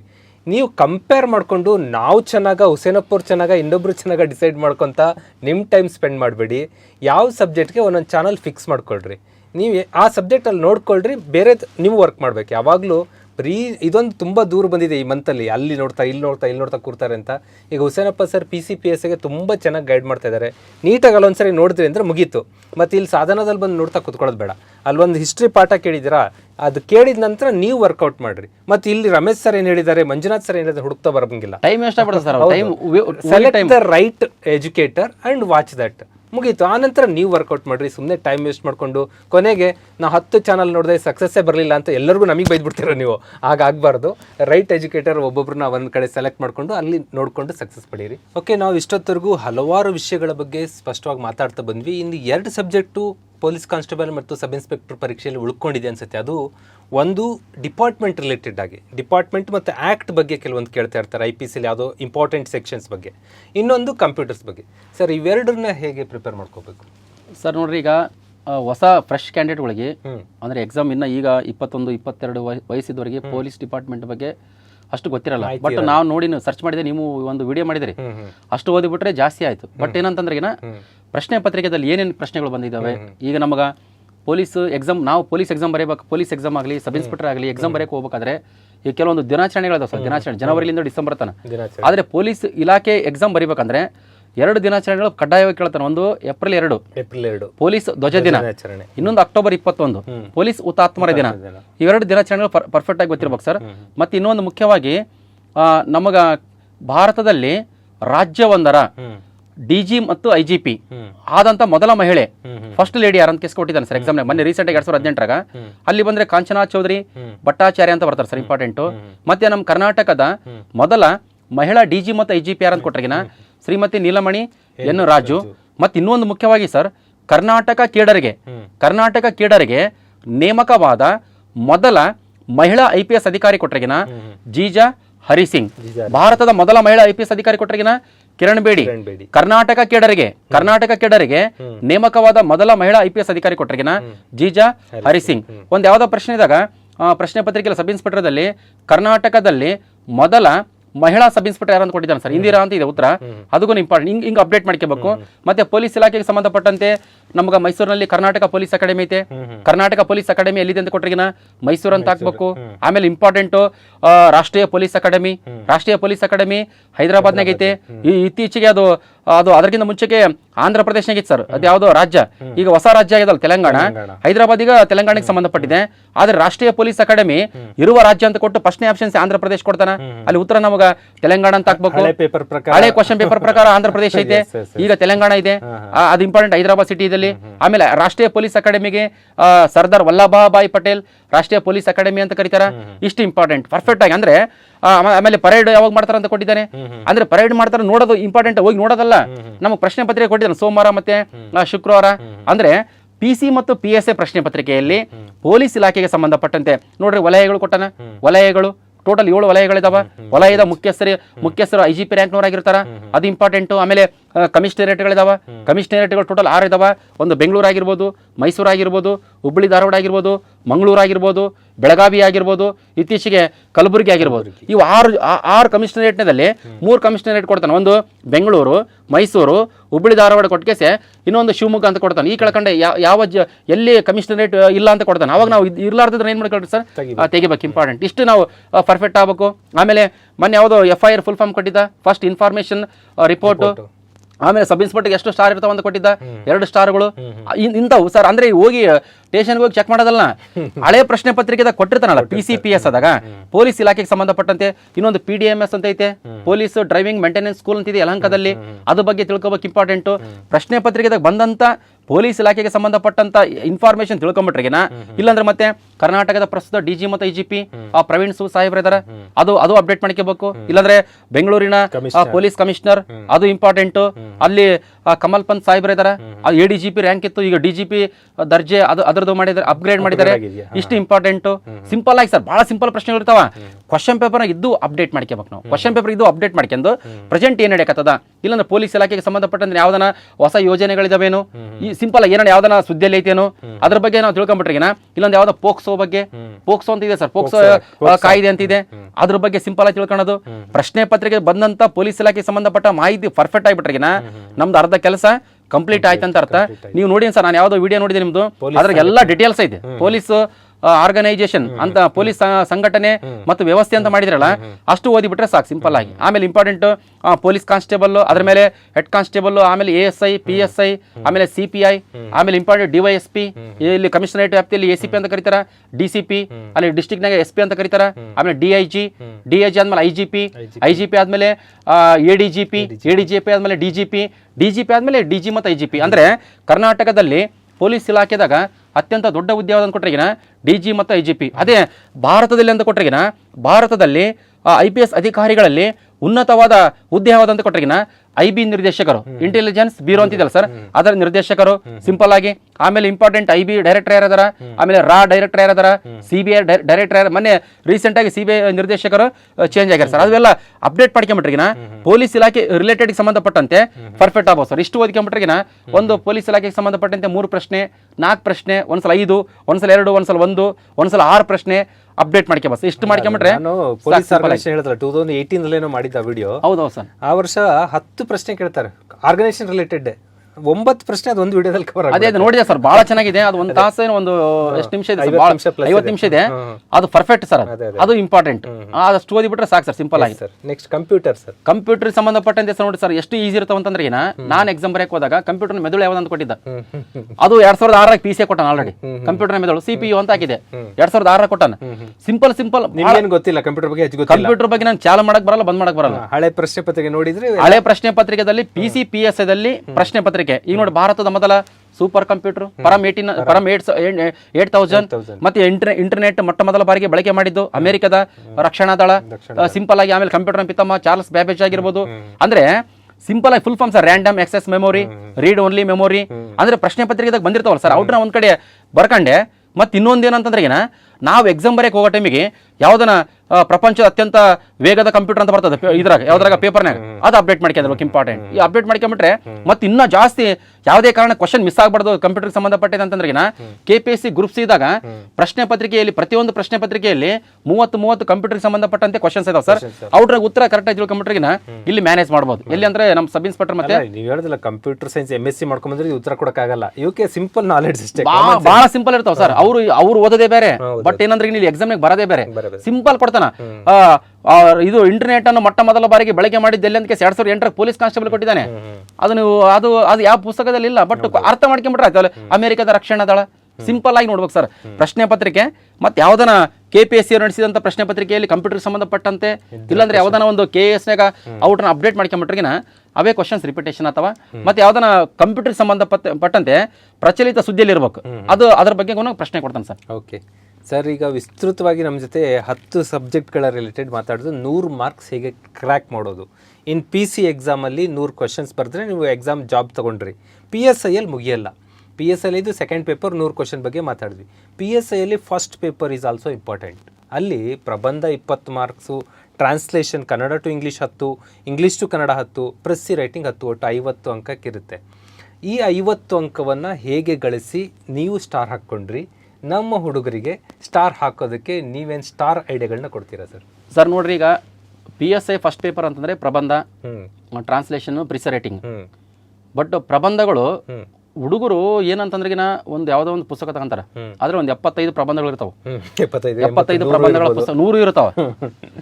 ಅದ್ರಾಗ ಒಂದೊಂದು ಪೇಜ್ ಅಷ್ಟೇ ಇರ್ತದ ಮಾಹಿತಿ. ಅದು ಓದೋದು ತಪ್ಪಂತಲ್ಲ. ಈಗ ನಾವೇನ್ ಮಾಡ್ಬೇಕು, ಮುಖ್ಯವಾಗಿ ಅತ್ಯಂತ ಕಡಿಮೆ ಅವಧಿಯಲ್ಲಿ ಪ್ರಬಂಧನ ನಾವು ರೆಡಿ ಆಗ್ಬೇಕು. ಮಿನಿಮಮ್ 40+ ಬರ್ಬೇಕು ನಮಗ. ಈಗ 35+ ಕಾಮನ್ ಆಗಿಬಿಟ್ಟ ಸರಿ, 40+ ಬರ್ಬೇಕು. ಈಗ ನಾವು ಸಬ್ ಇನ್ಸ್ಪೆಕ್ಟರ್ ಪರೀಕ್ಷೆ ಅಂದ್ರೆ ಸಿವಿಲ್ ಸಬ್ ಇನ್ಸ್ಪೆಕ್ಟರ್ ಪರೀಕ್ಷೆಯಲ್ಲಿ ಮುಖ್ಯವಾಗಿ ಪ್ರಬಂಧ ಅಂತಂದ್ರೆ ನನ್ನ ಅನುಭವದ ಪ್ರಕಾರ ಈ ಒಂದು ಪರೀಕ್ಷೆಯನ್ನು ಪೊಲೀಸ್ ಇಲಾಖೆದವರೇ ನಡೆಸಿದ ಕಾರಣ ಪೊಲೀಸ್ ಇಲಾಖೆ ಬಗ್ಗೆ ಒಂದು ಪ್ರಬಂಧ ರೆಡಿ ಆಗ್ಬೇಕು. ಪೊಲೀಸ್ ಇಲಾಖೆ ಬಗ್ಗೆ ಒಂದು ಪ್ರಬಂಧ. ಪೊಲೀಸ್ ಇಲಾಖೆ ಅಂದ್ರೆ ಎಕ್ಸಾಂಪಲ್ ಕೊಟ್ರೆ ಪೊಲೀಸ್ ಸುಧಾರಣೆಗಳಂತ ಪ್ರಬಂಧ ಬರ್ತದ. ಇಲ್ಲಾಂದ್ರೆ ಆಧುನಿಕ ಭಾರತದಲ್ಲಿ ಪೊಲೀಸರ ಪಾತ್ರ.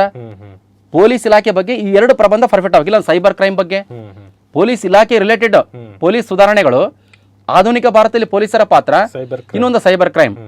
ಇವು 3ರಾಗ ಒಂದು ಪ್ರಬಂಧ ಬರೋಂಥ ಚಾನ್ಸಸ್ ಐತೆ.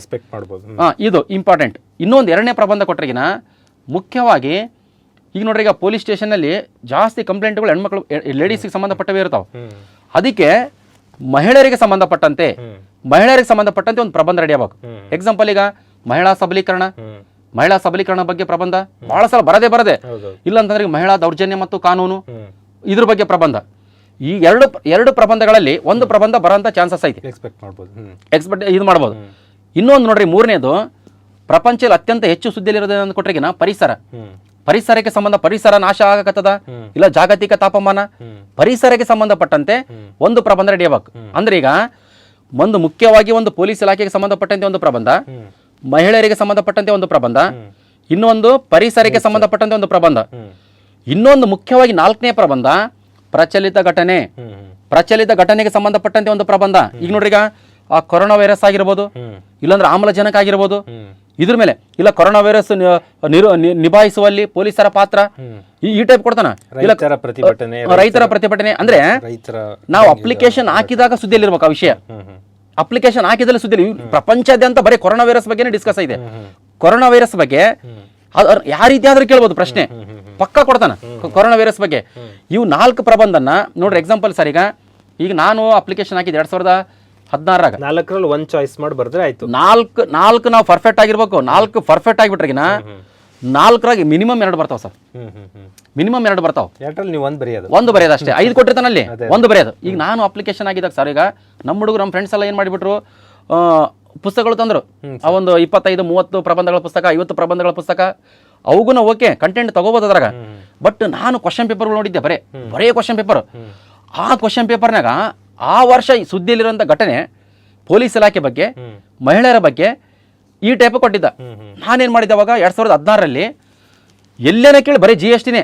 2016 GST ಬಂತಲ್ಲ ಸರ್, ಯಾರನ್ನ ಕೇಳಿ GST, ಸರಕು ಮತ್ತು ಸೇವಾ ತೆರಿಗೆ, GST, ಸಂವಿಧಾನದ 101ನೇ ತಿದ್ದುಪಡಿ, 122ನೇ ಮಸೂದೆ, ಒಂದು ಪರೋಕ್ಷ ತೆರಿಗೆ ಆಗಿದೆ.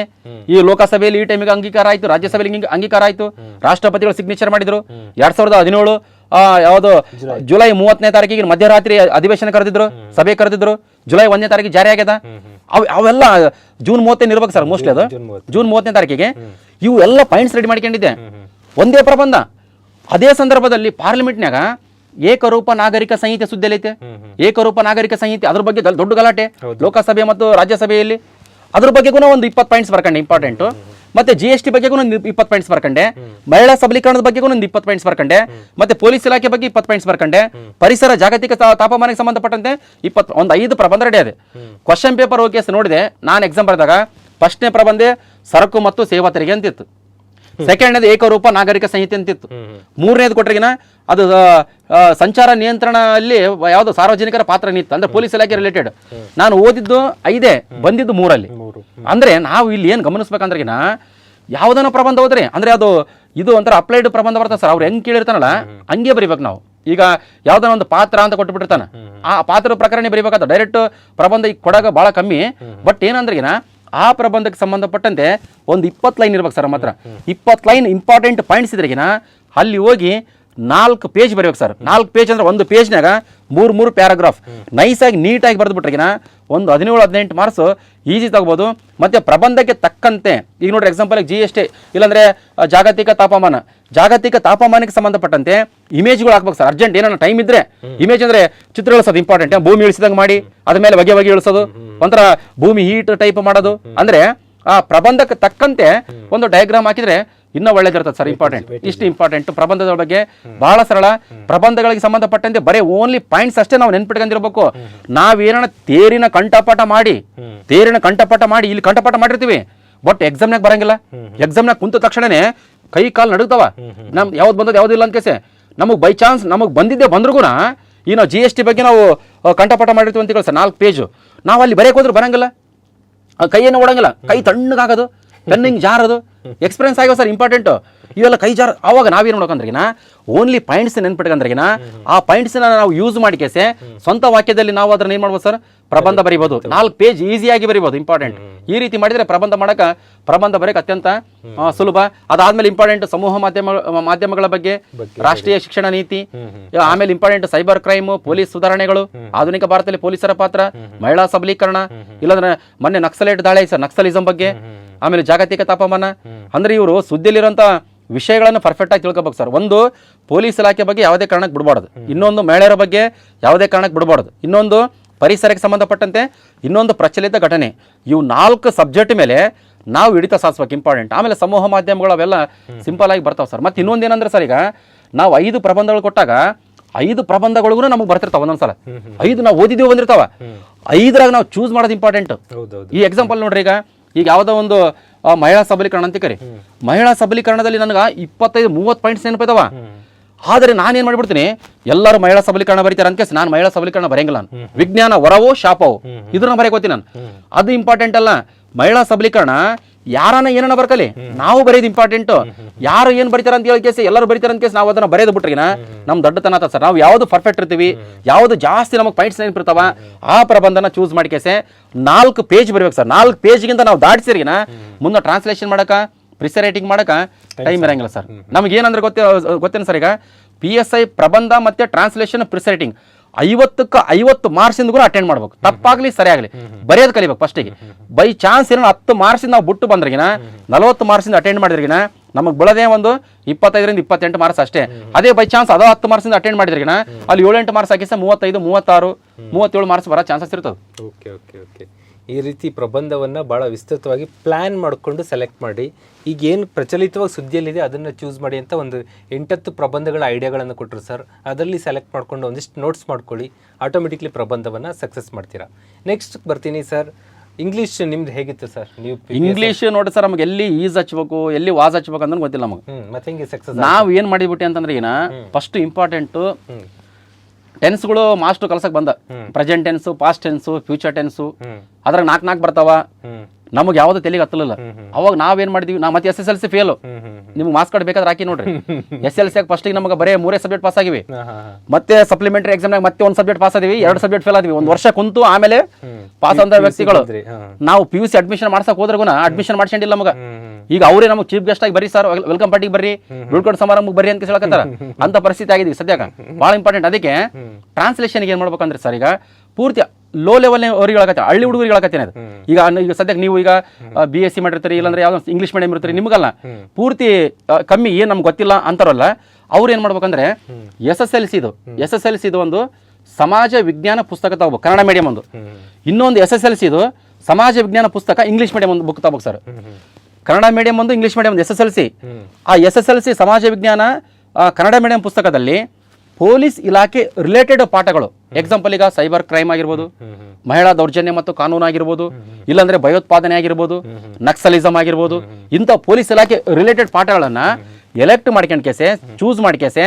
ಈಗ ನಕ್ಸಲಿಸಮ್ ಬಗ್ಗೆ 1ನೇ ಪಾಠದಲ್ಲಿ 1ನೇ ಅಧ್ಯಾಯದಲ್ಲಿ ಒಂದು 10 ಲೈನ್ ಕನ್ನಡದಾಗ ಇದ್ದಿದ್ರನ್ನ ನಾವು ನೋಟ್ ಬುಕ್ನೇ ಬರ್ಕೋಬೇಕು, ಇಂಪಾರ್ಟೆಂಟ್ ಒಂದು ಯಾವ್ದನ್ನ ಕಾಪಿ ಆಗ. ಅದೇ ಪಾಠ ಅದೇ ಕನ್ನಡ ಮೀಡಿಯಮ್ದು ಇಂಗ್ಲೀಷ್ ಮೀಡಿಯಮ್ದಾಗ ಇಂಗ್ಲೀಷ್ ಆಗಿರ್ತದೆ, ಅದನ್ನ ನೋಡಿಕೇಸ್ ಬರ್ಕೋಬೇಕು, important. Daily Kannada to English, English to Kannada 10 line ನೋಡಿಕೇಸ ಟ್ರಾನ್ಸ್ಲೇಷನ್ ಮಾಡ್ಕೊಂತ ಹೋಗ್ಬೇಕು. 1-2 ತಿಂಗಳ 3 ತಿಂಗಳದಾಗ ನಿಮಗೊಂದು ಹಿಡಿತ ಸಿಕ್ಬಿಡ್ತದೆ ಸರ್ ಹುಡುಗರಿಗೆ. ನಾನು ಬರೀಬಹುದು, ಕೆಪಾಸಿಟಿ ಐತೆ, ಅದು ಗೊತ್ತಿರ್ಬೇಕು, ಇಂಪಾರ್ಟೆಂಟ್.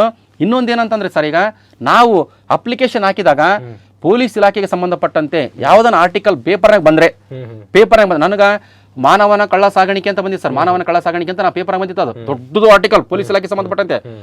ಅದನ್ನ ಏನ್ ಮಾಡ್ಕೊಂಡ್ಬಿಟ್ಟೆ ನಾನು ಕನ್ನಡದಾಗ ಮತ್ತೆ ಇಂಗ್ಲೀಷ್ನಾಗ ಬರ್ದಿಟ್ಕಂಡೆ. ಸೇಮ್ ಅದೇ ಬಿತ್ತು ಟ್ರಾನ್ಸ್ಲೇಷನ್.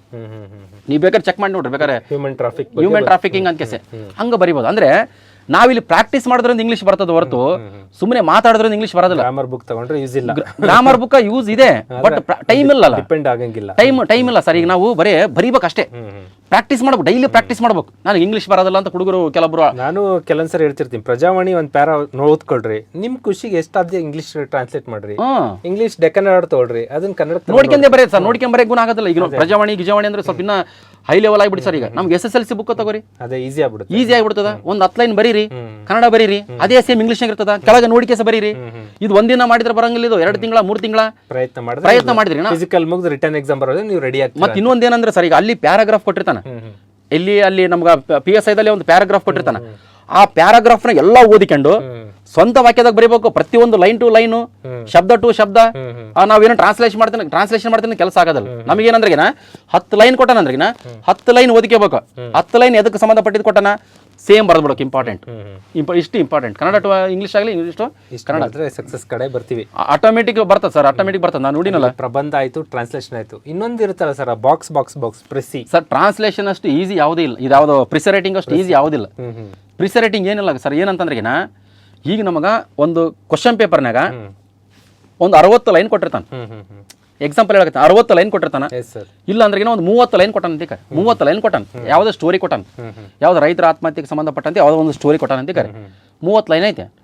30 ಲೈನ್ ನಾವು 1/3 ಮಾಡ್ಬೇಕು. 30 ಲೈನ್ 1/3 ಮಾಡಿದ್ರೆ 3 ಭಾಗ ಮಾಡಿದ್ರೆ 10 ಲೈನ್ 10 ಲೈನ್ ಮಾತ್ರ ಪಿಕ್ ಮಾಡಿ ಕೇಸೆ ನಮ್ಮ ಆನ್ಸರ್ ಶೀಟ್ನಾಗ ಬರೀಬೇಕು. 10 ಲೈನ್ ಪಿಕ್ ಮಾಡ್ಬೇಕಂತಂದ್ರೆ ಪೂರ್ತಿ ಫಸ್ಟ್ 1ರಿಂದ ಹಿಡಿದು 10 ಲೈನ್ ಪಿಕ್ ಮಾಡೋದಲ್ಲ.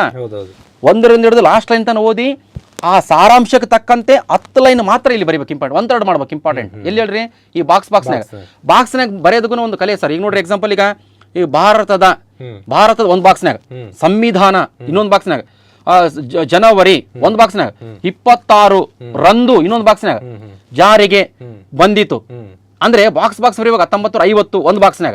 ಅಂದ್ರೆ ಬಾಕ್ಸ್ ದಾಟಕ್ ಹೋಗ್ಬಾರ್ದು. ಮತ್ತೆ ಇನ್ನೊಂದೇನು ಬಾಕ್ಸ್ ಅಲ್ಲಿ ಕಚ್ಚಿ ಪಿಚ್ಚಿ ಮಾಡಕ್ ಹೋಗ್ಬಾರ್ದು. ಅಂದ್ರೆ ನೀಟಾಗಿ ಕಾಪಾಡಿರ್ಬೇಕು ಇಂಪಾರ್ಟೆಂಟ್. ಅದಕ್ಕೆ ತಕ್ಕಂತೆ ಒಂದು ಹೆಡ್ಡಿಂಗ್ ಕೊಡ್ಬೇಕು. ಈಗ ನೋಡಿ ಎಕ್ಸಾಂಪಲ್, ಯಾವ್ದಾನ ಪೇಪರ್ ಬಂದಿರ್ತಾವ ಸರ್. ಈಗ ಯಾವ್ದೊಂದು ದೊಡ್ಡದೊಂದು ಯಾವ್ದನ್ನ ಅಪಘಾತವಾಗಿದೆ, ಇಷ್ಟು ಸಾವಾಗಿದೆ ಅಂತ ದೊಡ್ಡದೊಂದು ಹೆಡ್ಲೈನ್ ಕೊಟ್ಟಿರ್ತಾನೆ. ಕೆಳಗಡೆ ನೋಡ್ರಿ ಅದಕ್ಕೆ ಸಂಬಂಧಪಟ್ಟಂತೆ ಸ್ಟೋರಿ ಇರ್ತದೆ. ಅದ್ರಂಗೆ ಇಂಪಾರ್ಟೆಂಟ್ ನಾವು ಪ್ರಿಸರೇಟಿಂಗ್ ಬರೆದ ಮೇಲೆ ಅದಕ್ಕೆ ತಕ್ಕಂತೆ ಒಂದು ಹೆಡ್ಡಿಂಗ್ ಕೊಡಬೇಕು. ಅದರಷ್ಟು ಈಸಿ ಯಾವುದು ಹುಡುಗಿದ್ರು ಸಿಗೋದಲ್ಲ, ಅಷ್ಟು ಇಂಪಾರ್ಟೆಂಟ್. ಅಲ್ಲಿ ಗ್ರಾಮಿಟಿಕಲ್ ಕರೆಕ್ಟ್ ಆಗಿ ಮೆನ್ಷನ್ ಮಾಡಿಬಿಟ್ರಿಗಿನ ಮುಗಿದೋಯ್ತು. ನಾವು ಸ್ವಂತ ವಾಕ್ಯದಲ್ಲಿಗೂ ಬರೀಬಹುದು, ಮತ್ತೆ ಇಲ್ಲಾಂದ್ರೆ ಅದೇ ಪದಗಳನ್ನು ತೆಗೆದಕ್ಕೆ ಬರೀಬಹುದು. ಆದ್ರೆ 1/3 ಮಾಡ್ಬೇಕು ಸರ್. ಅಂದ್ರೆ 1/3 ಮಾಡ್ಬೇಕು. ಈಗ 3ನೇ ಒಂದು ಭಾಗ ಆಗ್ಬೇಕು. ಈಗ ನಾನು ಎಕ್ಸಾಮ್ ಬರ್ತಿದ್ದೆ 2016 ಇಂಟು ಸಬ್ ಇನ್ಸ್ಪೆಕ್ಟರ್ ಕೊಡದೆ 12 ಲೈನ್ ಕೊಟ್ಟಾನ. 12 ಲೈನ್ ಕೊಡದೆ 12 ಲೈನ್ ಕೊಟ್ಟಾನ. ಇವನು ಇಲ್ಲಿ ನಮ್ಮ ಆನ್ಸರ್ ಶೀಟ್ನಲ್ಲಿ 2 ಪೇಜ್ ಅದಾವ, ಬಾಕ್ಸ್ 2 ಪೇಜ್ ಅದಾವ. 12 ಲೈನ್ ನಾವು ಇಟ್ಟರು ಅರ್ಧ ಪೇಜ್ ಆಗೋದಲ್ಲ. ನಾವೇನ್ ಮಾಡ್ಬೇಕು ಹೇಳಿ, 12 ಲೈನ್ 4 ಲೈನ್ ಬರೀಬೇಕು ಇಂಪಾರ್ಟೆಂಟ್. ಅದು ತಕ್ಕಂತೆ ಒಂದು ಹೆಡ್ಡಿಂಗ್ ಕೊಡ್ಬೇಕು. ಹುಡುಗರು ಏನಂತಾರ 2 ಪೇಜ್ ತುಂಬಿಸ್ಬೇಕೇನು ಸರ್ ಅಂತಾರ. 2 ಪೇಜ್ ತುಂಬಿಸೋದು ಇಂಪಾರ್ಟೆಂಟ್ ಅಲ್ಲ, ನಮಗೇನು ಸ್ಟೋರಿ ಕೊಟ್ಟನಲ್ಲ ಆ ಸ್ಟೋರಿ ಅದ್ರ ಮೇಲೆ ಡಿಪೆಂಡ್ ಅಂತ. 1/3 ಅಂತ. ಈಗ 90 ಲೈನ್ ಕೊಟ್ರೆಗಿನ 30 ಲೈನ್ ಮಾತ್ರ ಪಿಕ್ ಮಾಡಿ ಇಲ್ಲಿ ಬರೀಬೇಕು ಇಂಪಾರ್ಟೆಂಟ್. ಇಲ್ಲಿ ಬರೀ 30 ಲೈನ್ ಕೊಟ್ರೆಗಿನ 10 ಲೈನ್ ಮಾತ್ರ ಪಿಕ್ ಮಾಡಿ ಇಲ್ಲಿ ಬರೀಬೇಕು. 6 ಲೈನ್ ಕೊಟ್ರೆಗಿನ ಬರೀ 2 ಲೈನ್ ಮಾತ್ರ ಬರೀಬೇಕು ಇಂಪಾರ್ಟೆಂಟ್. ಅಂದ್ರೆ ಸ್ಟೋರಿ ಯಾವ ರೀತಿ ಕೊಟ್ಟಿರ್ತಾನ ಅದ್ರ ಮೇಲೆ ಡಿಪೆಂಡ್. ಸ್ಟೋರಿನ 1 ಸಲ 2 ಸಲ ಓದ್ಬೇಕು ಸರ್. 2 ಸಲ ಓದಿ 3 ಸಲ ಓದಿಕೆಸೆ ಬರೆಯಂತ ಕೆಪಾಸಿಟಿನ ಬೆಳೆಸಬೇಕು. ಇಲ್ಲಿ ಪ್ರಾಕ್ಟೀಸ್ ಮಾಡ್ಬೇಕು ಸರ್. ಡೈಲಿ ಹುಡುಗರು ಮನೆಗೆ ಕುಂತ್ಕೆಸೆ ಪ್ರಬಂಧ ಬರೆಯೋದು, ಟ್ರಾನ್ಸ್ಲೇಷನ್ ಮಾಡೋದು, ಪ್ರಿಸರೇಟಿಂಗ್ ಮಾಡೋದು, ಡೈಲಿ ಒಂದು 90 ನಿಮಿಷ ಇಲ್ಲಾಂದ್ರೆ ಒಂದು 2 ತಾಸು ಇದಕ್ಕೆ ಸ್ಪೆಂಡ್ ಮಾಡಬೇಕು ಫಸ್ಟ್ ಪೇಪರ್ಗೆ ಸಂಬಂಧಪಟ್ಟಂತೆ. ಆಮೇಲೆ ಡೈಲಿ ಒಂದು ಅರ್ಧ ಗಂಟೆ ಮೆಂಟಲ್ ಅಬಿಲಿಟಿ ಪ್ರಾಕ್ಟೀಸ್ ಮಾಡೋದು, ಡೈಲಿ ಒಂದು ಅರ್ಧ ಗಂಟೆ ನ್ಯೂಸ್ ನೋಡೋದು. ಈ ಒಟ್ಟು ಚಟುವಟಿಕೆ ಬಹಳ ಅತ್ಯುತ್ತಮವಾಗಿರೋದು ಸರ್. ಬಹಳ ಸ್ಪಾಟ್ ಆಗಿರ್ಬೇಕು. ಅದು ಬೇಕು, ಇದು ಬೇಕು, ಇದು ಹೋದ್ರೆ ಅದು ಹೋದ್ರೆ ಅಂತೀರ. ಹಾಗಾದ್ರೆ ಒಂದು ದಿನಕ್ಕೆ ಎಷ್ಟು ಗಂಟೆ ಹುಡುಗ ತೆಗೆದಿಡ್ಬೇಕಾಗ್ಬೋದು?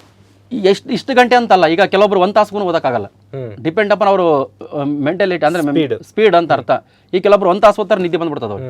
ಈಗ ನಾನು ಅಷ್ಟೇ ಸರ್. ಈಗ ಪುಸ್ತಕ ತಗೊಂಡು ಹಿಂಗೆ ಓದಕ್ಕೆ ಸ್ಟಾರ್ಟ್ ಮಾಡಿದ್ರಿನ 1 ತಾಸು 2 ತಾಸು ನಿದ್ದೆ ಬರ್ತದೆ. ಅದಕ್ಕೆ ನಾವೇನು ಮಾಡ್ಬೇಕಂದ್ರೆ ಈ ಪುಸ್ತಕ ತಗೊಂಡ ಮೇಲೆ ನಮ್ಮ ಹತ್ರ ಒಂದು ನೋಟ್ಬುಕ್ ಇರಲೇಬೇಕು. ಈಗ ಎಕ್ಸಾಂಪಲ್ ಈಗ ನಾವು ಓದಕತ್ತೀವಿ, ಈಗ ನಮ್ಗೆ ಒಂದು ಯಾವುದೋ ಒಂದು ಪಾಠದಲ್ಲಿ ಒಂದು 10 ಲೈನ್ ಇದೆ. ಈ 10 ಲೈನ್ನಾಗ 6 ಲೈನು ನಮಗೆ ನೆನಪೈತೆ. ನೆನಪು ಯಾವುದೇ ಕಾರಣಕ್ಕೆ ನೆನಪೋಗಲ್ಲ. ಇನ್ನು 4 ಲೈನ್ ಮಾತ್ರ ನೆನಪುಳಿವಲ್ತು. ಆ 4 ಲೈನ್ ಏನ್ ಮಾಡ್ಕೋಬೇಕು, ಎಂಟ್ರಿ ಮಾಡ್ಕೋಬೇಕು. ಅಂದ್ರೆ ನಮಗ ಗೊತ್ತಿದ್ದನ್ನ ಬಿಡ್ಬೇಕು, ಗೊತ್ತಿರ್ಲಾರ್ದನ್ನ ಮಾತ್ರ ನೋಟ್ ಮಾಡ್ಕೋಬೇಕು. ಈಗ ನಾವು ಗೊತ್ತಿರ್ಲಾರ್ದದ್ದು 2 ನೋಟ್ ಮಾಡ್ಕೊಂತ ಹೋದ್ರಿಗಿನ ಟೈಮ್ ಭಾಳ ಹಿಡಿತದ. ಬರೀ ಸಂವಿಧಾನಕ್ಕೆ ಸಂಬಂಧಪಟ್ಟಂತೆ 2 ತಿಂಗಳು ಹಿಡಿತದ. ನೋಟ್ಸ್ ಮಾಡೋದು ಹಿಂಗೆ ಮಾಡ್ಬೇಕು ಇವರು. ಅಂದ್ರೆ ಆಕ್ಟಿವ್ ರೀಡಿಂಗ್ ಬೇಕು ಅಂತ. ಓದು ಬರಹ ಇರ್ಬೇಕು ಸರ್. ಬರೇ ಓದು ಇರಬಾರ್ದು. ಜಾಸ್ತಿ ಹೊತ್ತು ವರ್ಕ್ ಮಾಡ್ಬೋದು. ಅವಾಗ ಜಾಸ್ತಿ ಹೊತ್ತು ವರ್ಕ್ ಮಾಡೋದು ಟೈಮ್ ಹೋಗಿದ್ದೆ ಗೊತ್ತಾಗೋದಿಲ್ಲ. ಈಗ ನೋಡ್ರಿ ನಾವು ಯಾವ್ದಾರ ಒಂದು ನೋಟ್ ಬುಕ್ ತಗೊಂಡು ಬುಕ್ ತಗೊಂಡಿಕೆ ಅದ್ರಾಗ ಏನ್ ಕೊಟ್ಟ ಹಿಂಗೆ ಬರ್ಕಂತ ಓದಿಕಂತ ಕುಂತ್ರಿಗಿನ ನಮ್ಗೆ ಟೈಮ್ ಹೋಗಿದ್ದೆ ಗೊತ್ತಾಗೋದಿಲ್ಲ. ಮತ್ತೆ ಇನ್ನೊಂದೇನಂದ್ರಿಗಿನ 10 ಸಲ ಓದೋದಕ್ಕಿಂತ 1 ಸಲ ಬರೆದ್ರೆ ಸಾಕು ಸರ್ ಇಂಪಾರ್ಟೆಂಟ್. ಅದಕ್ಕೆ ಯಾವುದು ನೆನಪಿಳಂಗಿಲ್ಲ. ಈಗ ನೋಡ್ರಿ, ಈಗ ಭಾರತದ ಒಟ್ಟು ಜನಸಂಖ್ಯೆ ಈಗ 121 ಕೋಟಿ ಅಂತಿರ್ತಾರೆ ಹುಡುಗರು. ಮುಂದಿನ ನೆನಪಿರಂಗಿಲ್ಲ. ಅದಕ್ಕೆ ನಾವು 121 ಕೋಟಿ 1,93,422 ಅಂತ ಬರೆದು ಬಿಡ್ಬೇಕು.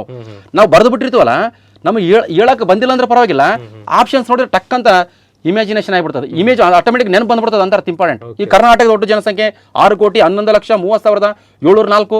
ಅದು ನೆನಪಿರಂಗಿಲ್ಲ ಹುಡುಗರಿಗೆ. ಒಂದ್ಸಲ ಬರೆದು ಬಿಟ್ರಿಗಿನ ಆಪ್ಷನ್ಸ್ ನೋಡಿದ್ರೆ ಆಟೋಮೆಟಿಕ್ ಆಗಿ ಗೊತ್ತಾಗ್ಬಿಡ್ತದೆ ಸರ್. ಇಂಪಾರ್ಟೆಂಟ್ ಬರೀಬೇಕು ಇಂಪಾರ್ಟೆಂಟ್. ಓದೋದು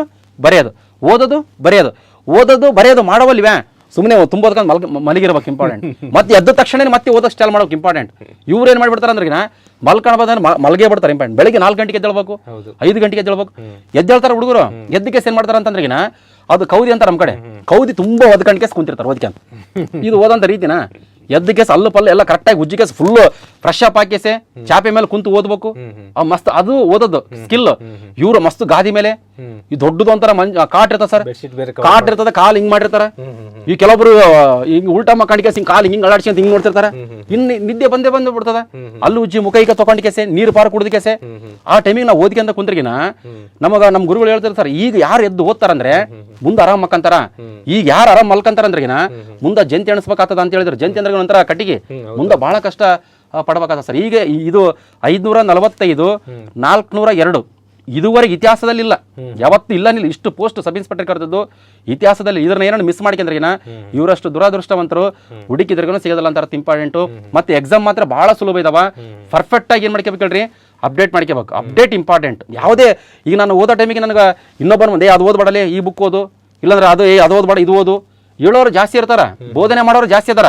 ಬಟ್ ಔಟ್ರನ್ನ ಎಲ್ಲರ ಬಗ್ಗೆ ಕೇಳ್ಕೋಬೇಕು, ಯಾವುದು ಸ್ವೀಕಾರ ಮಾಡಬೇಕು ಯಾವುದು ಸ್ವೀಕಾರ ಮಾಡಬಾರ್ದು, ಅದ್ರ ತಕ್ಕಂತೆ ಏನು ಮಾಡ್ಕೊಳ್ರಿ ಸ್ಟಡಿ ಮಾಡಬೇಕು. ಒಂದು ಗೊತ್ತಿರಲಿ, ನಾವು ಸಬ್ ಇನ್ಸ್ಪೆಕ್ಟರ್ ಆಗ್ಬೇಕಂದ್ರೆ ಸೈನ್ಸು ಮತ್ತು ಮೆಂಟಲ್ ಎಬಿಲಿಟಿ ಅತ್ಯಂತ ಪ್ರಮುಖ.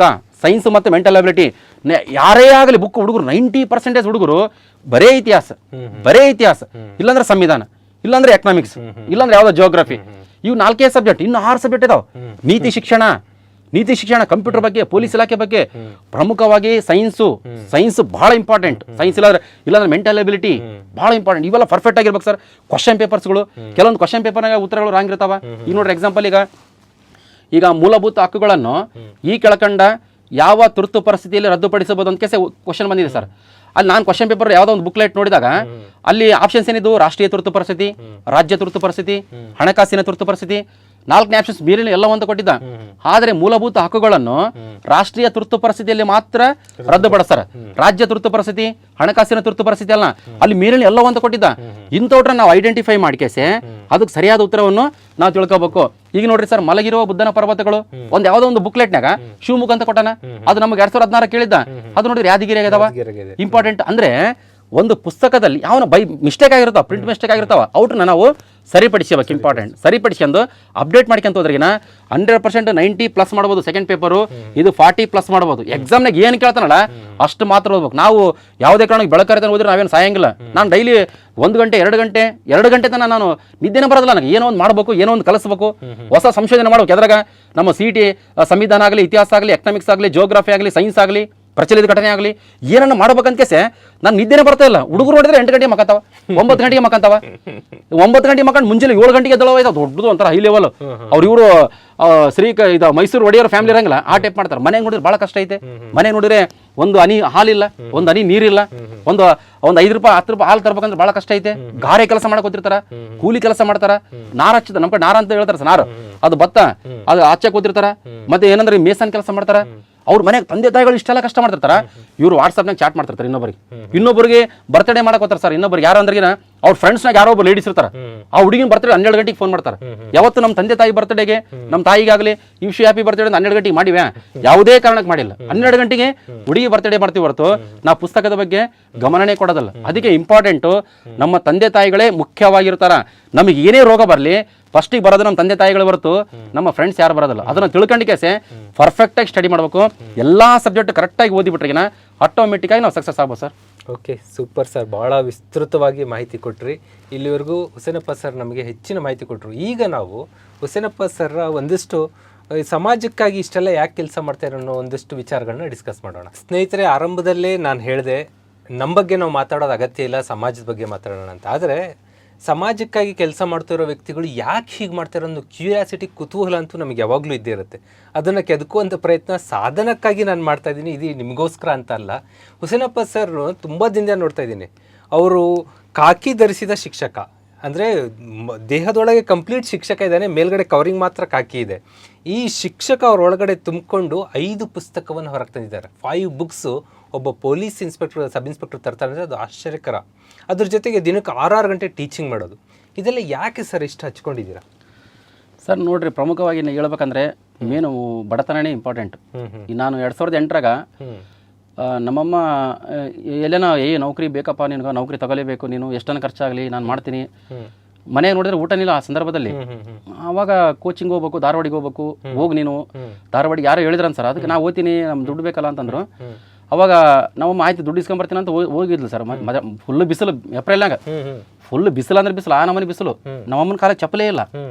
ಅವಾಗ ಎಲ್ಲಿ ಒಂಥರ ಮಹಿಳಾ ಸಂಘಗಳು ಇರ್ತಾವಲ್ಲ ಸರ್, ಮಹಿಳಾ ಸಂಘ ಗುಂಪುದಾಗ ದುಡ್ಡು ಕೊಡ್ತಾರಲ್ಲ. ಬೆಳಗ್ಗೆ 12 ಗಂಟೆಗೆ ಹೋದ್ರೆ ಇನ್ನೂ ಬಂದಿಲ್ಲ. ನಾನು ಎಲ್ಲಿಗೆ ಓದೆ ನಡ್ಕೊಂಡು ಅಲ್ಲಿ ಬಿಸಿಲಾಗ ಎಲ್ಲೋ ಒಂದು ಅಡಿವಾಗ ಒಂದು ಫಾರೆಸ್ಟ್ ಇದ್ದಂಗಿತ್ತು. ಅಲ್ಲಿ ಬಿಸಿಲಾಗಿ ನಿಂತಿದ್ಲು, ಎಲ್ಲ ಹೆಣ್ಮಕ್ಳದಲ್ಲಿ ಜೊತೆ ನಿಂತಿದ್ಲು, ನೋಡಿದೆ ಕಣ್ಣ ನೀರೇ ಬಂದವು ಸರ್. ಚಪ್ಪಲಿ ಇಲ್ಲ, ನೀರಿಗೂನ ಕುಡಿಯೋದು ನೀರಿಲ್ಲ ಏನಿಲ್ಲ. 10,000 ರೂಪಾಯಿ ಕೊಟ್ಲು, 10,000 ರೂಪಾಯಿ. 10,000 ರೂಪಾಯಿ ನಮ್ಮನ್ನ ಕೊಟ್ಟ ತಕ್ಷಣನೇ ನಾನು ಧಾರವಾಡಿಗೆ ಹೋದೆ ಸರ್, ಯಾವುದೋ ಕೋಚಿಂಗ್ ಸೆಂಟ್ರಿಗೆ 2018ದಲ್ಲಿ 2008ರಾಗ ಸರ್. ಅಲ್ಲಿ ಹೋಗಿ ಆಲೋಚನೆ ಮಾಡಿದ್ದೀನಿ ಸರ್, ನಮ್ಮ ಅಮ್ಮನ ಕಾಲಕ್ಕೆ ಚಪ್ಪಲಿನೇ ಇಲ್ಲ, ಈಗ ನಾನು ಇಲ್ಲಿ ಬಂದು ಟೈಮ್ ವೇಸ್ಟ್ ಮಾಡಬಾರ್ದು. ಅವಾಗ ಓದಕ್ಕೆ ಸ್ಟಾರ್ಟ್ ಮಾಡಿದೆ ಸರ್. ಓದಿ ನಮ್ಮಮ್ಮ ಒಂದು ಮಾತು ಹೇಳಿದ್ರು ಸರ್, ಈಗ ನೋಡಪ್ಪ ಎಷ್ಟು ಕಷ್ಟಪಡಕತ್ತಿದ್ದಿ, ಮುಂದೆ ನಮ್ಮಷ್ಟು ಬಡವ್ರು, ನಮ್ಗಿಂತ ಬಡವ್ರು ಭಾಳಷ್ಟು ಜನ ಇದಾರ, ಬಟ್ ಏನೋ ಒಂದು ಮಾಡ್ಬೇಕು ನೀನು ಏನು ಮಾಡ್ತಿದ್ದು ಗೊತ್ತಿಲ್ಲ, ನನಗೇನು ಕೊಡಕೋಬೇಡ, ಒಟ್ಟು ಏನು ಮಾಡ್ತಿದ್ದು ಮಾಡು, ಒಟ್ಟು 4 ಮಂದಿಗೆ ಒಳ್ಳೇದು ಮಾಡು, ಇಷ್ಟು ಹೇಳಿದ್ರು. ಮತ್ತೆ ಇನ್ನೊಂದು ಸರ್, ನಾವು ಇನ್ನೂ ನೌಕರಿ ಬರಲಾರ ಮುಂಚೆಗೆ ನಮ್ಮ ಮನ್ಯಾಗ ಊಟನೇ ಇಲ್ಲ. ನಾ ಹೇಳಿದ್ದೇನೆ ಸರ್ ಒಂದ್ಸಲ ಯಾವುದೋ ಅಲ್ಲಿ ಇದರ ಸಂದರ್ಭದಲ್ಲಿ ಫಂಕ್ಷನ್ನಾಗ ಊಟನೇ ಇಲ್ಲ ಅಂತಂದ್ರೆಗಿನ ನಮ್ಮ ಮನೆಗೆ ಬೆಳಿಗ್ಗೆ ರೊಟ್ಟಿ ಮಾಡೋರು, ಸಜ್ಜೆ ರೊಟ್ಟಿ, ಅದು ಸಜ್ಜೆ ರೊಟ್ಟಿ ಅಂತ, ಮತ್ತೆ ಜೋಳದ ರೊಟ್ಟಿ ಅಲ್ಲ, ಚಪಾತಿ ಅಂದ್ರೆ ಇಲ್ಲ ನಮಗೆ. ಚಪಾತಿ ಅಂದ್ರೆ ಒಂಥರ ವರ್ಷಕ್ಕೊಂದ್ಸಲ ಅದು ಹೈಫೈ ಚಪಾತಿ ಅಂದ್ರೆ ಹೈಫೈ, ಅದು ಹೈಫೈ. ಜೋಳ ಸಜ್ಜೆ ರೊಟ್ಟಿ ತಿನ್ನೋದು, ಬರೀ ಸಜ್ಜೆ ರೊಟ್ಟಿ, ಪುಂಡೆ ಪಲ್ಯ, ಮತ್ತೆ ಬರೀ ನೀರು, ಸಾಂಬಾರು. ನಮ್ಮನೆ ಟೀ ಹೆಂಗ್ ಮಾಡ್ತಿದ್ರು ಅಂತ ಅಂದ್ರೆ ಸರ್, ಈಗ ನೀರು, ಚಾಪುಡಿ, ಸಕ್ರೆ ಹಾಕಿ ಫುಲ್ ಕುದಿಸಿ ಆಮೇಲೆ ಸ್ವಲ್ಪ ನೀರು ಹಾಲು ಹಾಕೋರು. ಈ ನಮ್ಮನೆ ಪರಿಸ್ಥಿತಿ. ಊಟ ಬೆಳಿಗ್ಗೆ ಊಟ ಸ್ವಲ್ಪ ಏನಾರ ಅವಾಗ ಇದ್ರೆ ಓಕೆ, ಒಂದು 10 ಗಂಟೆ ಆದ್ರೆ ಊಟನೇ ಇಲ್ಲ, ಖಾಲಿ ಆಗಿಬಿಡೋದು. ಅಂತ ಸಂದರ್ಭದಲ್ಲಿ ಬಗಲಾಗೆ ಇವರಿದ್ರು ಸರ್, ಮಡಿವಾಳ್ರ ಅಂತ ಅಗಸರು ಅಂತಿದ್ರು. ಅವರು ಏನೋ ಬೇರೆಯವ್ರ ಮನ್ಯಾಗ ಅಂದ್ರೆ ದೊಡ್ಡ ಶ್ರೀಮಂತರು ಮನ್ಯಾಗ ಇದು ಬಟ್ಟೆ ವಾಶ್ ಮಾಡಕ್ಕೆ ಹೋಗ್ತಿದ್ರು ಸರ್. ಅವರು ಬಟ್ಟೆ ವಾಶ್ ಮಾಡಕ್ಕೆ ಹೋದಾಗ, ಈ ಎಕ್ಸಾಂಪಲ್ ಇವತ್ತು ಸಂಡೇ ಅಂತಿದ್ದಾರೆ ಸರ್, ಸಂಡೇ ಅವ್ರು ಶ್ರೀಮಂತರ ಮನೆಯಾಗ ಚಿಕನ್ ಮಾಡಿರ್ತಾರೆ ಸರ್. ಚಿಕನ್ ಅದು ಒಂಥರ ಒಗ್ಗರಣೆ ಕೊಟ್ಟಾನ ಅಂತ ಅಂತೀವಿ ಸರ್, ಅಂದರೆ ಒಂಥರ ಫಲವ್ ಅಂತೀವಲ್ಲ ಸರ್, ಫಲವ್ ಸಂಡೇ ಮಾಡೋದು. ಸಂಡೇ ಮಾಡಿ ಕೇಸೆ ಅವರು ಶ್ರೀಮಂತರು ತಿಂದ ಕೇಸ ನೈಟ್ ಹೆಚ್ಚಾಗಿದ್ದು ಬೆಳಿಗ್ಗೆ, ಇವ್ರು ಬೆಳಿಗ್ಗೆ ಬಟ್ಟೆ ವಾಶ್ ಮಾಡಕ್ಕೆ ಹೋಗ್ತಿದ್ರು. ಬಟ್ಟೆ ವಾಶ್ ಮಾಡಕ್ಕೆ ಹೋದಾಗ ಅದ ಬಟ್ಟೆ ಗಿಟ್ಟ ವಾಶ್ ಮಾಡಿದಾಗ ಅವ್ರಿಗೆ ಕೊಡ್ತಿದ್ರು, ಅವರು ಮಡಿವಾಳರಿಗೆ ಅವ್ರು ಶ್ರೀಮಂತರು ಕೊಡ್ತಿದ್ರು ಊಟ. ಆ ಊಟನ್ನ ತಗೊಂಬಂದು ಇವರು ಮಡಿವಾಳರು ತಿಂದ ಕೇಸೆ ಮಂಗಳವಾರ ದಿನ ಬೆಳಿಗ್ಗೆ ನಮಗೆ ಕೊಡೋರು. ಯಾ ನಮ್ಮನೆ ಪರಿಸ್ಥಿತಿ ಇರ್ಬೇಕು ಲೆಕ್ಕ ನೀವು. ಈ ನಮ್ಮನೆ ಪರಿಸ್ಥಿತಿ ಇದ್ದು ನಾನು ಇಷ್ಟೆಲ್ಲ ಇದ್ರಿಗೂ ಪಾಠ ಮಾಡ್ಬೇಕು ಹುಡುಗರಿಗೆ ಹೆಂಗನ ಮಾಡಿ. ಯಾಕಂದ್ರೆ ಈಗ ನಾನು ಒಂದು ಒಪ್ಪತ್ತು ಊಟ ಹಾಕಿದ್ರಿ ಅವತ್ತು ಪೂರ್ತಿ ಆದದ ಬೈಟ್, ನಾನು ಏನಾರ ಪಾಠ ಮಾಡಿ ಒಂದು ಹುಡುಗನಿಗೆ ನೌಕರಿ ಬರಂಗ್ ಮಾಡಿದ್ರಿನ ಅವ್ರ ಮನೆಗೆಲ್ಲ ಊಟ ಮಾಡ್ತಾರೆ ಅಂದ್ಕೇಸೆ, ಈ ಒಂದು ಥೀಮ್ ಇಟ್ಕಂದ್ಕೇಸೆ, ಈ ಒಂದು ಉದ್ದೇಶ ಇಟ್ಕಂದ್ಕೇಸೆ ಇದುವರೆಗೆ 1 ರೂಪಾಯಿಗೂ ದುಡ್ಡು ತಗೊಂಡಿಲ್ಲ ಸರ್. ಇದುವರೆಗೆ ಒಂದು ಭಾಳ ಜನ ಸಬ್ ಇನ್ಸ್ಪೆಕ್ಟರ್ ಆಗ್ಯಾರ, SDFD ಆಗ್ಯಾರ, ಪೊಲೀಸ್ ಕಾನ್ಸ್ಟೇಬಲ್ ಆಗ್ಯಾರ, ಬಟ್ 1 ರೂಪಾಯಿಗೂ ದುಡ್ಡು ತಗೊಂಡಿಲ್ಲ. ಈಗಲೂ ಪಾಠ ಮಾಡ್ತಾ ಇದ್ದೀನಿ ಬೇರೆ ಬೇರೆ ಕೋಚಿಂಗ್ ಸೆಂಟರ್ನಲ್ಲಿ. ಮತ್ತೆ ನಾನು ಈಗ ಆನ್ಲೈನ್ ಕ್ಲಾಸಸ್ಗೂ ನಿಮ್ಮ ಒಂದು ಕೃಪಾ ಕಟಾಕ್ಷದಿಂದ ಸ್ಟಾರ್ಟ್ ಮಾಡಿದ್ದೀನಿ. ಪಾಠ ಮಾಡದೆ ಒಟ್ಟು ಸಾಯಿವರೆಗೂ ಪಾಠ ಮಾಡ್ತಾನೆ ಇರ್ಬೇಕು ಸರ್. ಎಲ್ಲ ನಿಮ್ಮ ಕ್ರೇಜ್ ನೋಡಿದ್ರೆ ಗೊತ್ತಾಗುತ್ತೆ ನಿಮಗೆ, ಪಾಠ ಮಾಡೋದೇ ನಿಮ್ಮ ಹ್ಯಾಬಿಟ್ ಸರ್. ನಾನು ನೌಕರಿ ಬೇಕಾದ್ರೆ ಬಿಡಂದ್ರೆ ಬಿಡ್ತೀನಿ, ಯಾವುದೇ ಕಾರಣಕ್ಕೆ ಪಾಠ ಮಾಡೋದು ಬಿಡಂಗಿಲ್ಲ. ಹುಸೇನಪ್ಪ ನಾಯಕ್ ಅಕಾಡೆಮಿ ಅಂತ ಯೂಟ್ಯೂಬ್ ಚಾನಲ್ ಇದೆ, ತುಂಬ ಚೆನ್ನಾಗಿ ಕ್ಲಾಸಸ್ ಬರ್ತಾ ಇದೆ. ಅದಕ್ಕೆ ಟೆಕ್ನಾಲಜಿ ಇನ್ನೊಂದಷ್ಟು ಅಪ್ಗ್ರೇಡ್ ಮಾಡುವಂಥ ಪ್ರಯತ್ನ ನಮ್ಮ ಕಡೆಯಿಂದನೂ ಗೈಡೆನ್ಸ್ ಮಾಡ್ತಾ ಇದ್ದೀವಿ. ಅಲ್ಲಿ ವಿಡಿಯೋಗಳನ್ನು ಸರ್ ವಾಚ್ ಮಾಡಿ ಇಂಥ ಒಬ್ಬ ಕ್ರೇಜ್ ಇರುವಂಥ ಟೀಚರ್ನ ಪಾಠವನ್ನು ನೀವು ಮಿಸ್ ಮಾಡ್ಕೋಬಾರ್ದು, ನೋಡಬೇಕು ಸರ್. ಮತ್ತೆ ನೆಕ್ಸ್ಟ್ ಬರ್ತೀನಿ, ಪಬ್ಲಿಕ್ ಹೀರೋ ಅಂತ ನಾನು ಪಬ್ಲಿಕ್ ಟಿವಿಯಲ್ಲಿ ಒಂದ್ಸರಿ ನೋಡ್ದಂಗಿತ್ತು. ಏನು ಸರ್ ಅದು, ಹೇಗೆ ನಿಮ್ಮನ್ನ ಅಲ್ಲಿ ರಂಗನಾಥ್ ಅವರು 2000 ಸರ್ ಅಲ್ಲಿ ಪೊಲೀಸ್ ಕಾನ್ಸ್ಟೇಬಲ್ ಕೆಲಸ ಮಾಡ್ತಿದ್ದೆ ಸರ್. ಫಸ್ಟಿಗೆ ನಾನು 2012 ಅಲ್ಲಿ ಸಿಂಧನೂರಲ್ಲಿ ಸರ್. 2012ರಾಗ ನಂದು ಹವ್ಯಾಸ ಏನಿತ್ತು ಅಂತಂದ್ರೆ ಸರ್, ಈಗ ಯಾರನ್ನ ಬೈ ಚಾನ್ಸ್ ನಾನು ಓದ್ಬೇಕು ಒಟ್ಟ, ಈ ನಾನು ಪೊಲೀಸ್ ಕಾನ್ಸ್ಟೇಬಲ್ ಆಗಿದೆ 2012ರಾಗ.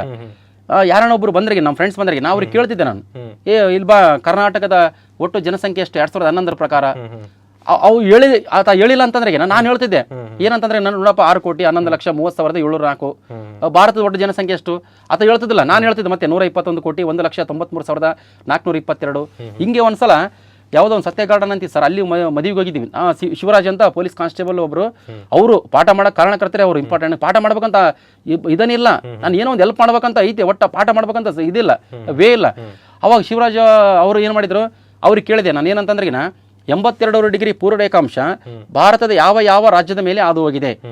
ಅದ ಏನಂತಂದ್ರೆ ನನಗೆ ಒಂದು ಕೆಲಸ ಮಾಡಿಬಿಡಪ್ಪ, ನಾ ಒಂದಲ್ಲಿ ಕುಂದಿರ್ತೀನಿ, ನಾ ಒಂದು ಕಾಪಿ ಹಿಡ್ಕೊಂಡ ನೀನು ಹೇಳೋ ನಾ ಬರ್ಕಂತೀನಿ ಅಂದ. ನಡಿ ಅಂತ ಸ್ಟಾರ್ಟ್ ಮಾಡಿದೆ. ಅವ್ರೊಬ್ಬರಿಗೆ ಪಾಠ, ಆ ಶಿವರಾಜ ಮತ್ತೆ ಇನ್ನೊಬ್ಬ ಮಹಿಬೂಬ್ ಅಲಿ ಅಂತಿದ್ರು ಸರ್, ಅವ್ರಿಬ್ಬರಿಗೆ ಪಾಠ. ಅವ್ರಿಗೆ ಮತ್ತೆ ಕುಂದಿರ್ಸಿ ಮತ್ತೆ ಅವ್ರು ಎದ್ದೋದಾಗ ಹಿಂದನೇ ಹೋಗೋದು. ಮತ್ತೆ ಇನ್ನೊಂದಿಬ್ಬರು ಹುಡುಗರನ್ನ ಕರ್ಕೊಂಡ್ ಬಂದಿವಿ, ಅವ್ರು ಹೊರಗಡೆ ಓದ್ತಿದ್ರು, ಅವ್ರಿಗೆ ಬಾಳೆಹಣ್ಣು ತಿನ್ನಿಸ್ತಿದ್ವಿ, ಟೀ ಕುಡಿಸ್ತಿದ್ವಿ, ಫ್ರೀ ಪಾಠ. ಮತ್ತೆ ಅಲ್ಲಿಂದ ಸ್ಟಾರ್ಟ್ ಆಗಿದ್ದು ಇಲ್ಲಿ ತನ ಬಂದ ಯೂಟ್ಯೂಬ್ನಾಗ ಅಷ್ಟು ಮಿನಿಮಮ್ ಅಂದ್ರೆ ಒಂದು 10 days ಆಯ್ತು ಸರ್. 5,000 ಜನ ಲೈವ್, 5,000 ಜನ. ಅದು ನಿಮ್ಮ ಕೃಪಾ ಕಟಾಕ್ಷ, ನಿಮ್ಮದು ಈ ಸದ್ಯದಲ್ಲಿ ನಾವೇನೋ ಇಷ್ಟ ಆಗಿವ ಅಂತಂದ್ರೆಗಿನ ಮಂಜುನಾಥ್ ಸರ್ ಆಗಿರ್ಬೋದು, ಅಲ್ಲಿ ರಾಜೇಶ್ ಗೌಡ ಅದು ಅಕ್ಷರ ಅಕಾಡೆಮಿ ಆಗಿರ್ಬೋದು, ಈರಣ್ಣ ಪಟ್ಟಣ ಶೆಟ್ಟಿ ಆಗಿರ್ಬೋದು, ನಮ್ಮ ಭಂಡಾರಿ ಮಠ್ ಸರ್ ಆಗಿರ್ಬೋದು, ಭಾಳ ಇನ್ನ ಪ್ರಮುಖವಾಗಿ ಇನ್ನ ನಮ್ಮ ಫ್ರೆಂಡ್ ಅನಿಲ್ ಅಂತಿದ್ದಾನ ಅದಾಗಿರ್ಬೋದು, ಇನ್ನು ಬೇರೆ ಬೇರೆಯವರು. ಅದರಿಂದ ಕೈ ಭಾಳಷ್ಟು ಶ್ರಮ ಐತೆ ಸರ್, ಭಾಳ ಇಂಪಾರ್ಟೆಂಟು. ನಿಮ್ಮ ಶಕ್ತಿ ಇದೆ ಸರ್, ನಾವೇನು ಒಂದಷ್ಟು ಸಲಹೆ ಸಹಕಾರ ಕೊಡ್ಬೋದಷ್ಟೇ ಸರ್. ಈಗ 2008 ಧಾರವಾಡಕ್ಕೆ ಹೋದ್ರಿ ಅಂತ ಹೇಳಿದ್ರಿ, ಫಸ್ಟ್ ಜಾಬ್ ಯಾವುದು? Police constable sir. ಯಾವಾಗ? 2008 ಎಂಟ್ರಲ್ಲೇ ಆಗ್ಬಿಡ್ತು. ಎಂಟರಲ್ಲಿ ಅಂತಂದ್ರೆ ಎಂಟರಲ್ಲಿ ಲಾಸ್ಟ್ಗೆ ಆಯ್ತು ಸರ್. ಲಾಸ್ಟಿಗೆ ಆಯ್ತು. ಎಂಟರಲ್ಲೇ ಜಾಬ್ ಸೇರ್ಕೊಂಡ್ರಿ. ಸಬ್ ಇನ್ಸ್ಪೆಕ್ಟರ್ ಹುದ್ದೆಗೆ 2016 ಬಂದ್ರಿ. ಮಧ್ಯದಲ್ಲಿ ಬೇರೆ ಯಾವ್ದಾದ್ರು ಬೇರೆ ಬಂದು KSIS KSRP ಆಗಿ ಸರ್, ಅದು ಹೋಗಿಲ್ಲ, ಅದು ಹೋಗ್ಲಿಲ್ಲ. ಸೀದಾ ಸಿವಿಲ್ ಸಬ್ ಇನ್ಸ್ಪೆಕ್ಟರ್ ಆಯ್ತು ಸಿವಿಲ್ ಸಬ್ ಇನ್ಸ್ಪೆಕ್ಟರ್ 2016ರಲ್ಲಿ. ಓಕೆ ಸರ್, ಈಗ ನಿಮ್ಮ ಫ್ಯಾಮಿಲಿ ಈಗ ಮನೆಗೆ ಊರಿಗೆ ಹೋದ್ರೆ ನಿಮ್ಮ ಕುಟುಂಬದಲ್ಲಿ ಯಾರ್ಯಾರಿದ್ದಾರೆ? ನಮ್ಮ ಮಿಸಸ್, ನಮ್ಮ ಅಮ್ಮ, ನಮ್ಮ ಮಾಮನ ಮಕ್ಳು ಎಲ್ಲರೂ ಇದ್ದಾರೆ ಸರ್. ಮಾಮನ ಮಕ್ಕಳಿದ್ದಾರೆ. ಅವ್ರ ಮಕ್ಕಳೆಲ್ಲ ಒಳ್ಳೆ ಎಜುಕೇಶನ್ಗೆ ಪ್ರಯತ್ನ ಮಾಡ್ತಾ ಇದ್ದೀರಾ? ಎಜುಕೇಶನ್ ನಮ್ಮ ಏರಿಯಾದಾಗ ಪಡೆದಿದ್ದೆ ಫಸ್ಟ್ ನಾನೇ. ಡಿಗ್ರಿ ಮುಗಿಸಿದ್ದೆ ನಾನೇ, ನೌಕರಿ ತಗೊಂಡಿದ್ದು ನಾನೇ, ಟಿವಿಯಾಗ ಬಂದಿದ್ಗೂ ನಾನೇ. ನಾನು ಟಿವಿಯಾಗ ಬಂದಾಗ ನಮ್ಮನೆ ಟಿವಿ ಇಲ್ಲ, ನಮ್ಮಮ್ಮ ನಮ್ತಾನೆ ಇಲ್ಲ. ಪಕ್ಕದ ಮನೆ ಹೋಗಿ ನೋಡ್ಬೇಕು. ನಮ್ಮನೆ ನಮ್ಮಮ್ಮ ನಮ್ಮನೆ ಅವಳು ಇವ್ ನನ್ನ ಮಗ ಯಾಕೆ ಬಂದಾನ ಇದ್ರಾಗ ಅಂದ್ಕೇಸೆ. ಮತ್ತೆ ನಾನು ಒಂದ್ ವಿಡಿಯೋ ಯಾವ್ದೋ ನಿಮ್ ಹುಡುಗರು ಕಳ್ಸಿದ್ ನೋಡಿದೆ. ನಿಮ್ಮಮ್ಮ ತರಕಾರಿ ಮಾರ್ತಾ ಇದಾರೆ, ನೀವಲ್ಲಿ ಕುತ್ಕೊಂಡಿದ್ದೀರಾ.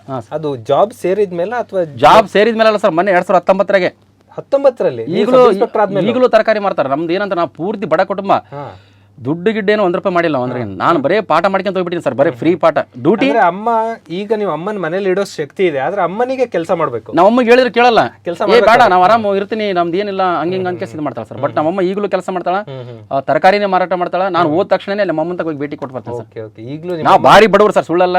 ನಾನು ಇವರು ನಿಮ್ಮಮ್ಮ ತರಕಾರಿ ಮಾರ್ಕೆಟ್ ನಲ್ಲಿ ನಮಗೆ ಸಿಗ್ತಾರೆ. ತರಕಾರಿ ಮಾರ್ಕೆಟ್ ಅಲ್ಲಿ ಮಾನವಿಯಲ್ಲಿ ಸಿಗ್ತಾರೆ ಸರ್. ಈಗ ನಾವು ಅಷ್ಟೇ, ನಮ್ಮ ಅಮ್ಮನಿಗೆ ಕುತ್ಕೋ ಅಂತಂದ್ರೆ ಕೂರಲ್ಲ.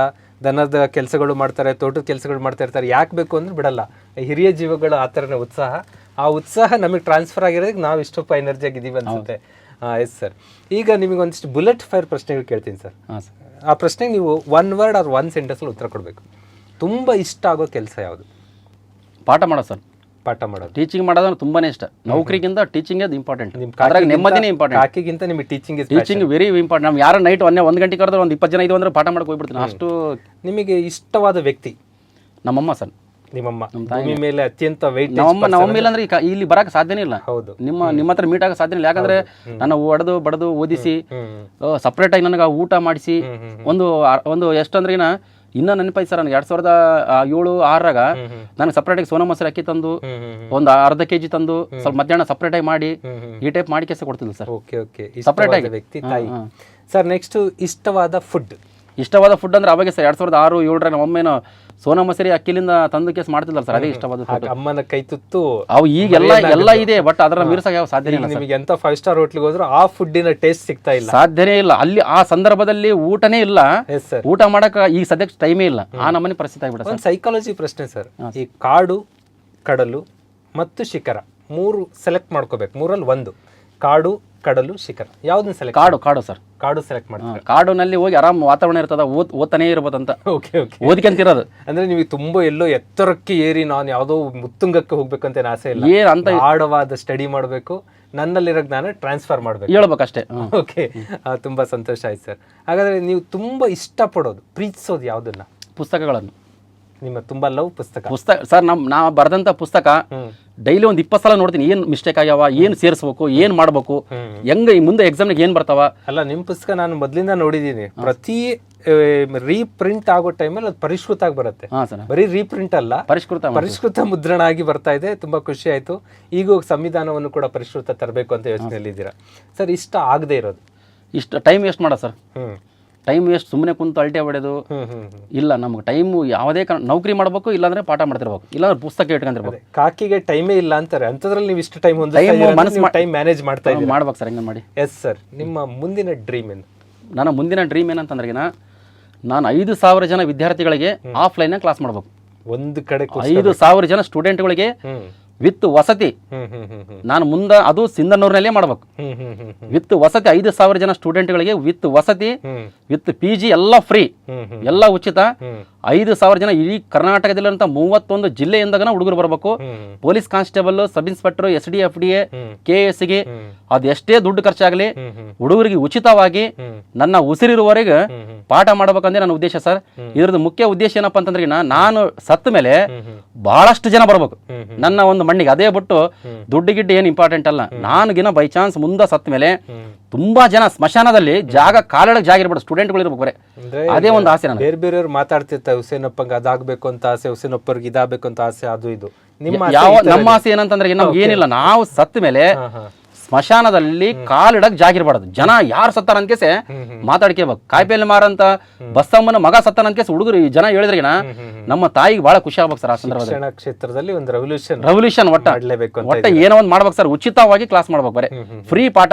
ನಾನು ಈಗಲೂ ಇಲ್ಲಿ ನಾನು ಅಯ್ಯಪ್ಪ ಸ್ವಾಮಿ ಟೆಂಪಲ್ ಹತ್ರ ಸ್ಟಾರ್ಟ್ ಮಾಡಿದ್ದೀನಿ ಸರ್. ಎಲ್ಲ ನಮ್ಮ ಒಂದು ಎಲ್ಲ ನಮ್ಮ ಸ್ನೇಹಿತರ ಒಂದು ಸಹಕಾರದಿಂದ ಒಂದು 500 ಜನ ಸ್ಟೂಡೆಂಟ್ ಬರ್ತಿದ್ರು. ಇನ್ನ ಬಹಳ ಫೀಲ್ ಆತ ಸರ್. ಸ್ಟೂಡೆಂಟ್ಗಳನ್ನ ನಾನು ಮಿಸ್ ಮಾಡ್ಕೊಂಡಿನಿ. ಏನು ಅವ್ರು ಯಾರು ಪರಿಚಯ ಇಲ್ಲ ನನಗೆ, ಬಟ್ ಪಾಠ ಮಾಡಿ ಒಂದು 66 ದಿನ ಪಾಠ ಮಾಡಿದೆ ಸರ್. ಈ ಲಾಕ್ಡೌನ್ ಸಂಬಂಧ ಅದು ಕ್ಲೋಸ್ ಆಗಿದೆ, ಮತ್ತೆ ಸ್ಟಾರ್ಟ್ ಮಾಡ್ತೀನಿ ಸರ್. ನಾನು ಒಟ್ಟ ಪಾಠ ಮಾತ್ರ ಯಾವುದೇ ಕಾರಣಕ್ಕೆ ಬಿಡೋದಿಲ್ಲ. ನಾನು ಸ್ಯಾಲ್ರಿ ಬೇಕಾದ್ರೆ ಎಲ್ಲ ಅಷ್ಟು ಹೋಗಲಿ, ಪಾಠ ಯಾವುದೇ ಕಾರಣಕ್ಕೂ ಮಿಸ್ ಮಾಡೋದಿಲ್ಲ. ಯಾರೇ ಬರಲಿ, ಎಂತ ಸಮಸ್ಯೆನೇ ಬರಲಿ, ಅದು ಬಗೆಹರಿಸಕ್ ರೆಡಿ ಇದೀನಿ, ನಾನು ಎದುರ್ಸಕ್ ರೆಡಿ ಇದೀನಿ. ಪಾಠ ಮಾಡ್ಬೇಕು, ಪಾಠ ಮಾಡ್ಬೇಕು, ಒಟ್ಟ 4 ಮಂದಿ ಕಲಿಸ್ಬೇಕು. ನಾ ಸಾಯಿವರೆಗೆ ಪಾಠ ಮಾಡ್ಬೇಕು. ನಾಡೇ ಜೊತೆಗಿರತ್ತೆ ಸರ್. ಬರೀ ಹುಡುಗರು, ಬರೀ ಅಧಿಕಾರಿಗಳಂತೆಲ್ಲ ಇಡೀ ನಾಡೇ ನಿಮ್ ಜೊತೆಗಿರುತ್ತೆ. ನಿಮ್ ಇಂಥದ್ದೊಂದು ಕ್ರೇಜ್ಗೆ ಡಿಸ್ಕರೇಜ್ ಮಾಡುವಂತ ಯೋಚನೆ ಕೂಡ ಯಾರು ಮಾಡಲ್ಲ ಅಂತ ನಾನು ಅಂದ್ಕೋತೀನಿ. ತುಂಬಾ ಸಂತೋಷ ಆಯ್ತು ಸರ್ ನಿಮ್ ಜೊತೆ ಮಾತಾಡಿ. ಕೊನೆಯದಾಗಿ ಸಾಧನ ಬಗ್ಗೆ ನಿಮ್ಗೆ ಏನ್ ಅನ್ಸುತ್ತೆ? ಸಾಧನ ನೋಡಿ ಸರ್, ನಾನು ಇಷ್ಟು ಡೆವಲಪ್ಮೆಂಟ್ ಆಗಿನಂತಂದ್ರೆ ಅದು ಕಾರಣಕರ್ತರೆ ನೀವು. ನಿಮ್ಮ ಯೂಟ್ಯೂಬ್ ಚಾನಲ್ ನೋಡಿ, ನೀವು ನಮ್ಮ ಪುಸ್ತಕದ ಬಗ್ಗೆ ರೆಫರ್ ಮಾಡೋದು ನೋಡಿ, ಮತ್ತು ನಿಮ್ಮ ಒಂದು ವೀಡಿಯೋಸ್ಗಳನ್ನ ನಾನು ನೈಟು 3 ಗಂಟೆ 4 ಗಂಟೆ ತನಕ ಹೆಂಗೆ ಪಾಠ ಮಾಡ್ತಾರ, ಎಷ್ಟು ಜನ ಸ್ಟೂಡೆಂಟ್ ನೋಡ್ತಾರ. ನೀವು ಒಂದು ಯಾವುದನ್ನು ವೀಡಿಯೋ ಹಾಕ್ಬಿಟ್ರೆ ಒಂದು ಪರ್ ಡೇ 50,000 ಜನ ನೋಡ್ತಾರೆ ಅಂದ್ರಿನ ಅದು ಸುಲಭದ ಮಾತಲ್ಲ ಸರ್. ಎಷ್ಟು ಸ್ಪಷ್ಟವಾಗಿ ಬರ್ತದ ಅಂತಂದ್ರಿನ ಅದು ಹೇಳೋ ಪಿನ್ ಟು ಪಿನ್. ನೀವು ನಿಂತಿದ್ದು ಸ್ಮಾರ್ಟ್, ಅಷ್ಟು ನೈಸ್ ಸ್ಮಾರ್ಟ್. ಮತ್ತೆ ಏನಂದ್ರಿನ ಅದು ಮುಖದ ಲಕ್ಷಣ, ಅದು ತೇಜಸ್ಸು, ಹುಡುಗರು ನಾವು ಒಂಥರ ಅಟ್ರಾಕ್ಟಿವ್ ಮಾಡ್ತಾರೆ ಸರ್. ಇಂಪಾರ್ಟೆಂಟು, ಅದು ಭಾಳ ಇಂಪಾರ್ಟೆಂಟ್ ಆಯ್ತು ನಮ್ಮ ಸಾಧನಾ ಅಕಾಡೆಮಿಯಲ್ಲಿ. ಅದಕ್ಕೆ ನಾವು ಸಾಧನಾ ಅಕಾಡೆಮಿಗೆ ನಾ ಸಾಯುವವರೆಗೂ, ನನ್ನ ಉಸಿರಿರುವವರೆಗೂ ನಿಮ್ಮ ಋಣದಾಗಿರ್ತೀನಿ ಸರ್. ಒಟ್ಟ ಇಲ್ಲಿವರೆಗೆ ತಂದಿದ್ದು ನೀವೇ. ನಾ ಈಗ ಸದ್ಯದಲ್ಲಿ ನಮ್ಮ ಸ್ಟೂಡೆಂಟ್ 5,000 ಜನ ಲೈವ್ ಬರ್ತಾರೆ ಅಂದ್ರೆ ಅದು ಕಾರಣಕರ್ತರು ನೀವೇ. ನೀವು ರಾಜೇಶ್ ಗೌಡ್ರ ಆಗಿರ್ಬೋದು, ಈರಣ್ಣ ಪಟ್ಟಣ ಶೆಟ್ಟಿ, ಮತ್ತು ಭಂಡಾರಿ ಮಠ್ ಸರ್ ಆಗಿರ್ಬೋದು, ಇನ್ನು ಬೇರೆ ಬೇರೆಯವರು ಭಾಳಷ್ಟು ಜನ ಇದ್ದಾರೆ ಸರ್. ಈಗ ನಮ್ಮ 5,000 ಅಲ್ಲ, ಕರ್ನಾಟಕದಲ್ಲಿ ಒಂದು ಲಕ್ಷಾಂತರ ಕೋಟ್ಯಾಂತರ ಯುವಕರಿದ್ದಾರೆ. ಅವ್ರು ಯಾವ್ದ್ಯಾವುದೋ ನೋಡ್ಕೊಂಡು ಹಾಳಾಗೋ ಬದಲು ಎಲ್ಲ ಪ್ಲಾಟ್ಫಾರ್ಮಿಗೆ ತಂದರೆ ನಿಮ್ಮ ಲೈವಲ್ಲಿ 50,000 ಬರಬೇಕು, ಇನ್ನೊಬ್ರು ಲೈವಲ್ಲಿ 50,000 ಬರಬೇಕು. ಸುಮಾರು 1 ಕೋಟಿ ಹುಡುಗರು ಯೂಟ್ಯೂಬಲ್ಲಿ ಪಾಠ ಕೇಳ್ತಾ ಇರಬೇಕು. That is our dream. ಇಲ್ಲೇನಾಗತ್ತೆ, ಹುಸೇನಪ್ಪ ಅವ್ರ ವಿಡಿಯೋ 5,000 ನೋಡ್ತಾ ಇದ್ದಾರೆ, ಅವ್ರನ್ನ ಕಾಲೆಳಿಯೋಣ, ಇದು ಬಿಟ್ಬಿಡ್ಬೇಕು. ನೋಡ್ರಿ, ಎಲ್ಲರೂ ಪ್ಲಾಟ್ಫಾರ್ಮ್ 6 ಗಂಟೆಗೆ ಲೈವ್ ಬಂದ್ರು ಎಲ್ಲರಲ್ಲೂ 50,000 ಹುಡುಗರು ಇರೋಂಗೆ ಮಾಡ್ಕೊಂಡ್ರೆ ನಾವು ಸಕ್ಸಸ್ ಆಗಿದೀವಂತ. ನಾವು ಅವ್ರ ಕಾಲೆಳೆದು ಇವ್ರ ಕಾಲೆಳೆದು ಆ ಟೈಮಿಗೆ ಸ್ಪರ್ಧೆ ಕೊಟ್ಕೊಂಡು ಇದನ್ನ ಮಾಡಬಾರ್ದು. ಯೂಟ್ಯೂಬಲ್ಲಿ ನಾವೆಲ್ಲ ಒಂದಾಗಿ, ನಾವು ಹೇಳಿದ್ನಲ್ಲ, 1 ಕೋಟಿ ಹುಡುಗರನ್ನ ನಾವು ಲೈವಲ್ಲಿ ತರಬೇಕು ಬೇರೆ ಬೇರೆ ಪ್ಲಾಟ್ಫಾರ್ಮಲ್ಲಿ. ಅವತ್ತು ಕರ್ನಾಟಕದಲ್ಲಿ ನಾವೇನೋ ಮಾಡಿದ್ದೀವಿ ಅನ್ಕೋಬೋದು. ಅದು ಬಿಟ್ಕೊಂಡು ಬರೀ 5,000 ಬಂದ ಕೂಡಲೇ ಅವ್ರದ್ದು ಅಷ್ಟು ಜಾಸ್ತಿ ಆಯಿತು ಅಂತ ಹೆಮ್ಮೆ ಪಡ್ಬೇಕಾದ್ ನಾವು ಹೆಮ್ಮೆ ಪಡ್ತಾ ಇದ್ದೀವಿ. ಕಾಲು ಎಳೆಯೋಕ್ಕೆ ಯಾರು ಹೋಗಬೇಡಿ, ಇನ್ನಷ್ಟು ಬೆಳೆಸಿ. ನಾನಂತೂ ಹುಸೇನಪ್ಪ ನಾಯಕ್ ಅಕಾಡೆಮಿ ಲೈವನ್ನು ವಿತಿನ್ 1 ಮಂತಲ್ಲಿ 20,000 ಲೈವ್ಗೆ ಎಕ್ಸ್ಪೆಕ್ಟ್ ಮಾಡ್ತಾ ಇದ್ದೀನಿ. ಅದಕ್ಕೆ ಬೇಕಾದ ಬೆಂಬಲವನ್ನು, ಆ ಲೈವ್ ಸ್ಟ್ರೀಮ್ನ ಪೋಸ್ಟ್ಗಳನ್ನು ನಮ್ಮಲ್ಲಿ ಪ್ರಮೋಟ್ ಮಾಡುವಂಥ ಪ್ರಯತ್ನನೂ ನಾನು ಮಾಡ್ತೀನಿ. ಒಂದು ಚಾನಲ್ ತುಂಬ ಗ್ರೋತ್ ಆದರೆ ಬೇರೆ ಎಲ್ಲರಿಗೂ ಬೆಳೆಯೋಕ್ಕೆ ಅವಕಾಶ ಸಿಗುತ್ತೆ. ಸಾಧನ ಎಜುಕೇಷನನ್ನು ಯೂಟ್ಯೂಬಿಗೆ ತಂದು ಒಂದು ಟ್ರೆಂಡ್ ಸೆಟ್ ಮಾಡಿದ್ವಿ. ಇವತ್ತು ಯಾರೇ ಯೂಟ್ಯೂಬಿಗೆ ಬಂದರೂ 10,000 ಸಬ್ಸ್ಕ್ರಿಪ್ಷನ್ ಈಸಿಯಾಗಿ ಸಿಗುತ್ತೆ. ಯಾಕಂದರೆ ಎಜುಕೇಷನ್ ಹುಡುಗರು ಅಲ್ಲಿದ್ದಾರೆ. ಈ ಥರ ಟ್ರೆಂಡನ್ನು ಸೆಟ್ ಮಾಡ್ತಿರೋ ಹುಸೇನಪ್ಪರಿಗೆ ನಿಮ್ಮ ಬೆಂಬಲ ಮತ್ತು ಸಹಕಾರ ಸದಾ ಇರಲಿ. ಲಾಸ್ಟ್ ವರ್ಡ್ ಸರ್, ಕೊನೆಯದಾಗಿ ಸರ್, ಈಗ ನಾವು ಹುಡುಗರಿಗೆ ಹೇಳೋದು ಏನಂದರೆ, ಅವರು ಸ್ಟಡಿ ಮಾಡೋ ಸಂದರ್ಭದಲ್ಲಿ ಮುಖ್ಯವಾಗಿ ಅವ್ರ ತಂದೆ ತಾಯಿ, ಅವರ ಅಕ್ಕ ತಂಗಿ, ಅವ್ರ ಅಣ್ಣ ತಮ್ಮ ಏನು ಕೆಲಸ ಮಾಡ್ತಾರ. ಈಗ ನಾನು ಧಾರವಾಡಿಗೆ ಓದಕ್ಕೆ ಬಂದಿನಂತಂದರೆ ಎಷ್ಟು ಕಷ್ಟಪಟ್ಟು ಗಾರೆ ಕೆಲಸ ಮಾಡಿ, ಯಾವುದೋ ಒಂದು ಕೂಲಿ ಕೆಲಸ ಮಾಡಿ, ಅವ್ರ ತಾಯಿ ಆಗಲಿ ತಂದೆ ಆಗಲಿ ಒಂದೇ ಸಿಕ್ಕೇಸ ದುಡ್ಡು ಕೊಟ್ಟು ಬೆಂಗಳೂರಿಗೆ ಕಳಿಸಿರ್ತಾರ, ಧಾರವಾಡಿಗೆ ಕಳಿಸಿರ್ತಾರ, ಫೋನ್ ಕೊಡಿಸಿರ್ತಾರ. ಯಾವುದೇ ಕಾರಣಕ್ಕೆ ಮಿಸ್ಯೂಸ್ ಮಾಡ್ಕೋಬೇಡ ಸರ್. ನೈಟ್ ಏನೋ ನಿದ್ದೆ ಬಂದರೆ, ನೈಟ್ ನಾವು 11 ಗಂಟೆಗೆ ಓದೋ ಟೈಮ್ ನಿದ್ದೆ ಬಂದಾಗಿನ ಒಂದು ಸಲ ನಮ್ಮ ತಂದೆ ತಾಯಿ ಬಗ್ಗೆ ಆಲೋಚನೆ ಮಾಡ್ಬೇಕು ಸರ್. ಎಷ್ಟು ಕಷ್ಟಪಡಕತ್ತಾರೆ. ಪುಟ್ಟಿ ಹೊತ್ಕೊಂಡ್ ಕೇಸೆ ತರಕಾರಿ ಮಾಡ್ತಿರ್ತಾರ, ಇಲ್ಲ ಗಾರೆ ಕೆಲಸ ಮಾಡ್ತಿರ್ತಾರ. ಹಿಂಗೇನು ನೆನಪಿಟ್ಕಂದ್ರಿಗಿನ ಆಟೋಮೆಟಿಕ್ ಆಗಿ ನಮ್ಮ ನಿದ್ದೆ ಗಿದ್ದೆ ಎಲ್ಲ ಹೋಗ್ಬಿಡ್ತಾರೆ ಸರ್. ಬರೀಬೇಕು. ಓದೋದು ಬರೆಯೋದ್ರಾಗ ಟೈಮ್ ಪಾಸ್ ಮಾಡಲಿ, ಬರೀ ಯಾವುದೋ ಫಿಲ್ಮ್ ನೋಡೋದು, ಇನ್ನೊಬ್ಬರ ಬಗ್ಗೆ ಕೆಟ್ಟದಾಗಿ ಮಾತಾಡೋದು. ಇವು ಕೆಟ್ಟದಾಗಿ ಮಾತಾಡೋದ್ರಿಂದ ಏನು ಪ್ರಯೋಜನ ಇಲ್ಲ. ನಾನು ಎಷ್ಟೋ ನೋಡಿದ್ದೀನಿ, ಎಷ್ಟೋ ಜನ ಸತ್ರು. ವೈರಸ್ ಒಂದು ಕೇಸೆ, ಕರೋನಾ ವೈರಸ್ ಒಂದು ಕೇಸೆ, ಒಬ್ಬರು ಇಲ್ಲ. ಕೋಟ್ಯಾನುಗಟ್ಟಲೆ ದುಡ್ಡಿದೆ, ಅಲ್ಲಿ ಮಣ್ಣು ಮಾಡೋಕೆ ಒಬ್ಬರು ಬರ್ತಾ ಇಲ್ಲ, ಒಂದು 5 ಜನ ಅಷ್ಟೇ ಬರ್ತಾ ಇದ್ದಾರೆ. ನಾವು ಸತ್ತ ಮೇಲೆ ಯಾರು ಏನು ಒಯ್ಯಂಗಿಲ್ಲ. ಇರೋತನ 4 ಮಂದಿ ಒಳ್ಳೇದು ಮಾಡೋದು, ಮತ್ತು ತಂದೆ ತಾಯಿನ ಚೆನ್ನಾಗಿ ನೋಡ್ಕೊಳ್ಳೋದು, ಅವ್ರವ್ರ ಸ್ಟೂಡೆಂಟ್ಗಳು ಅವ್ರವ್ರ ತಂದೆ ತಾಯಿಗಳ ಬಗ್ಗೆ ಆಲೋಚನೆ ಮಾಡೋದು. ಈ ಟೈಪ್ ಮಾಡಿಬಿಟ್ರಿಗಿನ ಸಾಕು ಸರ್, ಸಾರ್ಥಕ ಆಗ್ತದೆ ಅಂತ ನಮ್ಮ ಜನ್ಮ. Thank you sir. ತುಂಬ ಒಳ್ಳೆಯ ಡ್ರೀಮ್, ಒಳ್ಳೆಯ ಯೋಚನೆ, ಸಹೃದಯಿ. ಈ ಥರ ಹೃದಯ ಇರೋದ್ರಿಂದನೇ ಇಷ್ಟೊಂದು ಲಕ್ಷಾಂತರ ಯುವಕರು ಹುಸೇನಪ್ಪ ಸರ್ ಫಾಲೋ ಮಾಡ್ತಾ ಇದ್ದಾರೆ. ಆ ಲಕ್ಷ ಕೋಟಿಗೆ ಇರಲಿ ಅಂತ ನಾವು ಹಾರೈಸ್ತೀವಿ. ಸಾಧನ ಸರ್ ಜೊತೆಗೆ ಇರುತ್ತೆ, ಸರ್ ಕೂಡ ಸಾಧನ ಜೊತೆಗೆ ಇರ್ತೀವಿ ಅಂತ ಭರವಸೆ ಕೊಟ್ಟಿದ್ದಾರೆ. ಲೀವ್ ಟುಗೆದರ್, ನಾವೆಲ್ಲರೂ ಒಟ್ಟಿಗೆ ಇರೋಣ. ಮತ್ತು ಯೂಟ್ಯೂಬ್ ಜಗತ್ತಿನಲ್ಲಿ ಮತ್ತು ಇತರೆ ಪ್ಲಾಟ್ಫಾರ್ಮ್ಗಳಲ್ಲಿ ಒಟ್ಟು ಎಜುಕೇಷನ್ ಸ್ಪ್ರೆಡ್ ಆಗಲಿ.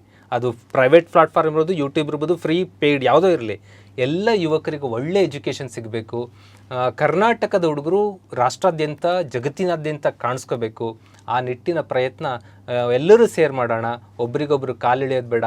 ಬೆಳಿಗ್ಗೆ 5:30 ಎದ್ಕೊಂಡು ಡಿಸ್ಲೈಕ್ ಕೊಡ್ತೀರಾ ಸರ್. ಯೂಟ್ಯೂಬಲ್ಲಿ 5,000 ಜನ ಇರ್ತಾರೆ, 50 ಜನ ಡಿಸ್ಲೈಕ್ ಕೊಡ್ತಾ ಇರ್ತೀರಾ. ನೀವು ಏನಕ್ಕೆ ಡಿಸ್ಲೈಕ್ ಕೊಟ್ಟಿದ್ದು ರೀಸನ್ ಇರಲ್ಲ. ಒಂದು ಸ್ವಲ್ಪ ಥಿಂಕ್ ಮಾಡಿ. ನೀವು ಒಂದು ಸಣ್ಣ 5 ನಿಮಿಷ ವಿಡಿಯೋದ ಮುಂದೆ ಬಂದು ನಿಲ್ಲಕ್ಕಾಗಲ್ಲ. ನೀವು ಶುರು ಮಾಡೋಕ್ಕೂ ಮೊದಲೇ ಡಿಸ್ಲೈಕ್ ಕೊಡ್ತಾ ಇರ್ತೀರಾ. ಇದೆಲ್ಲ ಸ್ವಲ್ಪ ನೆಗೆಟಿವ್ ಹ್ಯಾಬಿಟ್ ಬಿಟ್ಕೊಂಡು ಪಾಸಿಟಿವ್ ಥಿಂಕ್ ಕಡೆ ಟ್ರಾನ್ಸ್ಫಾರ್ಮ್ ಮಾಡ್ತಾ ಹೋಗೋಣ. Live together and grow together. Thank you so much. ನಮಸ್ಕಾರ. ನಮಸ್ಕಾರ ಸರ್. ಹಿಂದೂಸ್ಥಾನವು ಎಂದು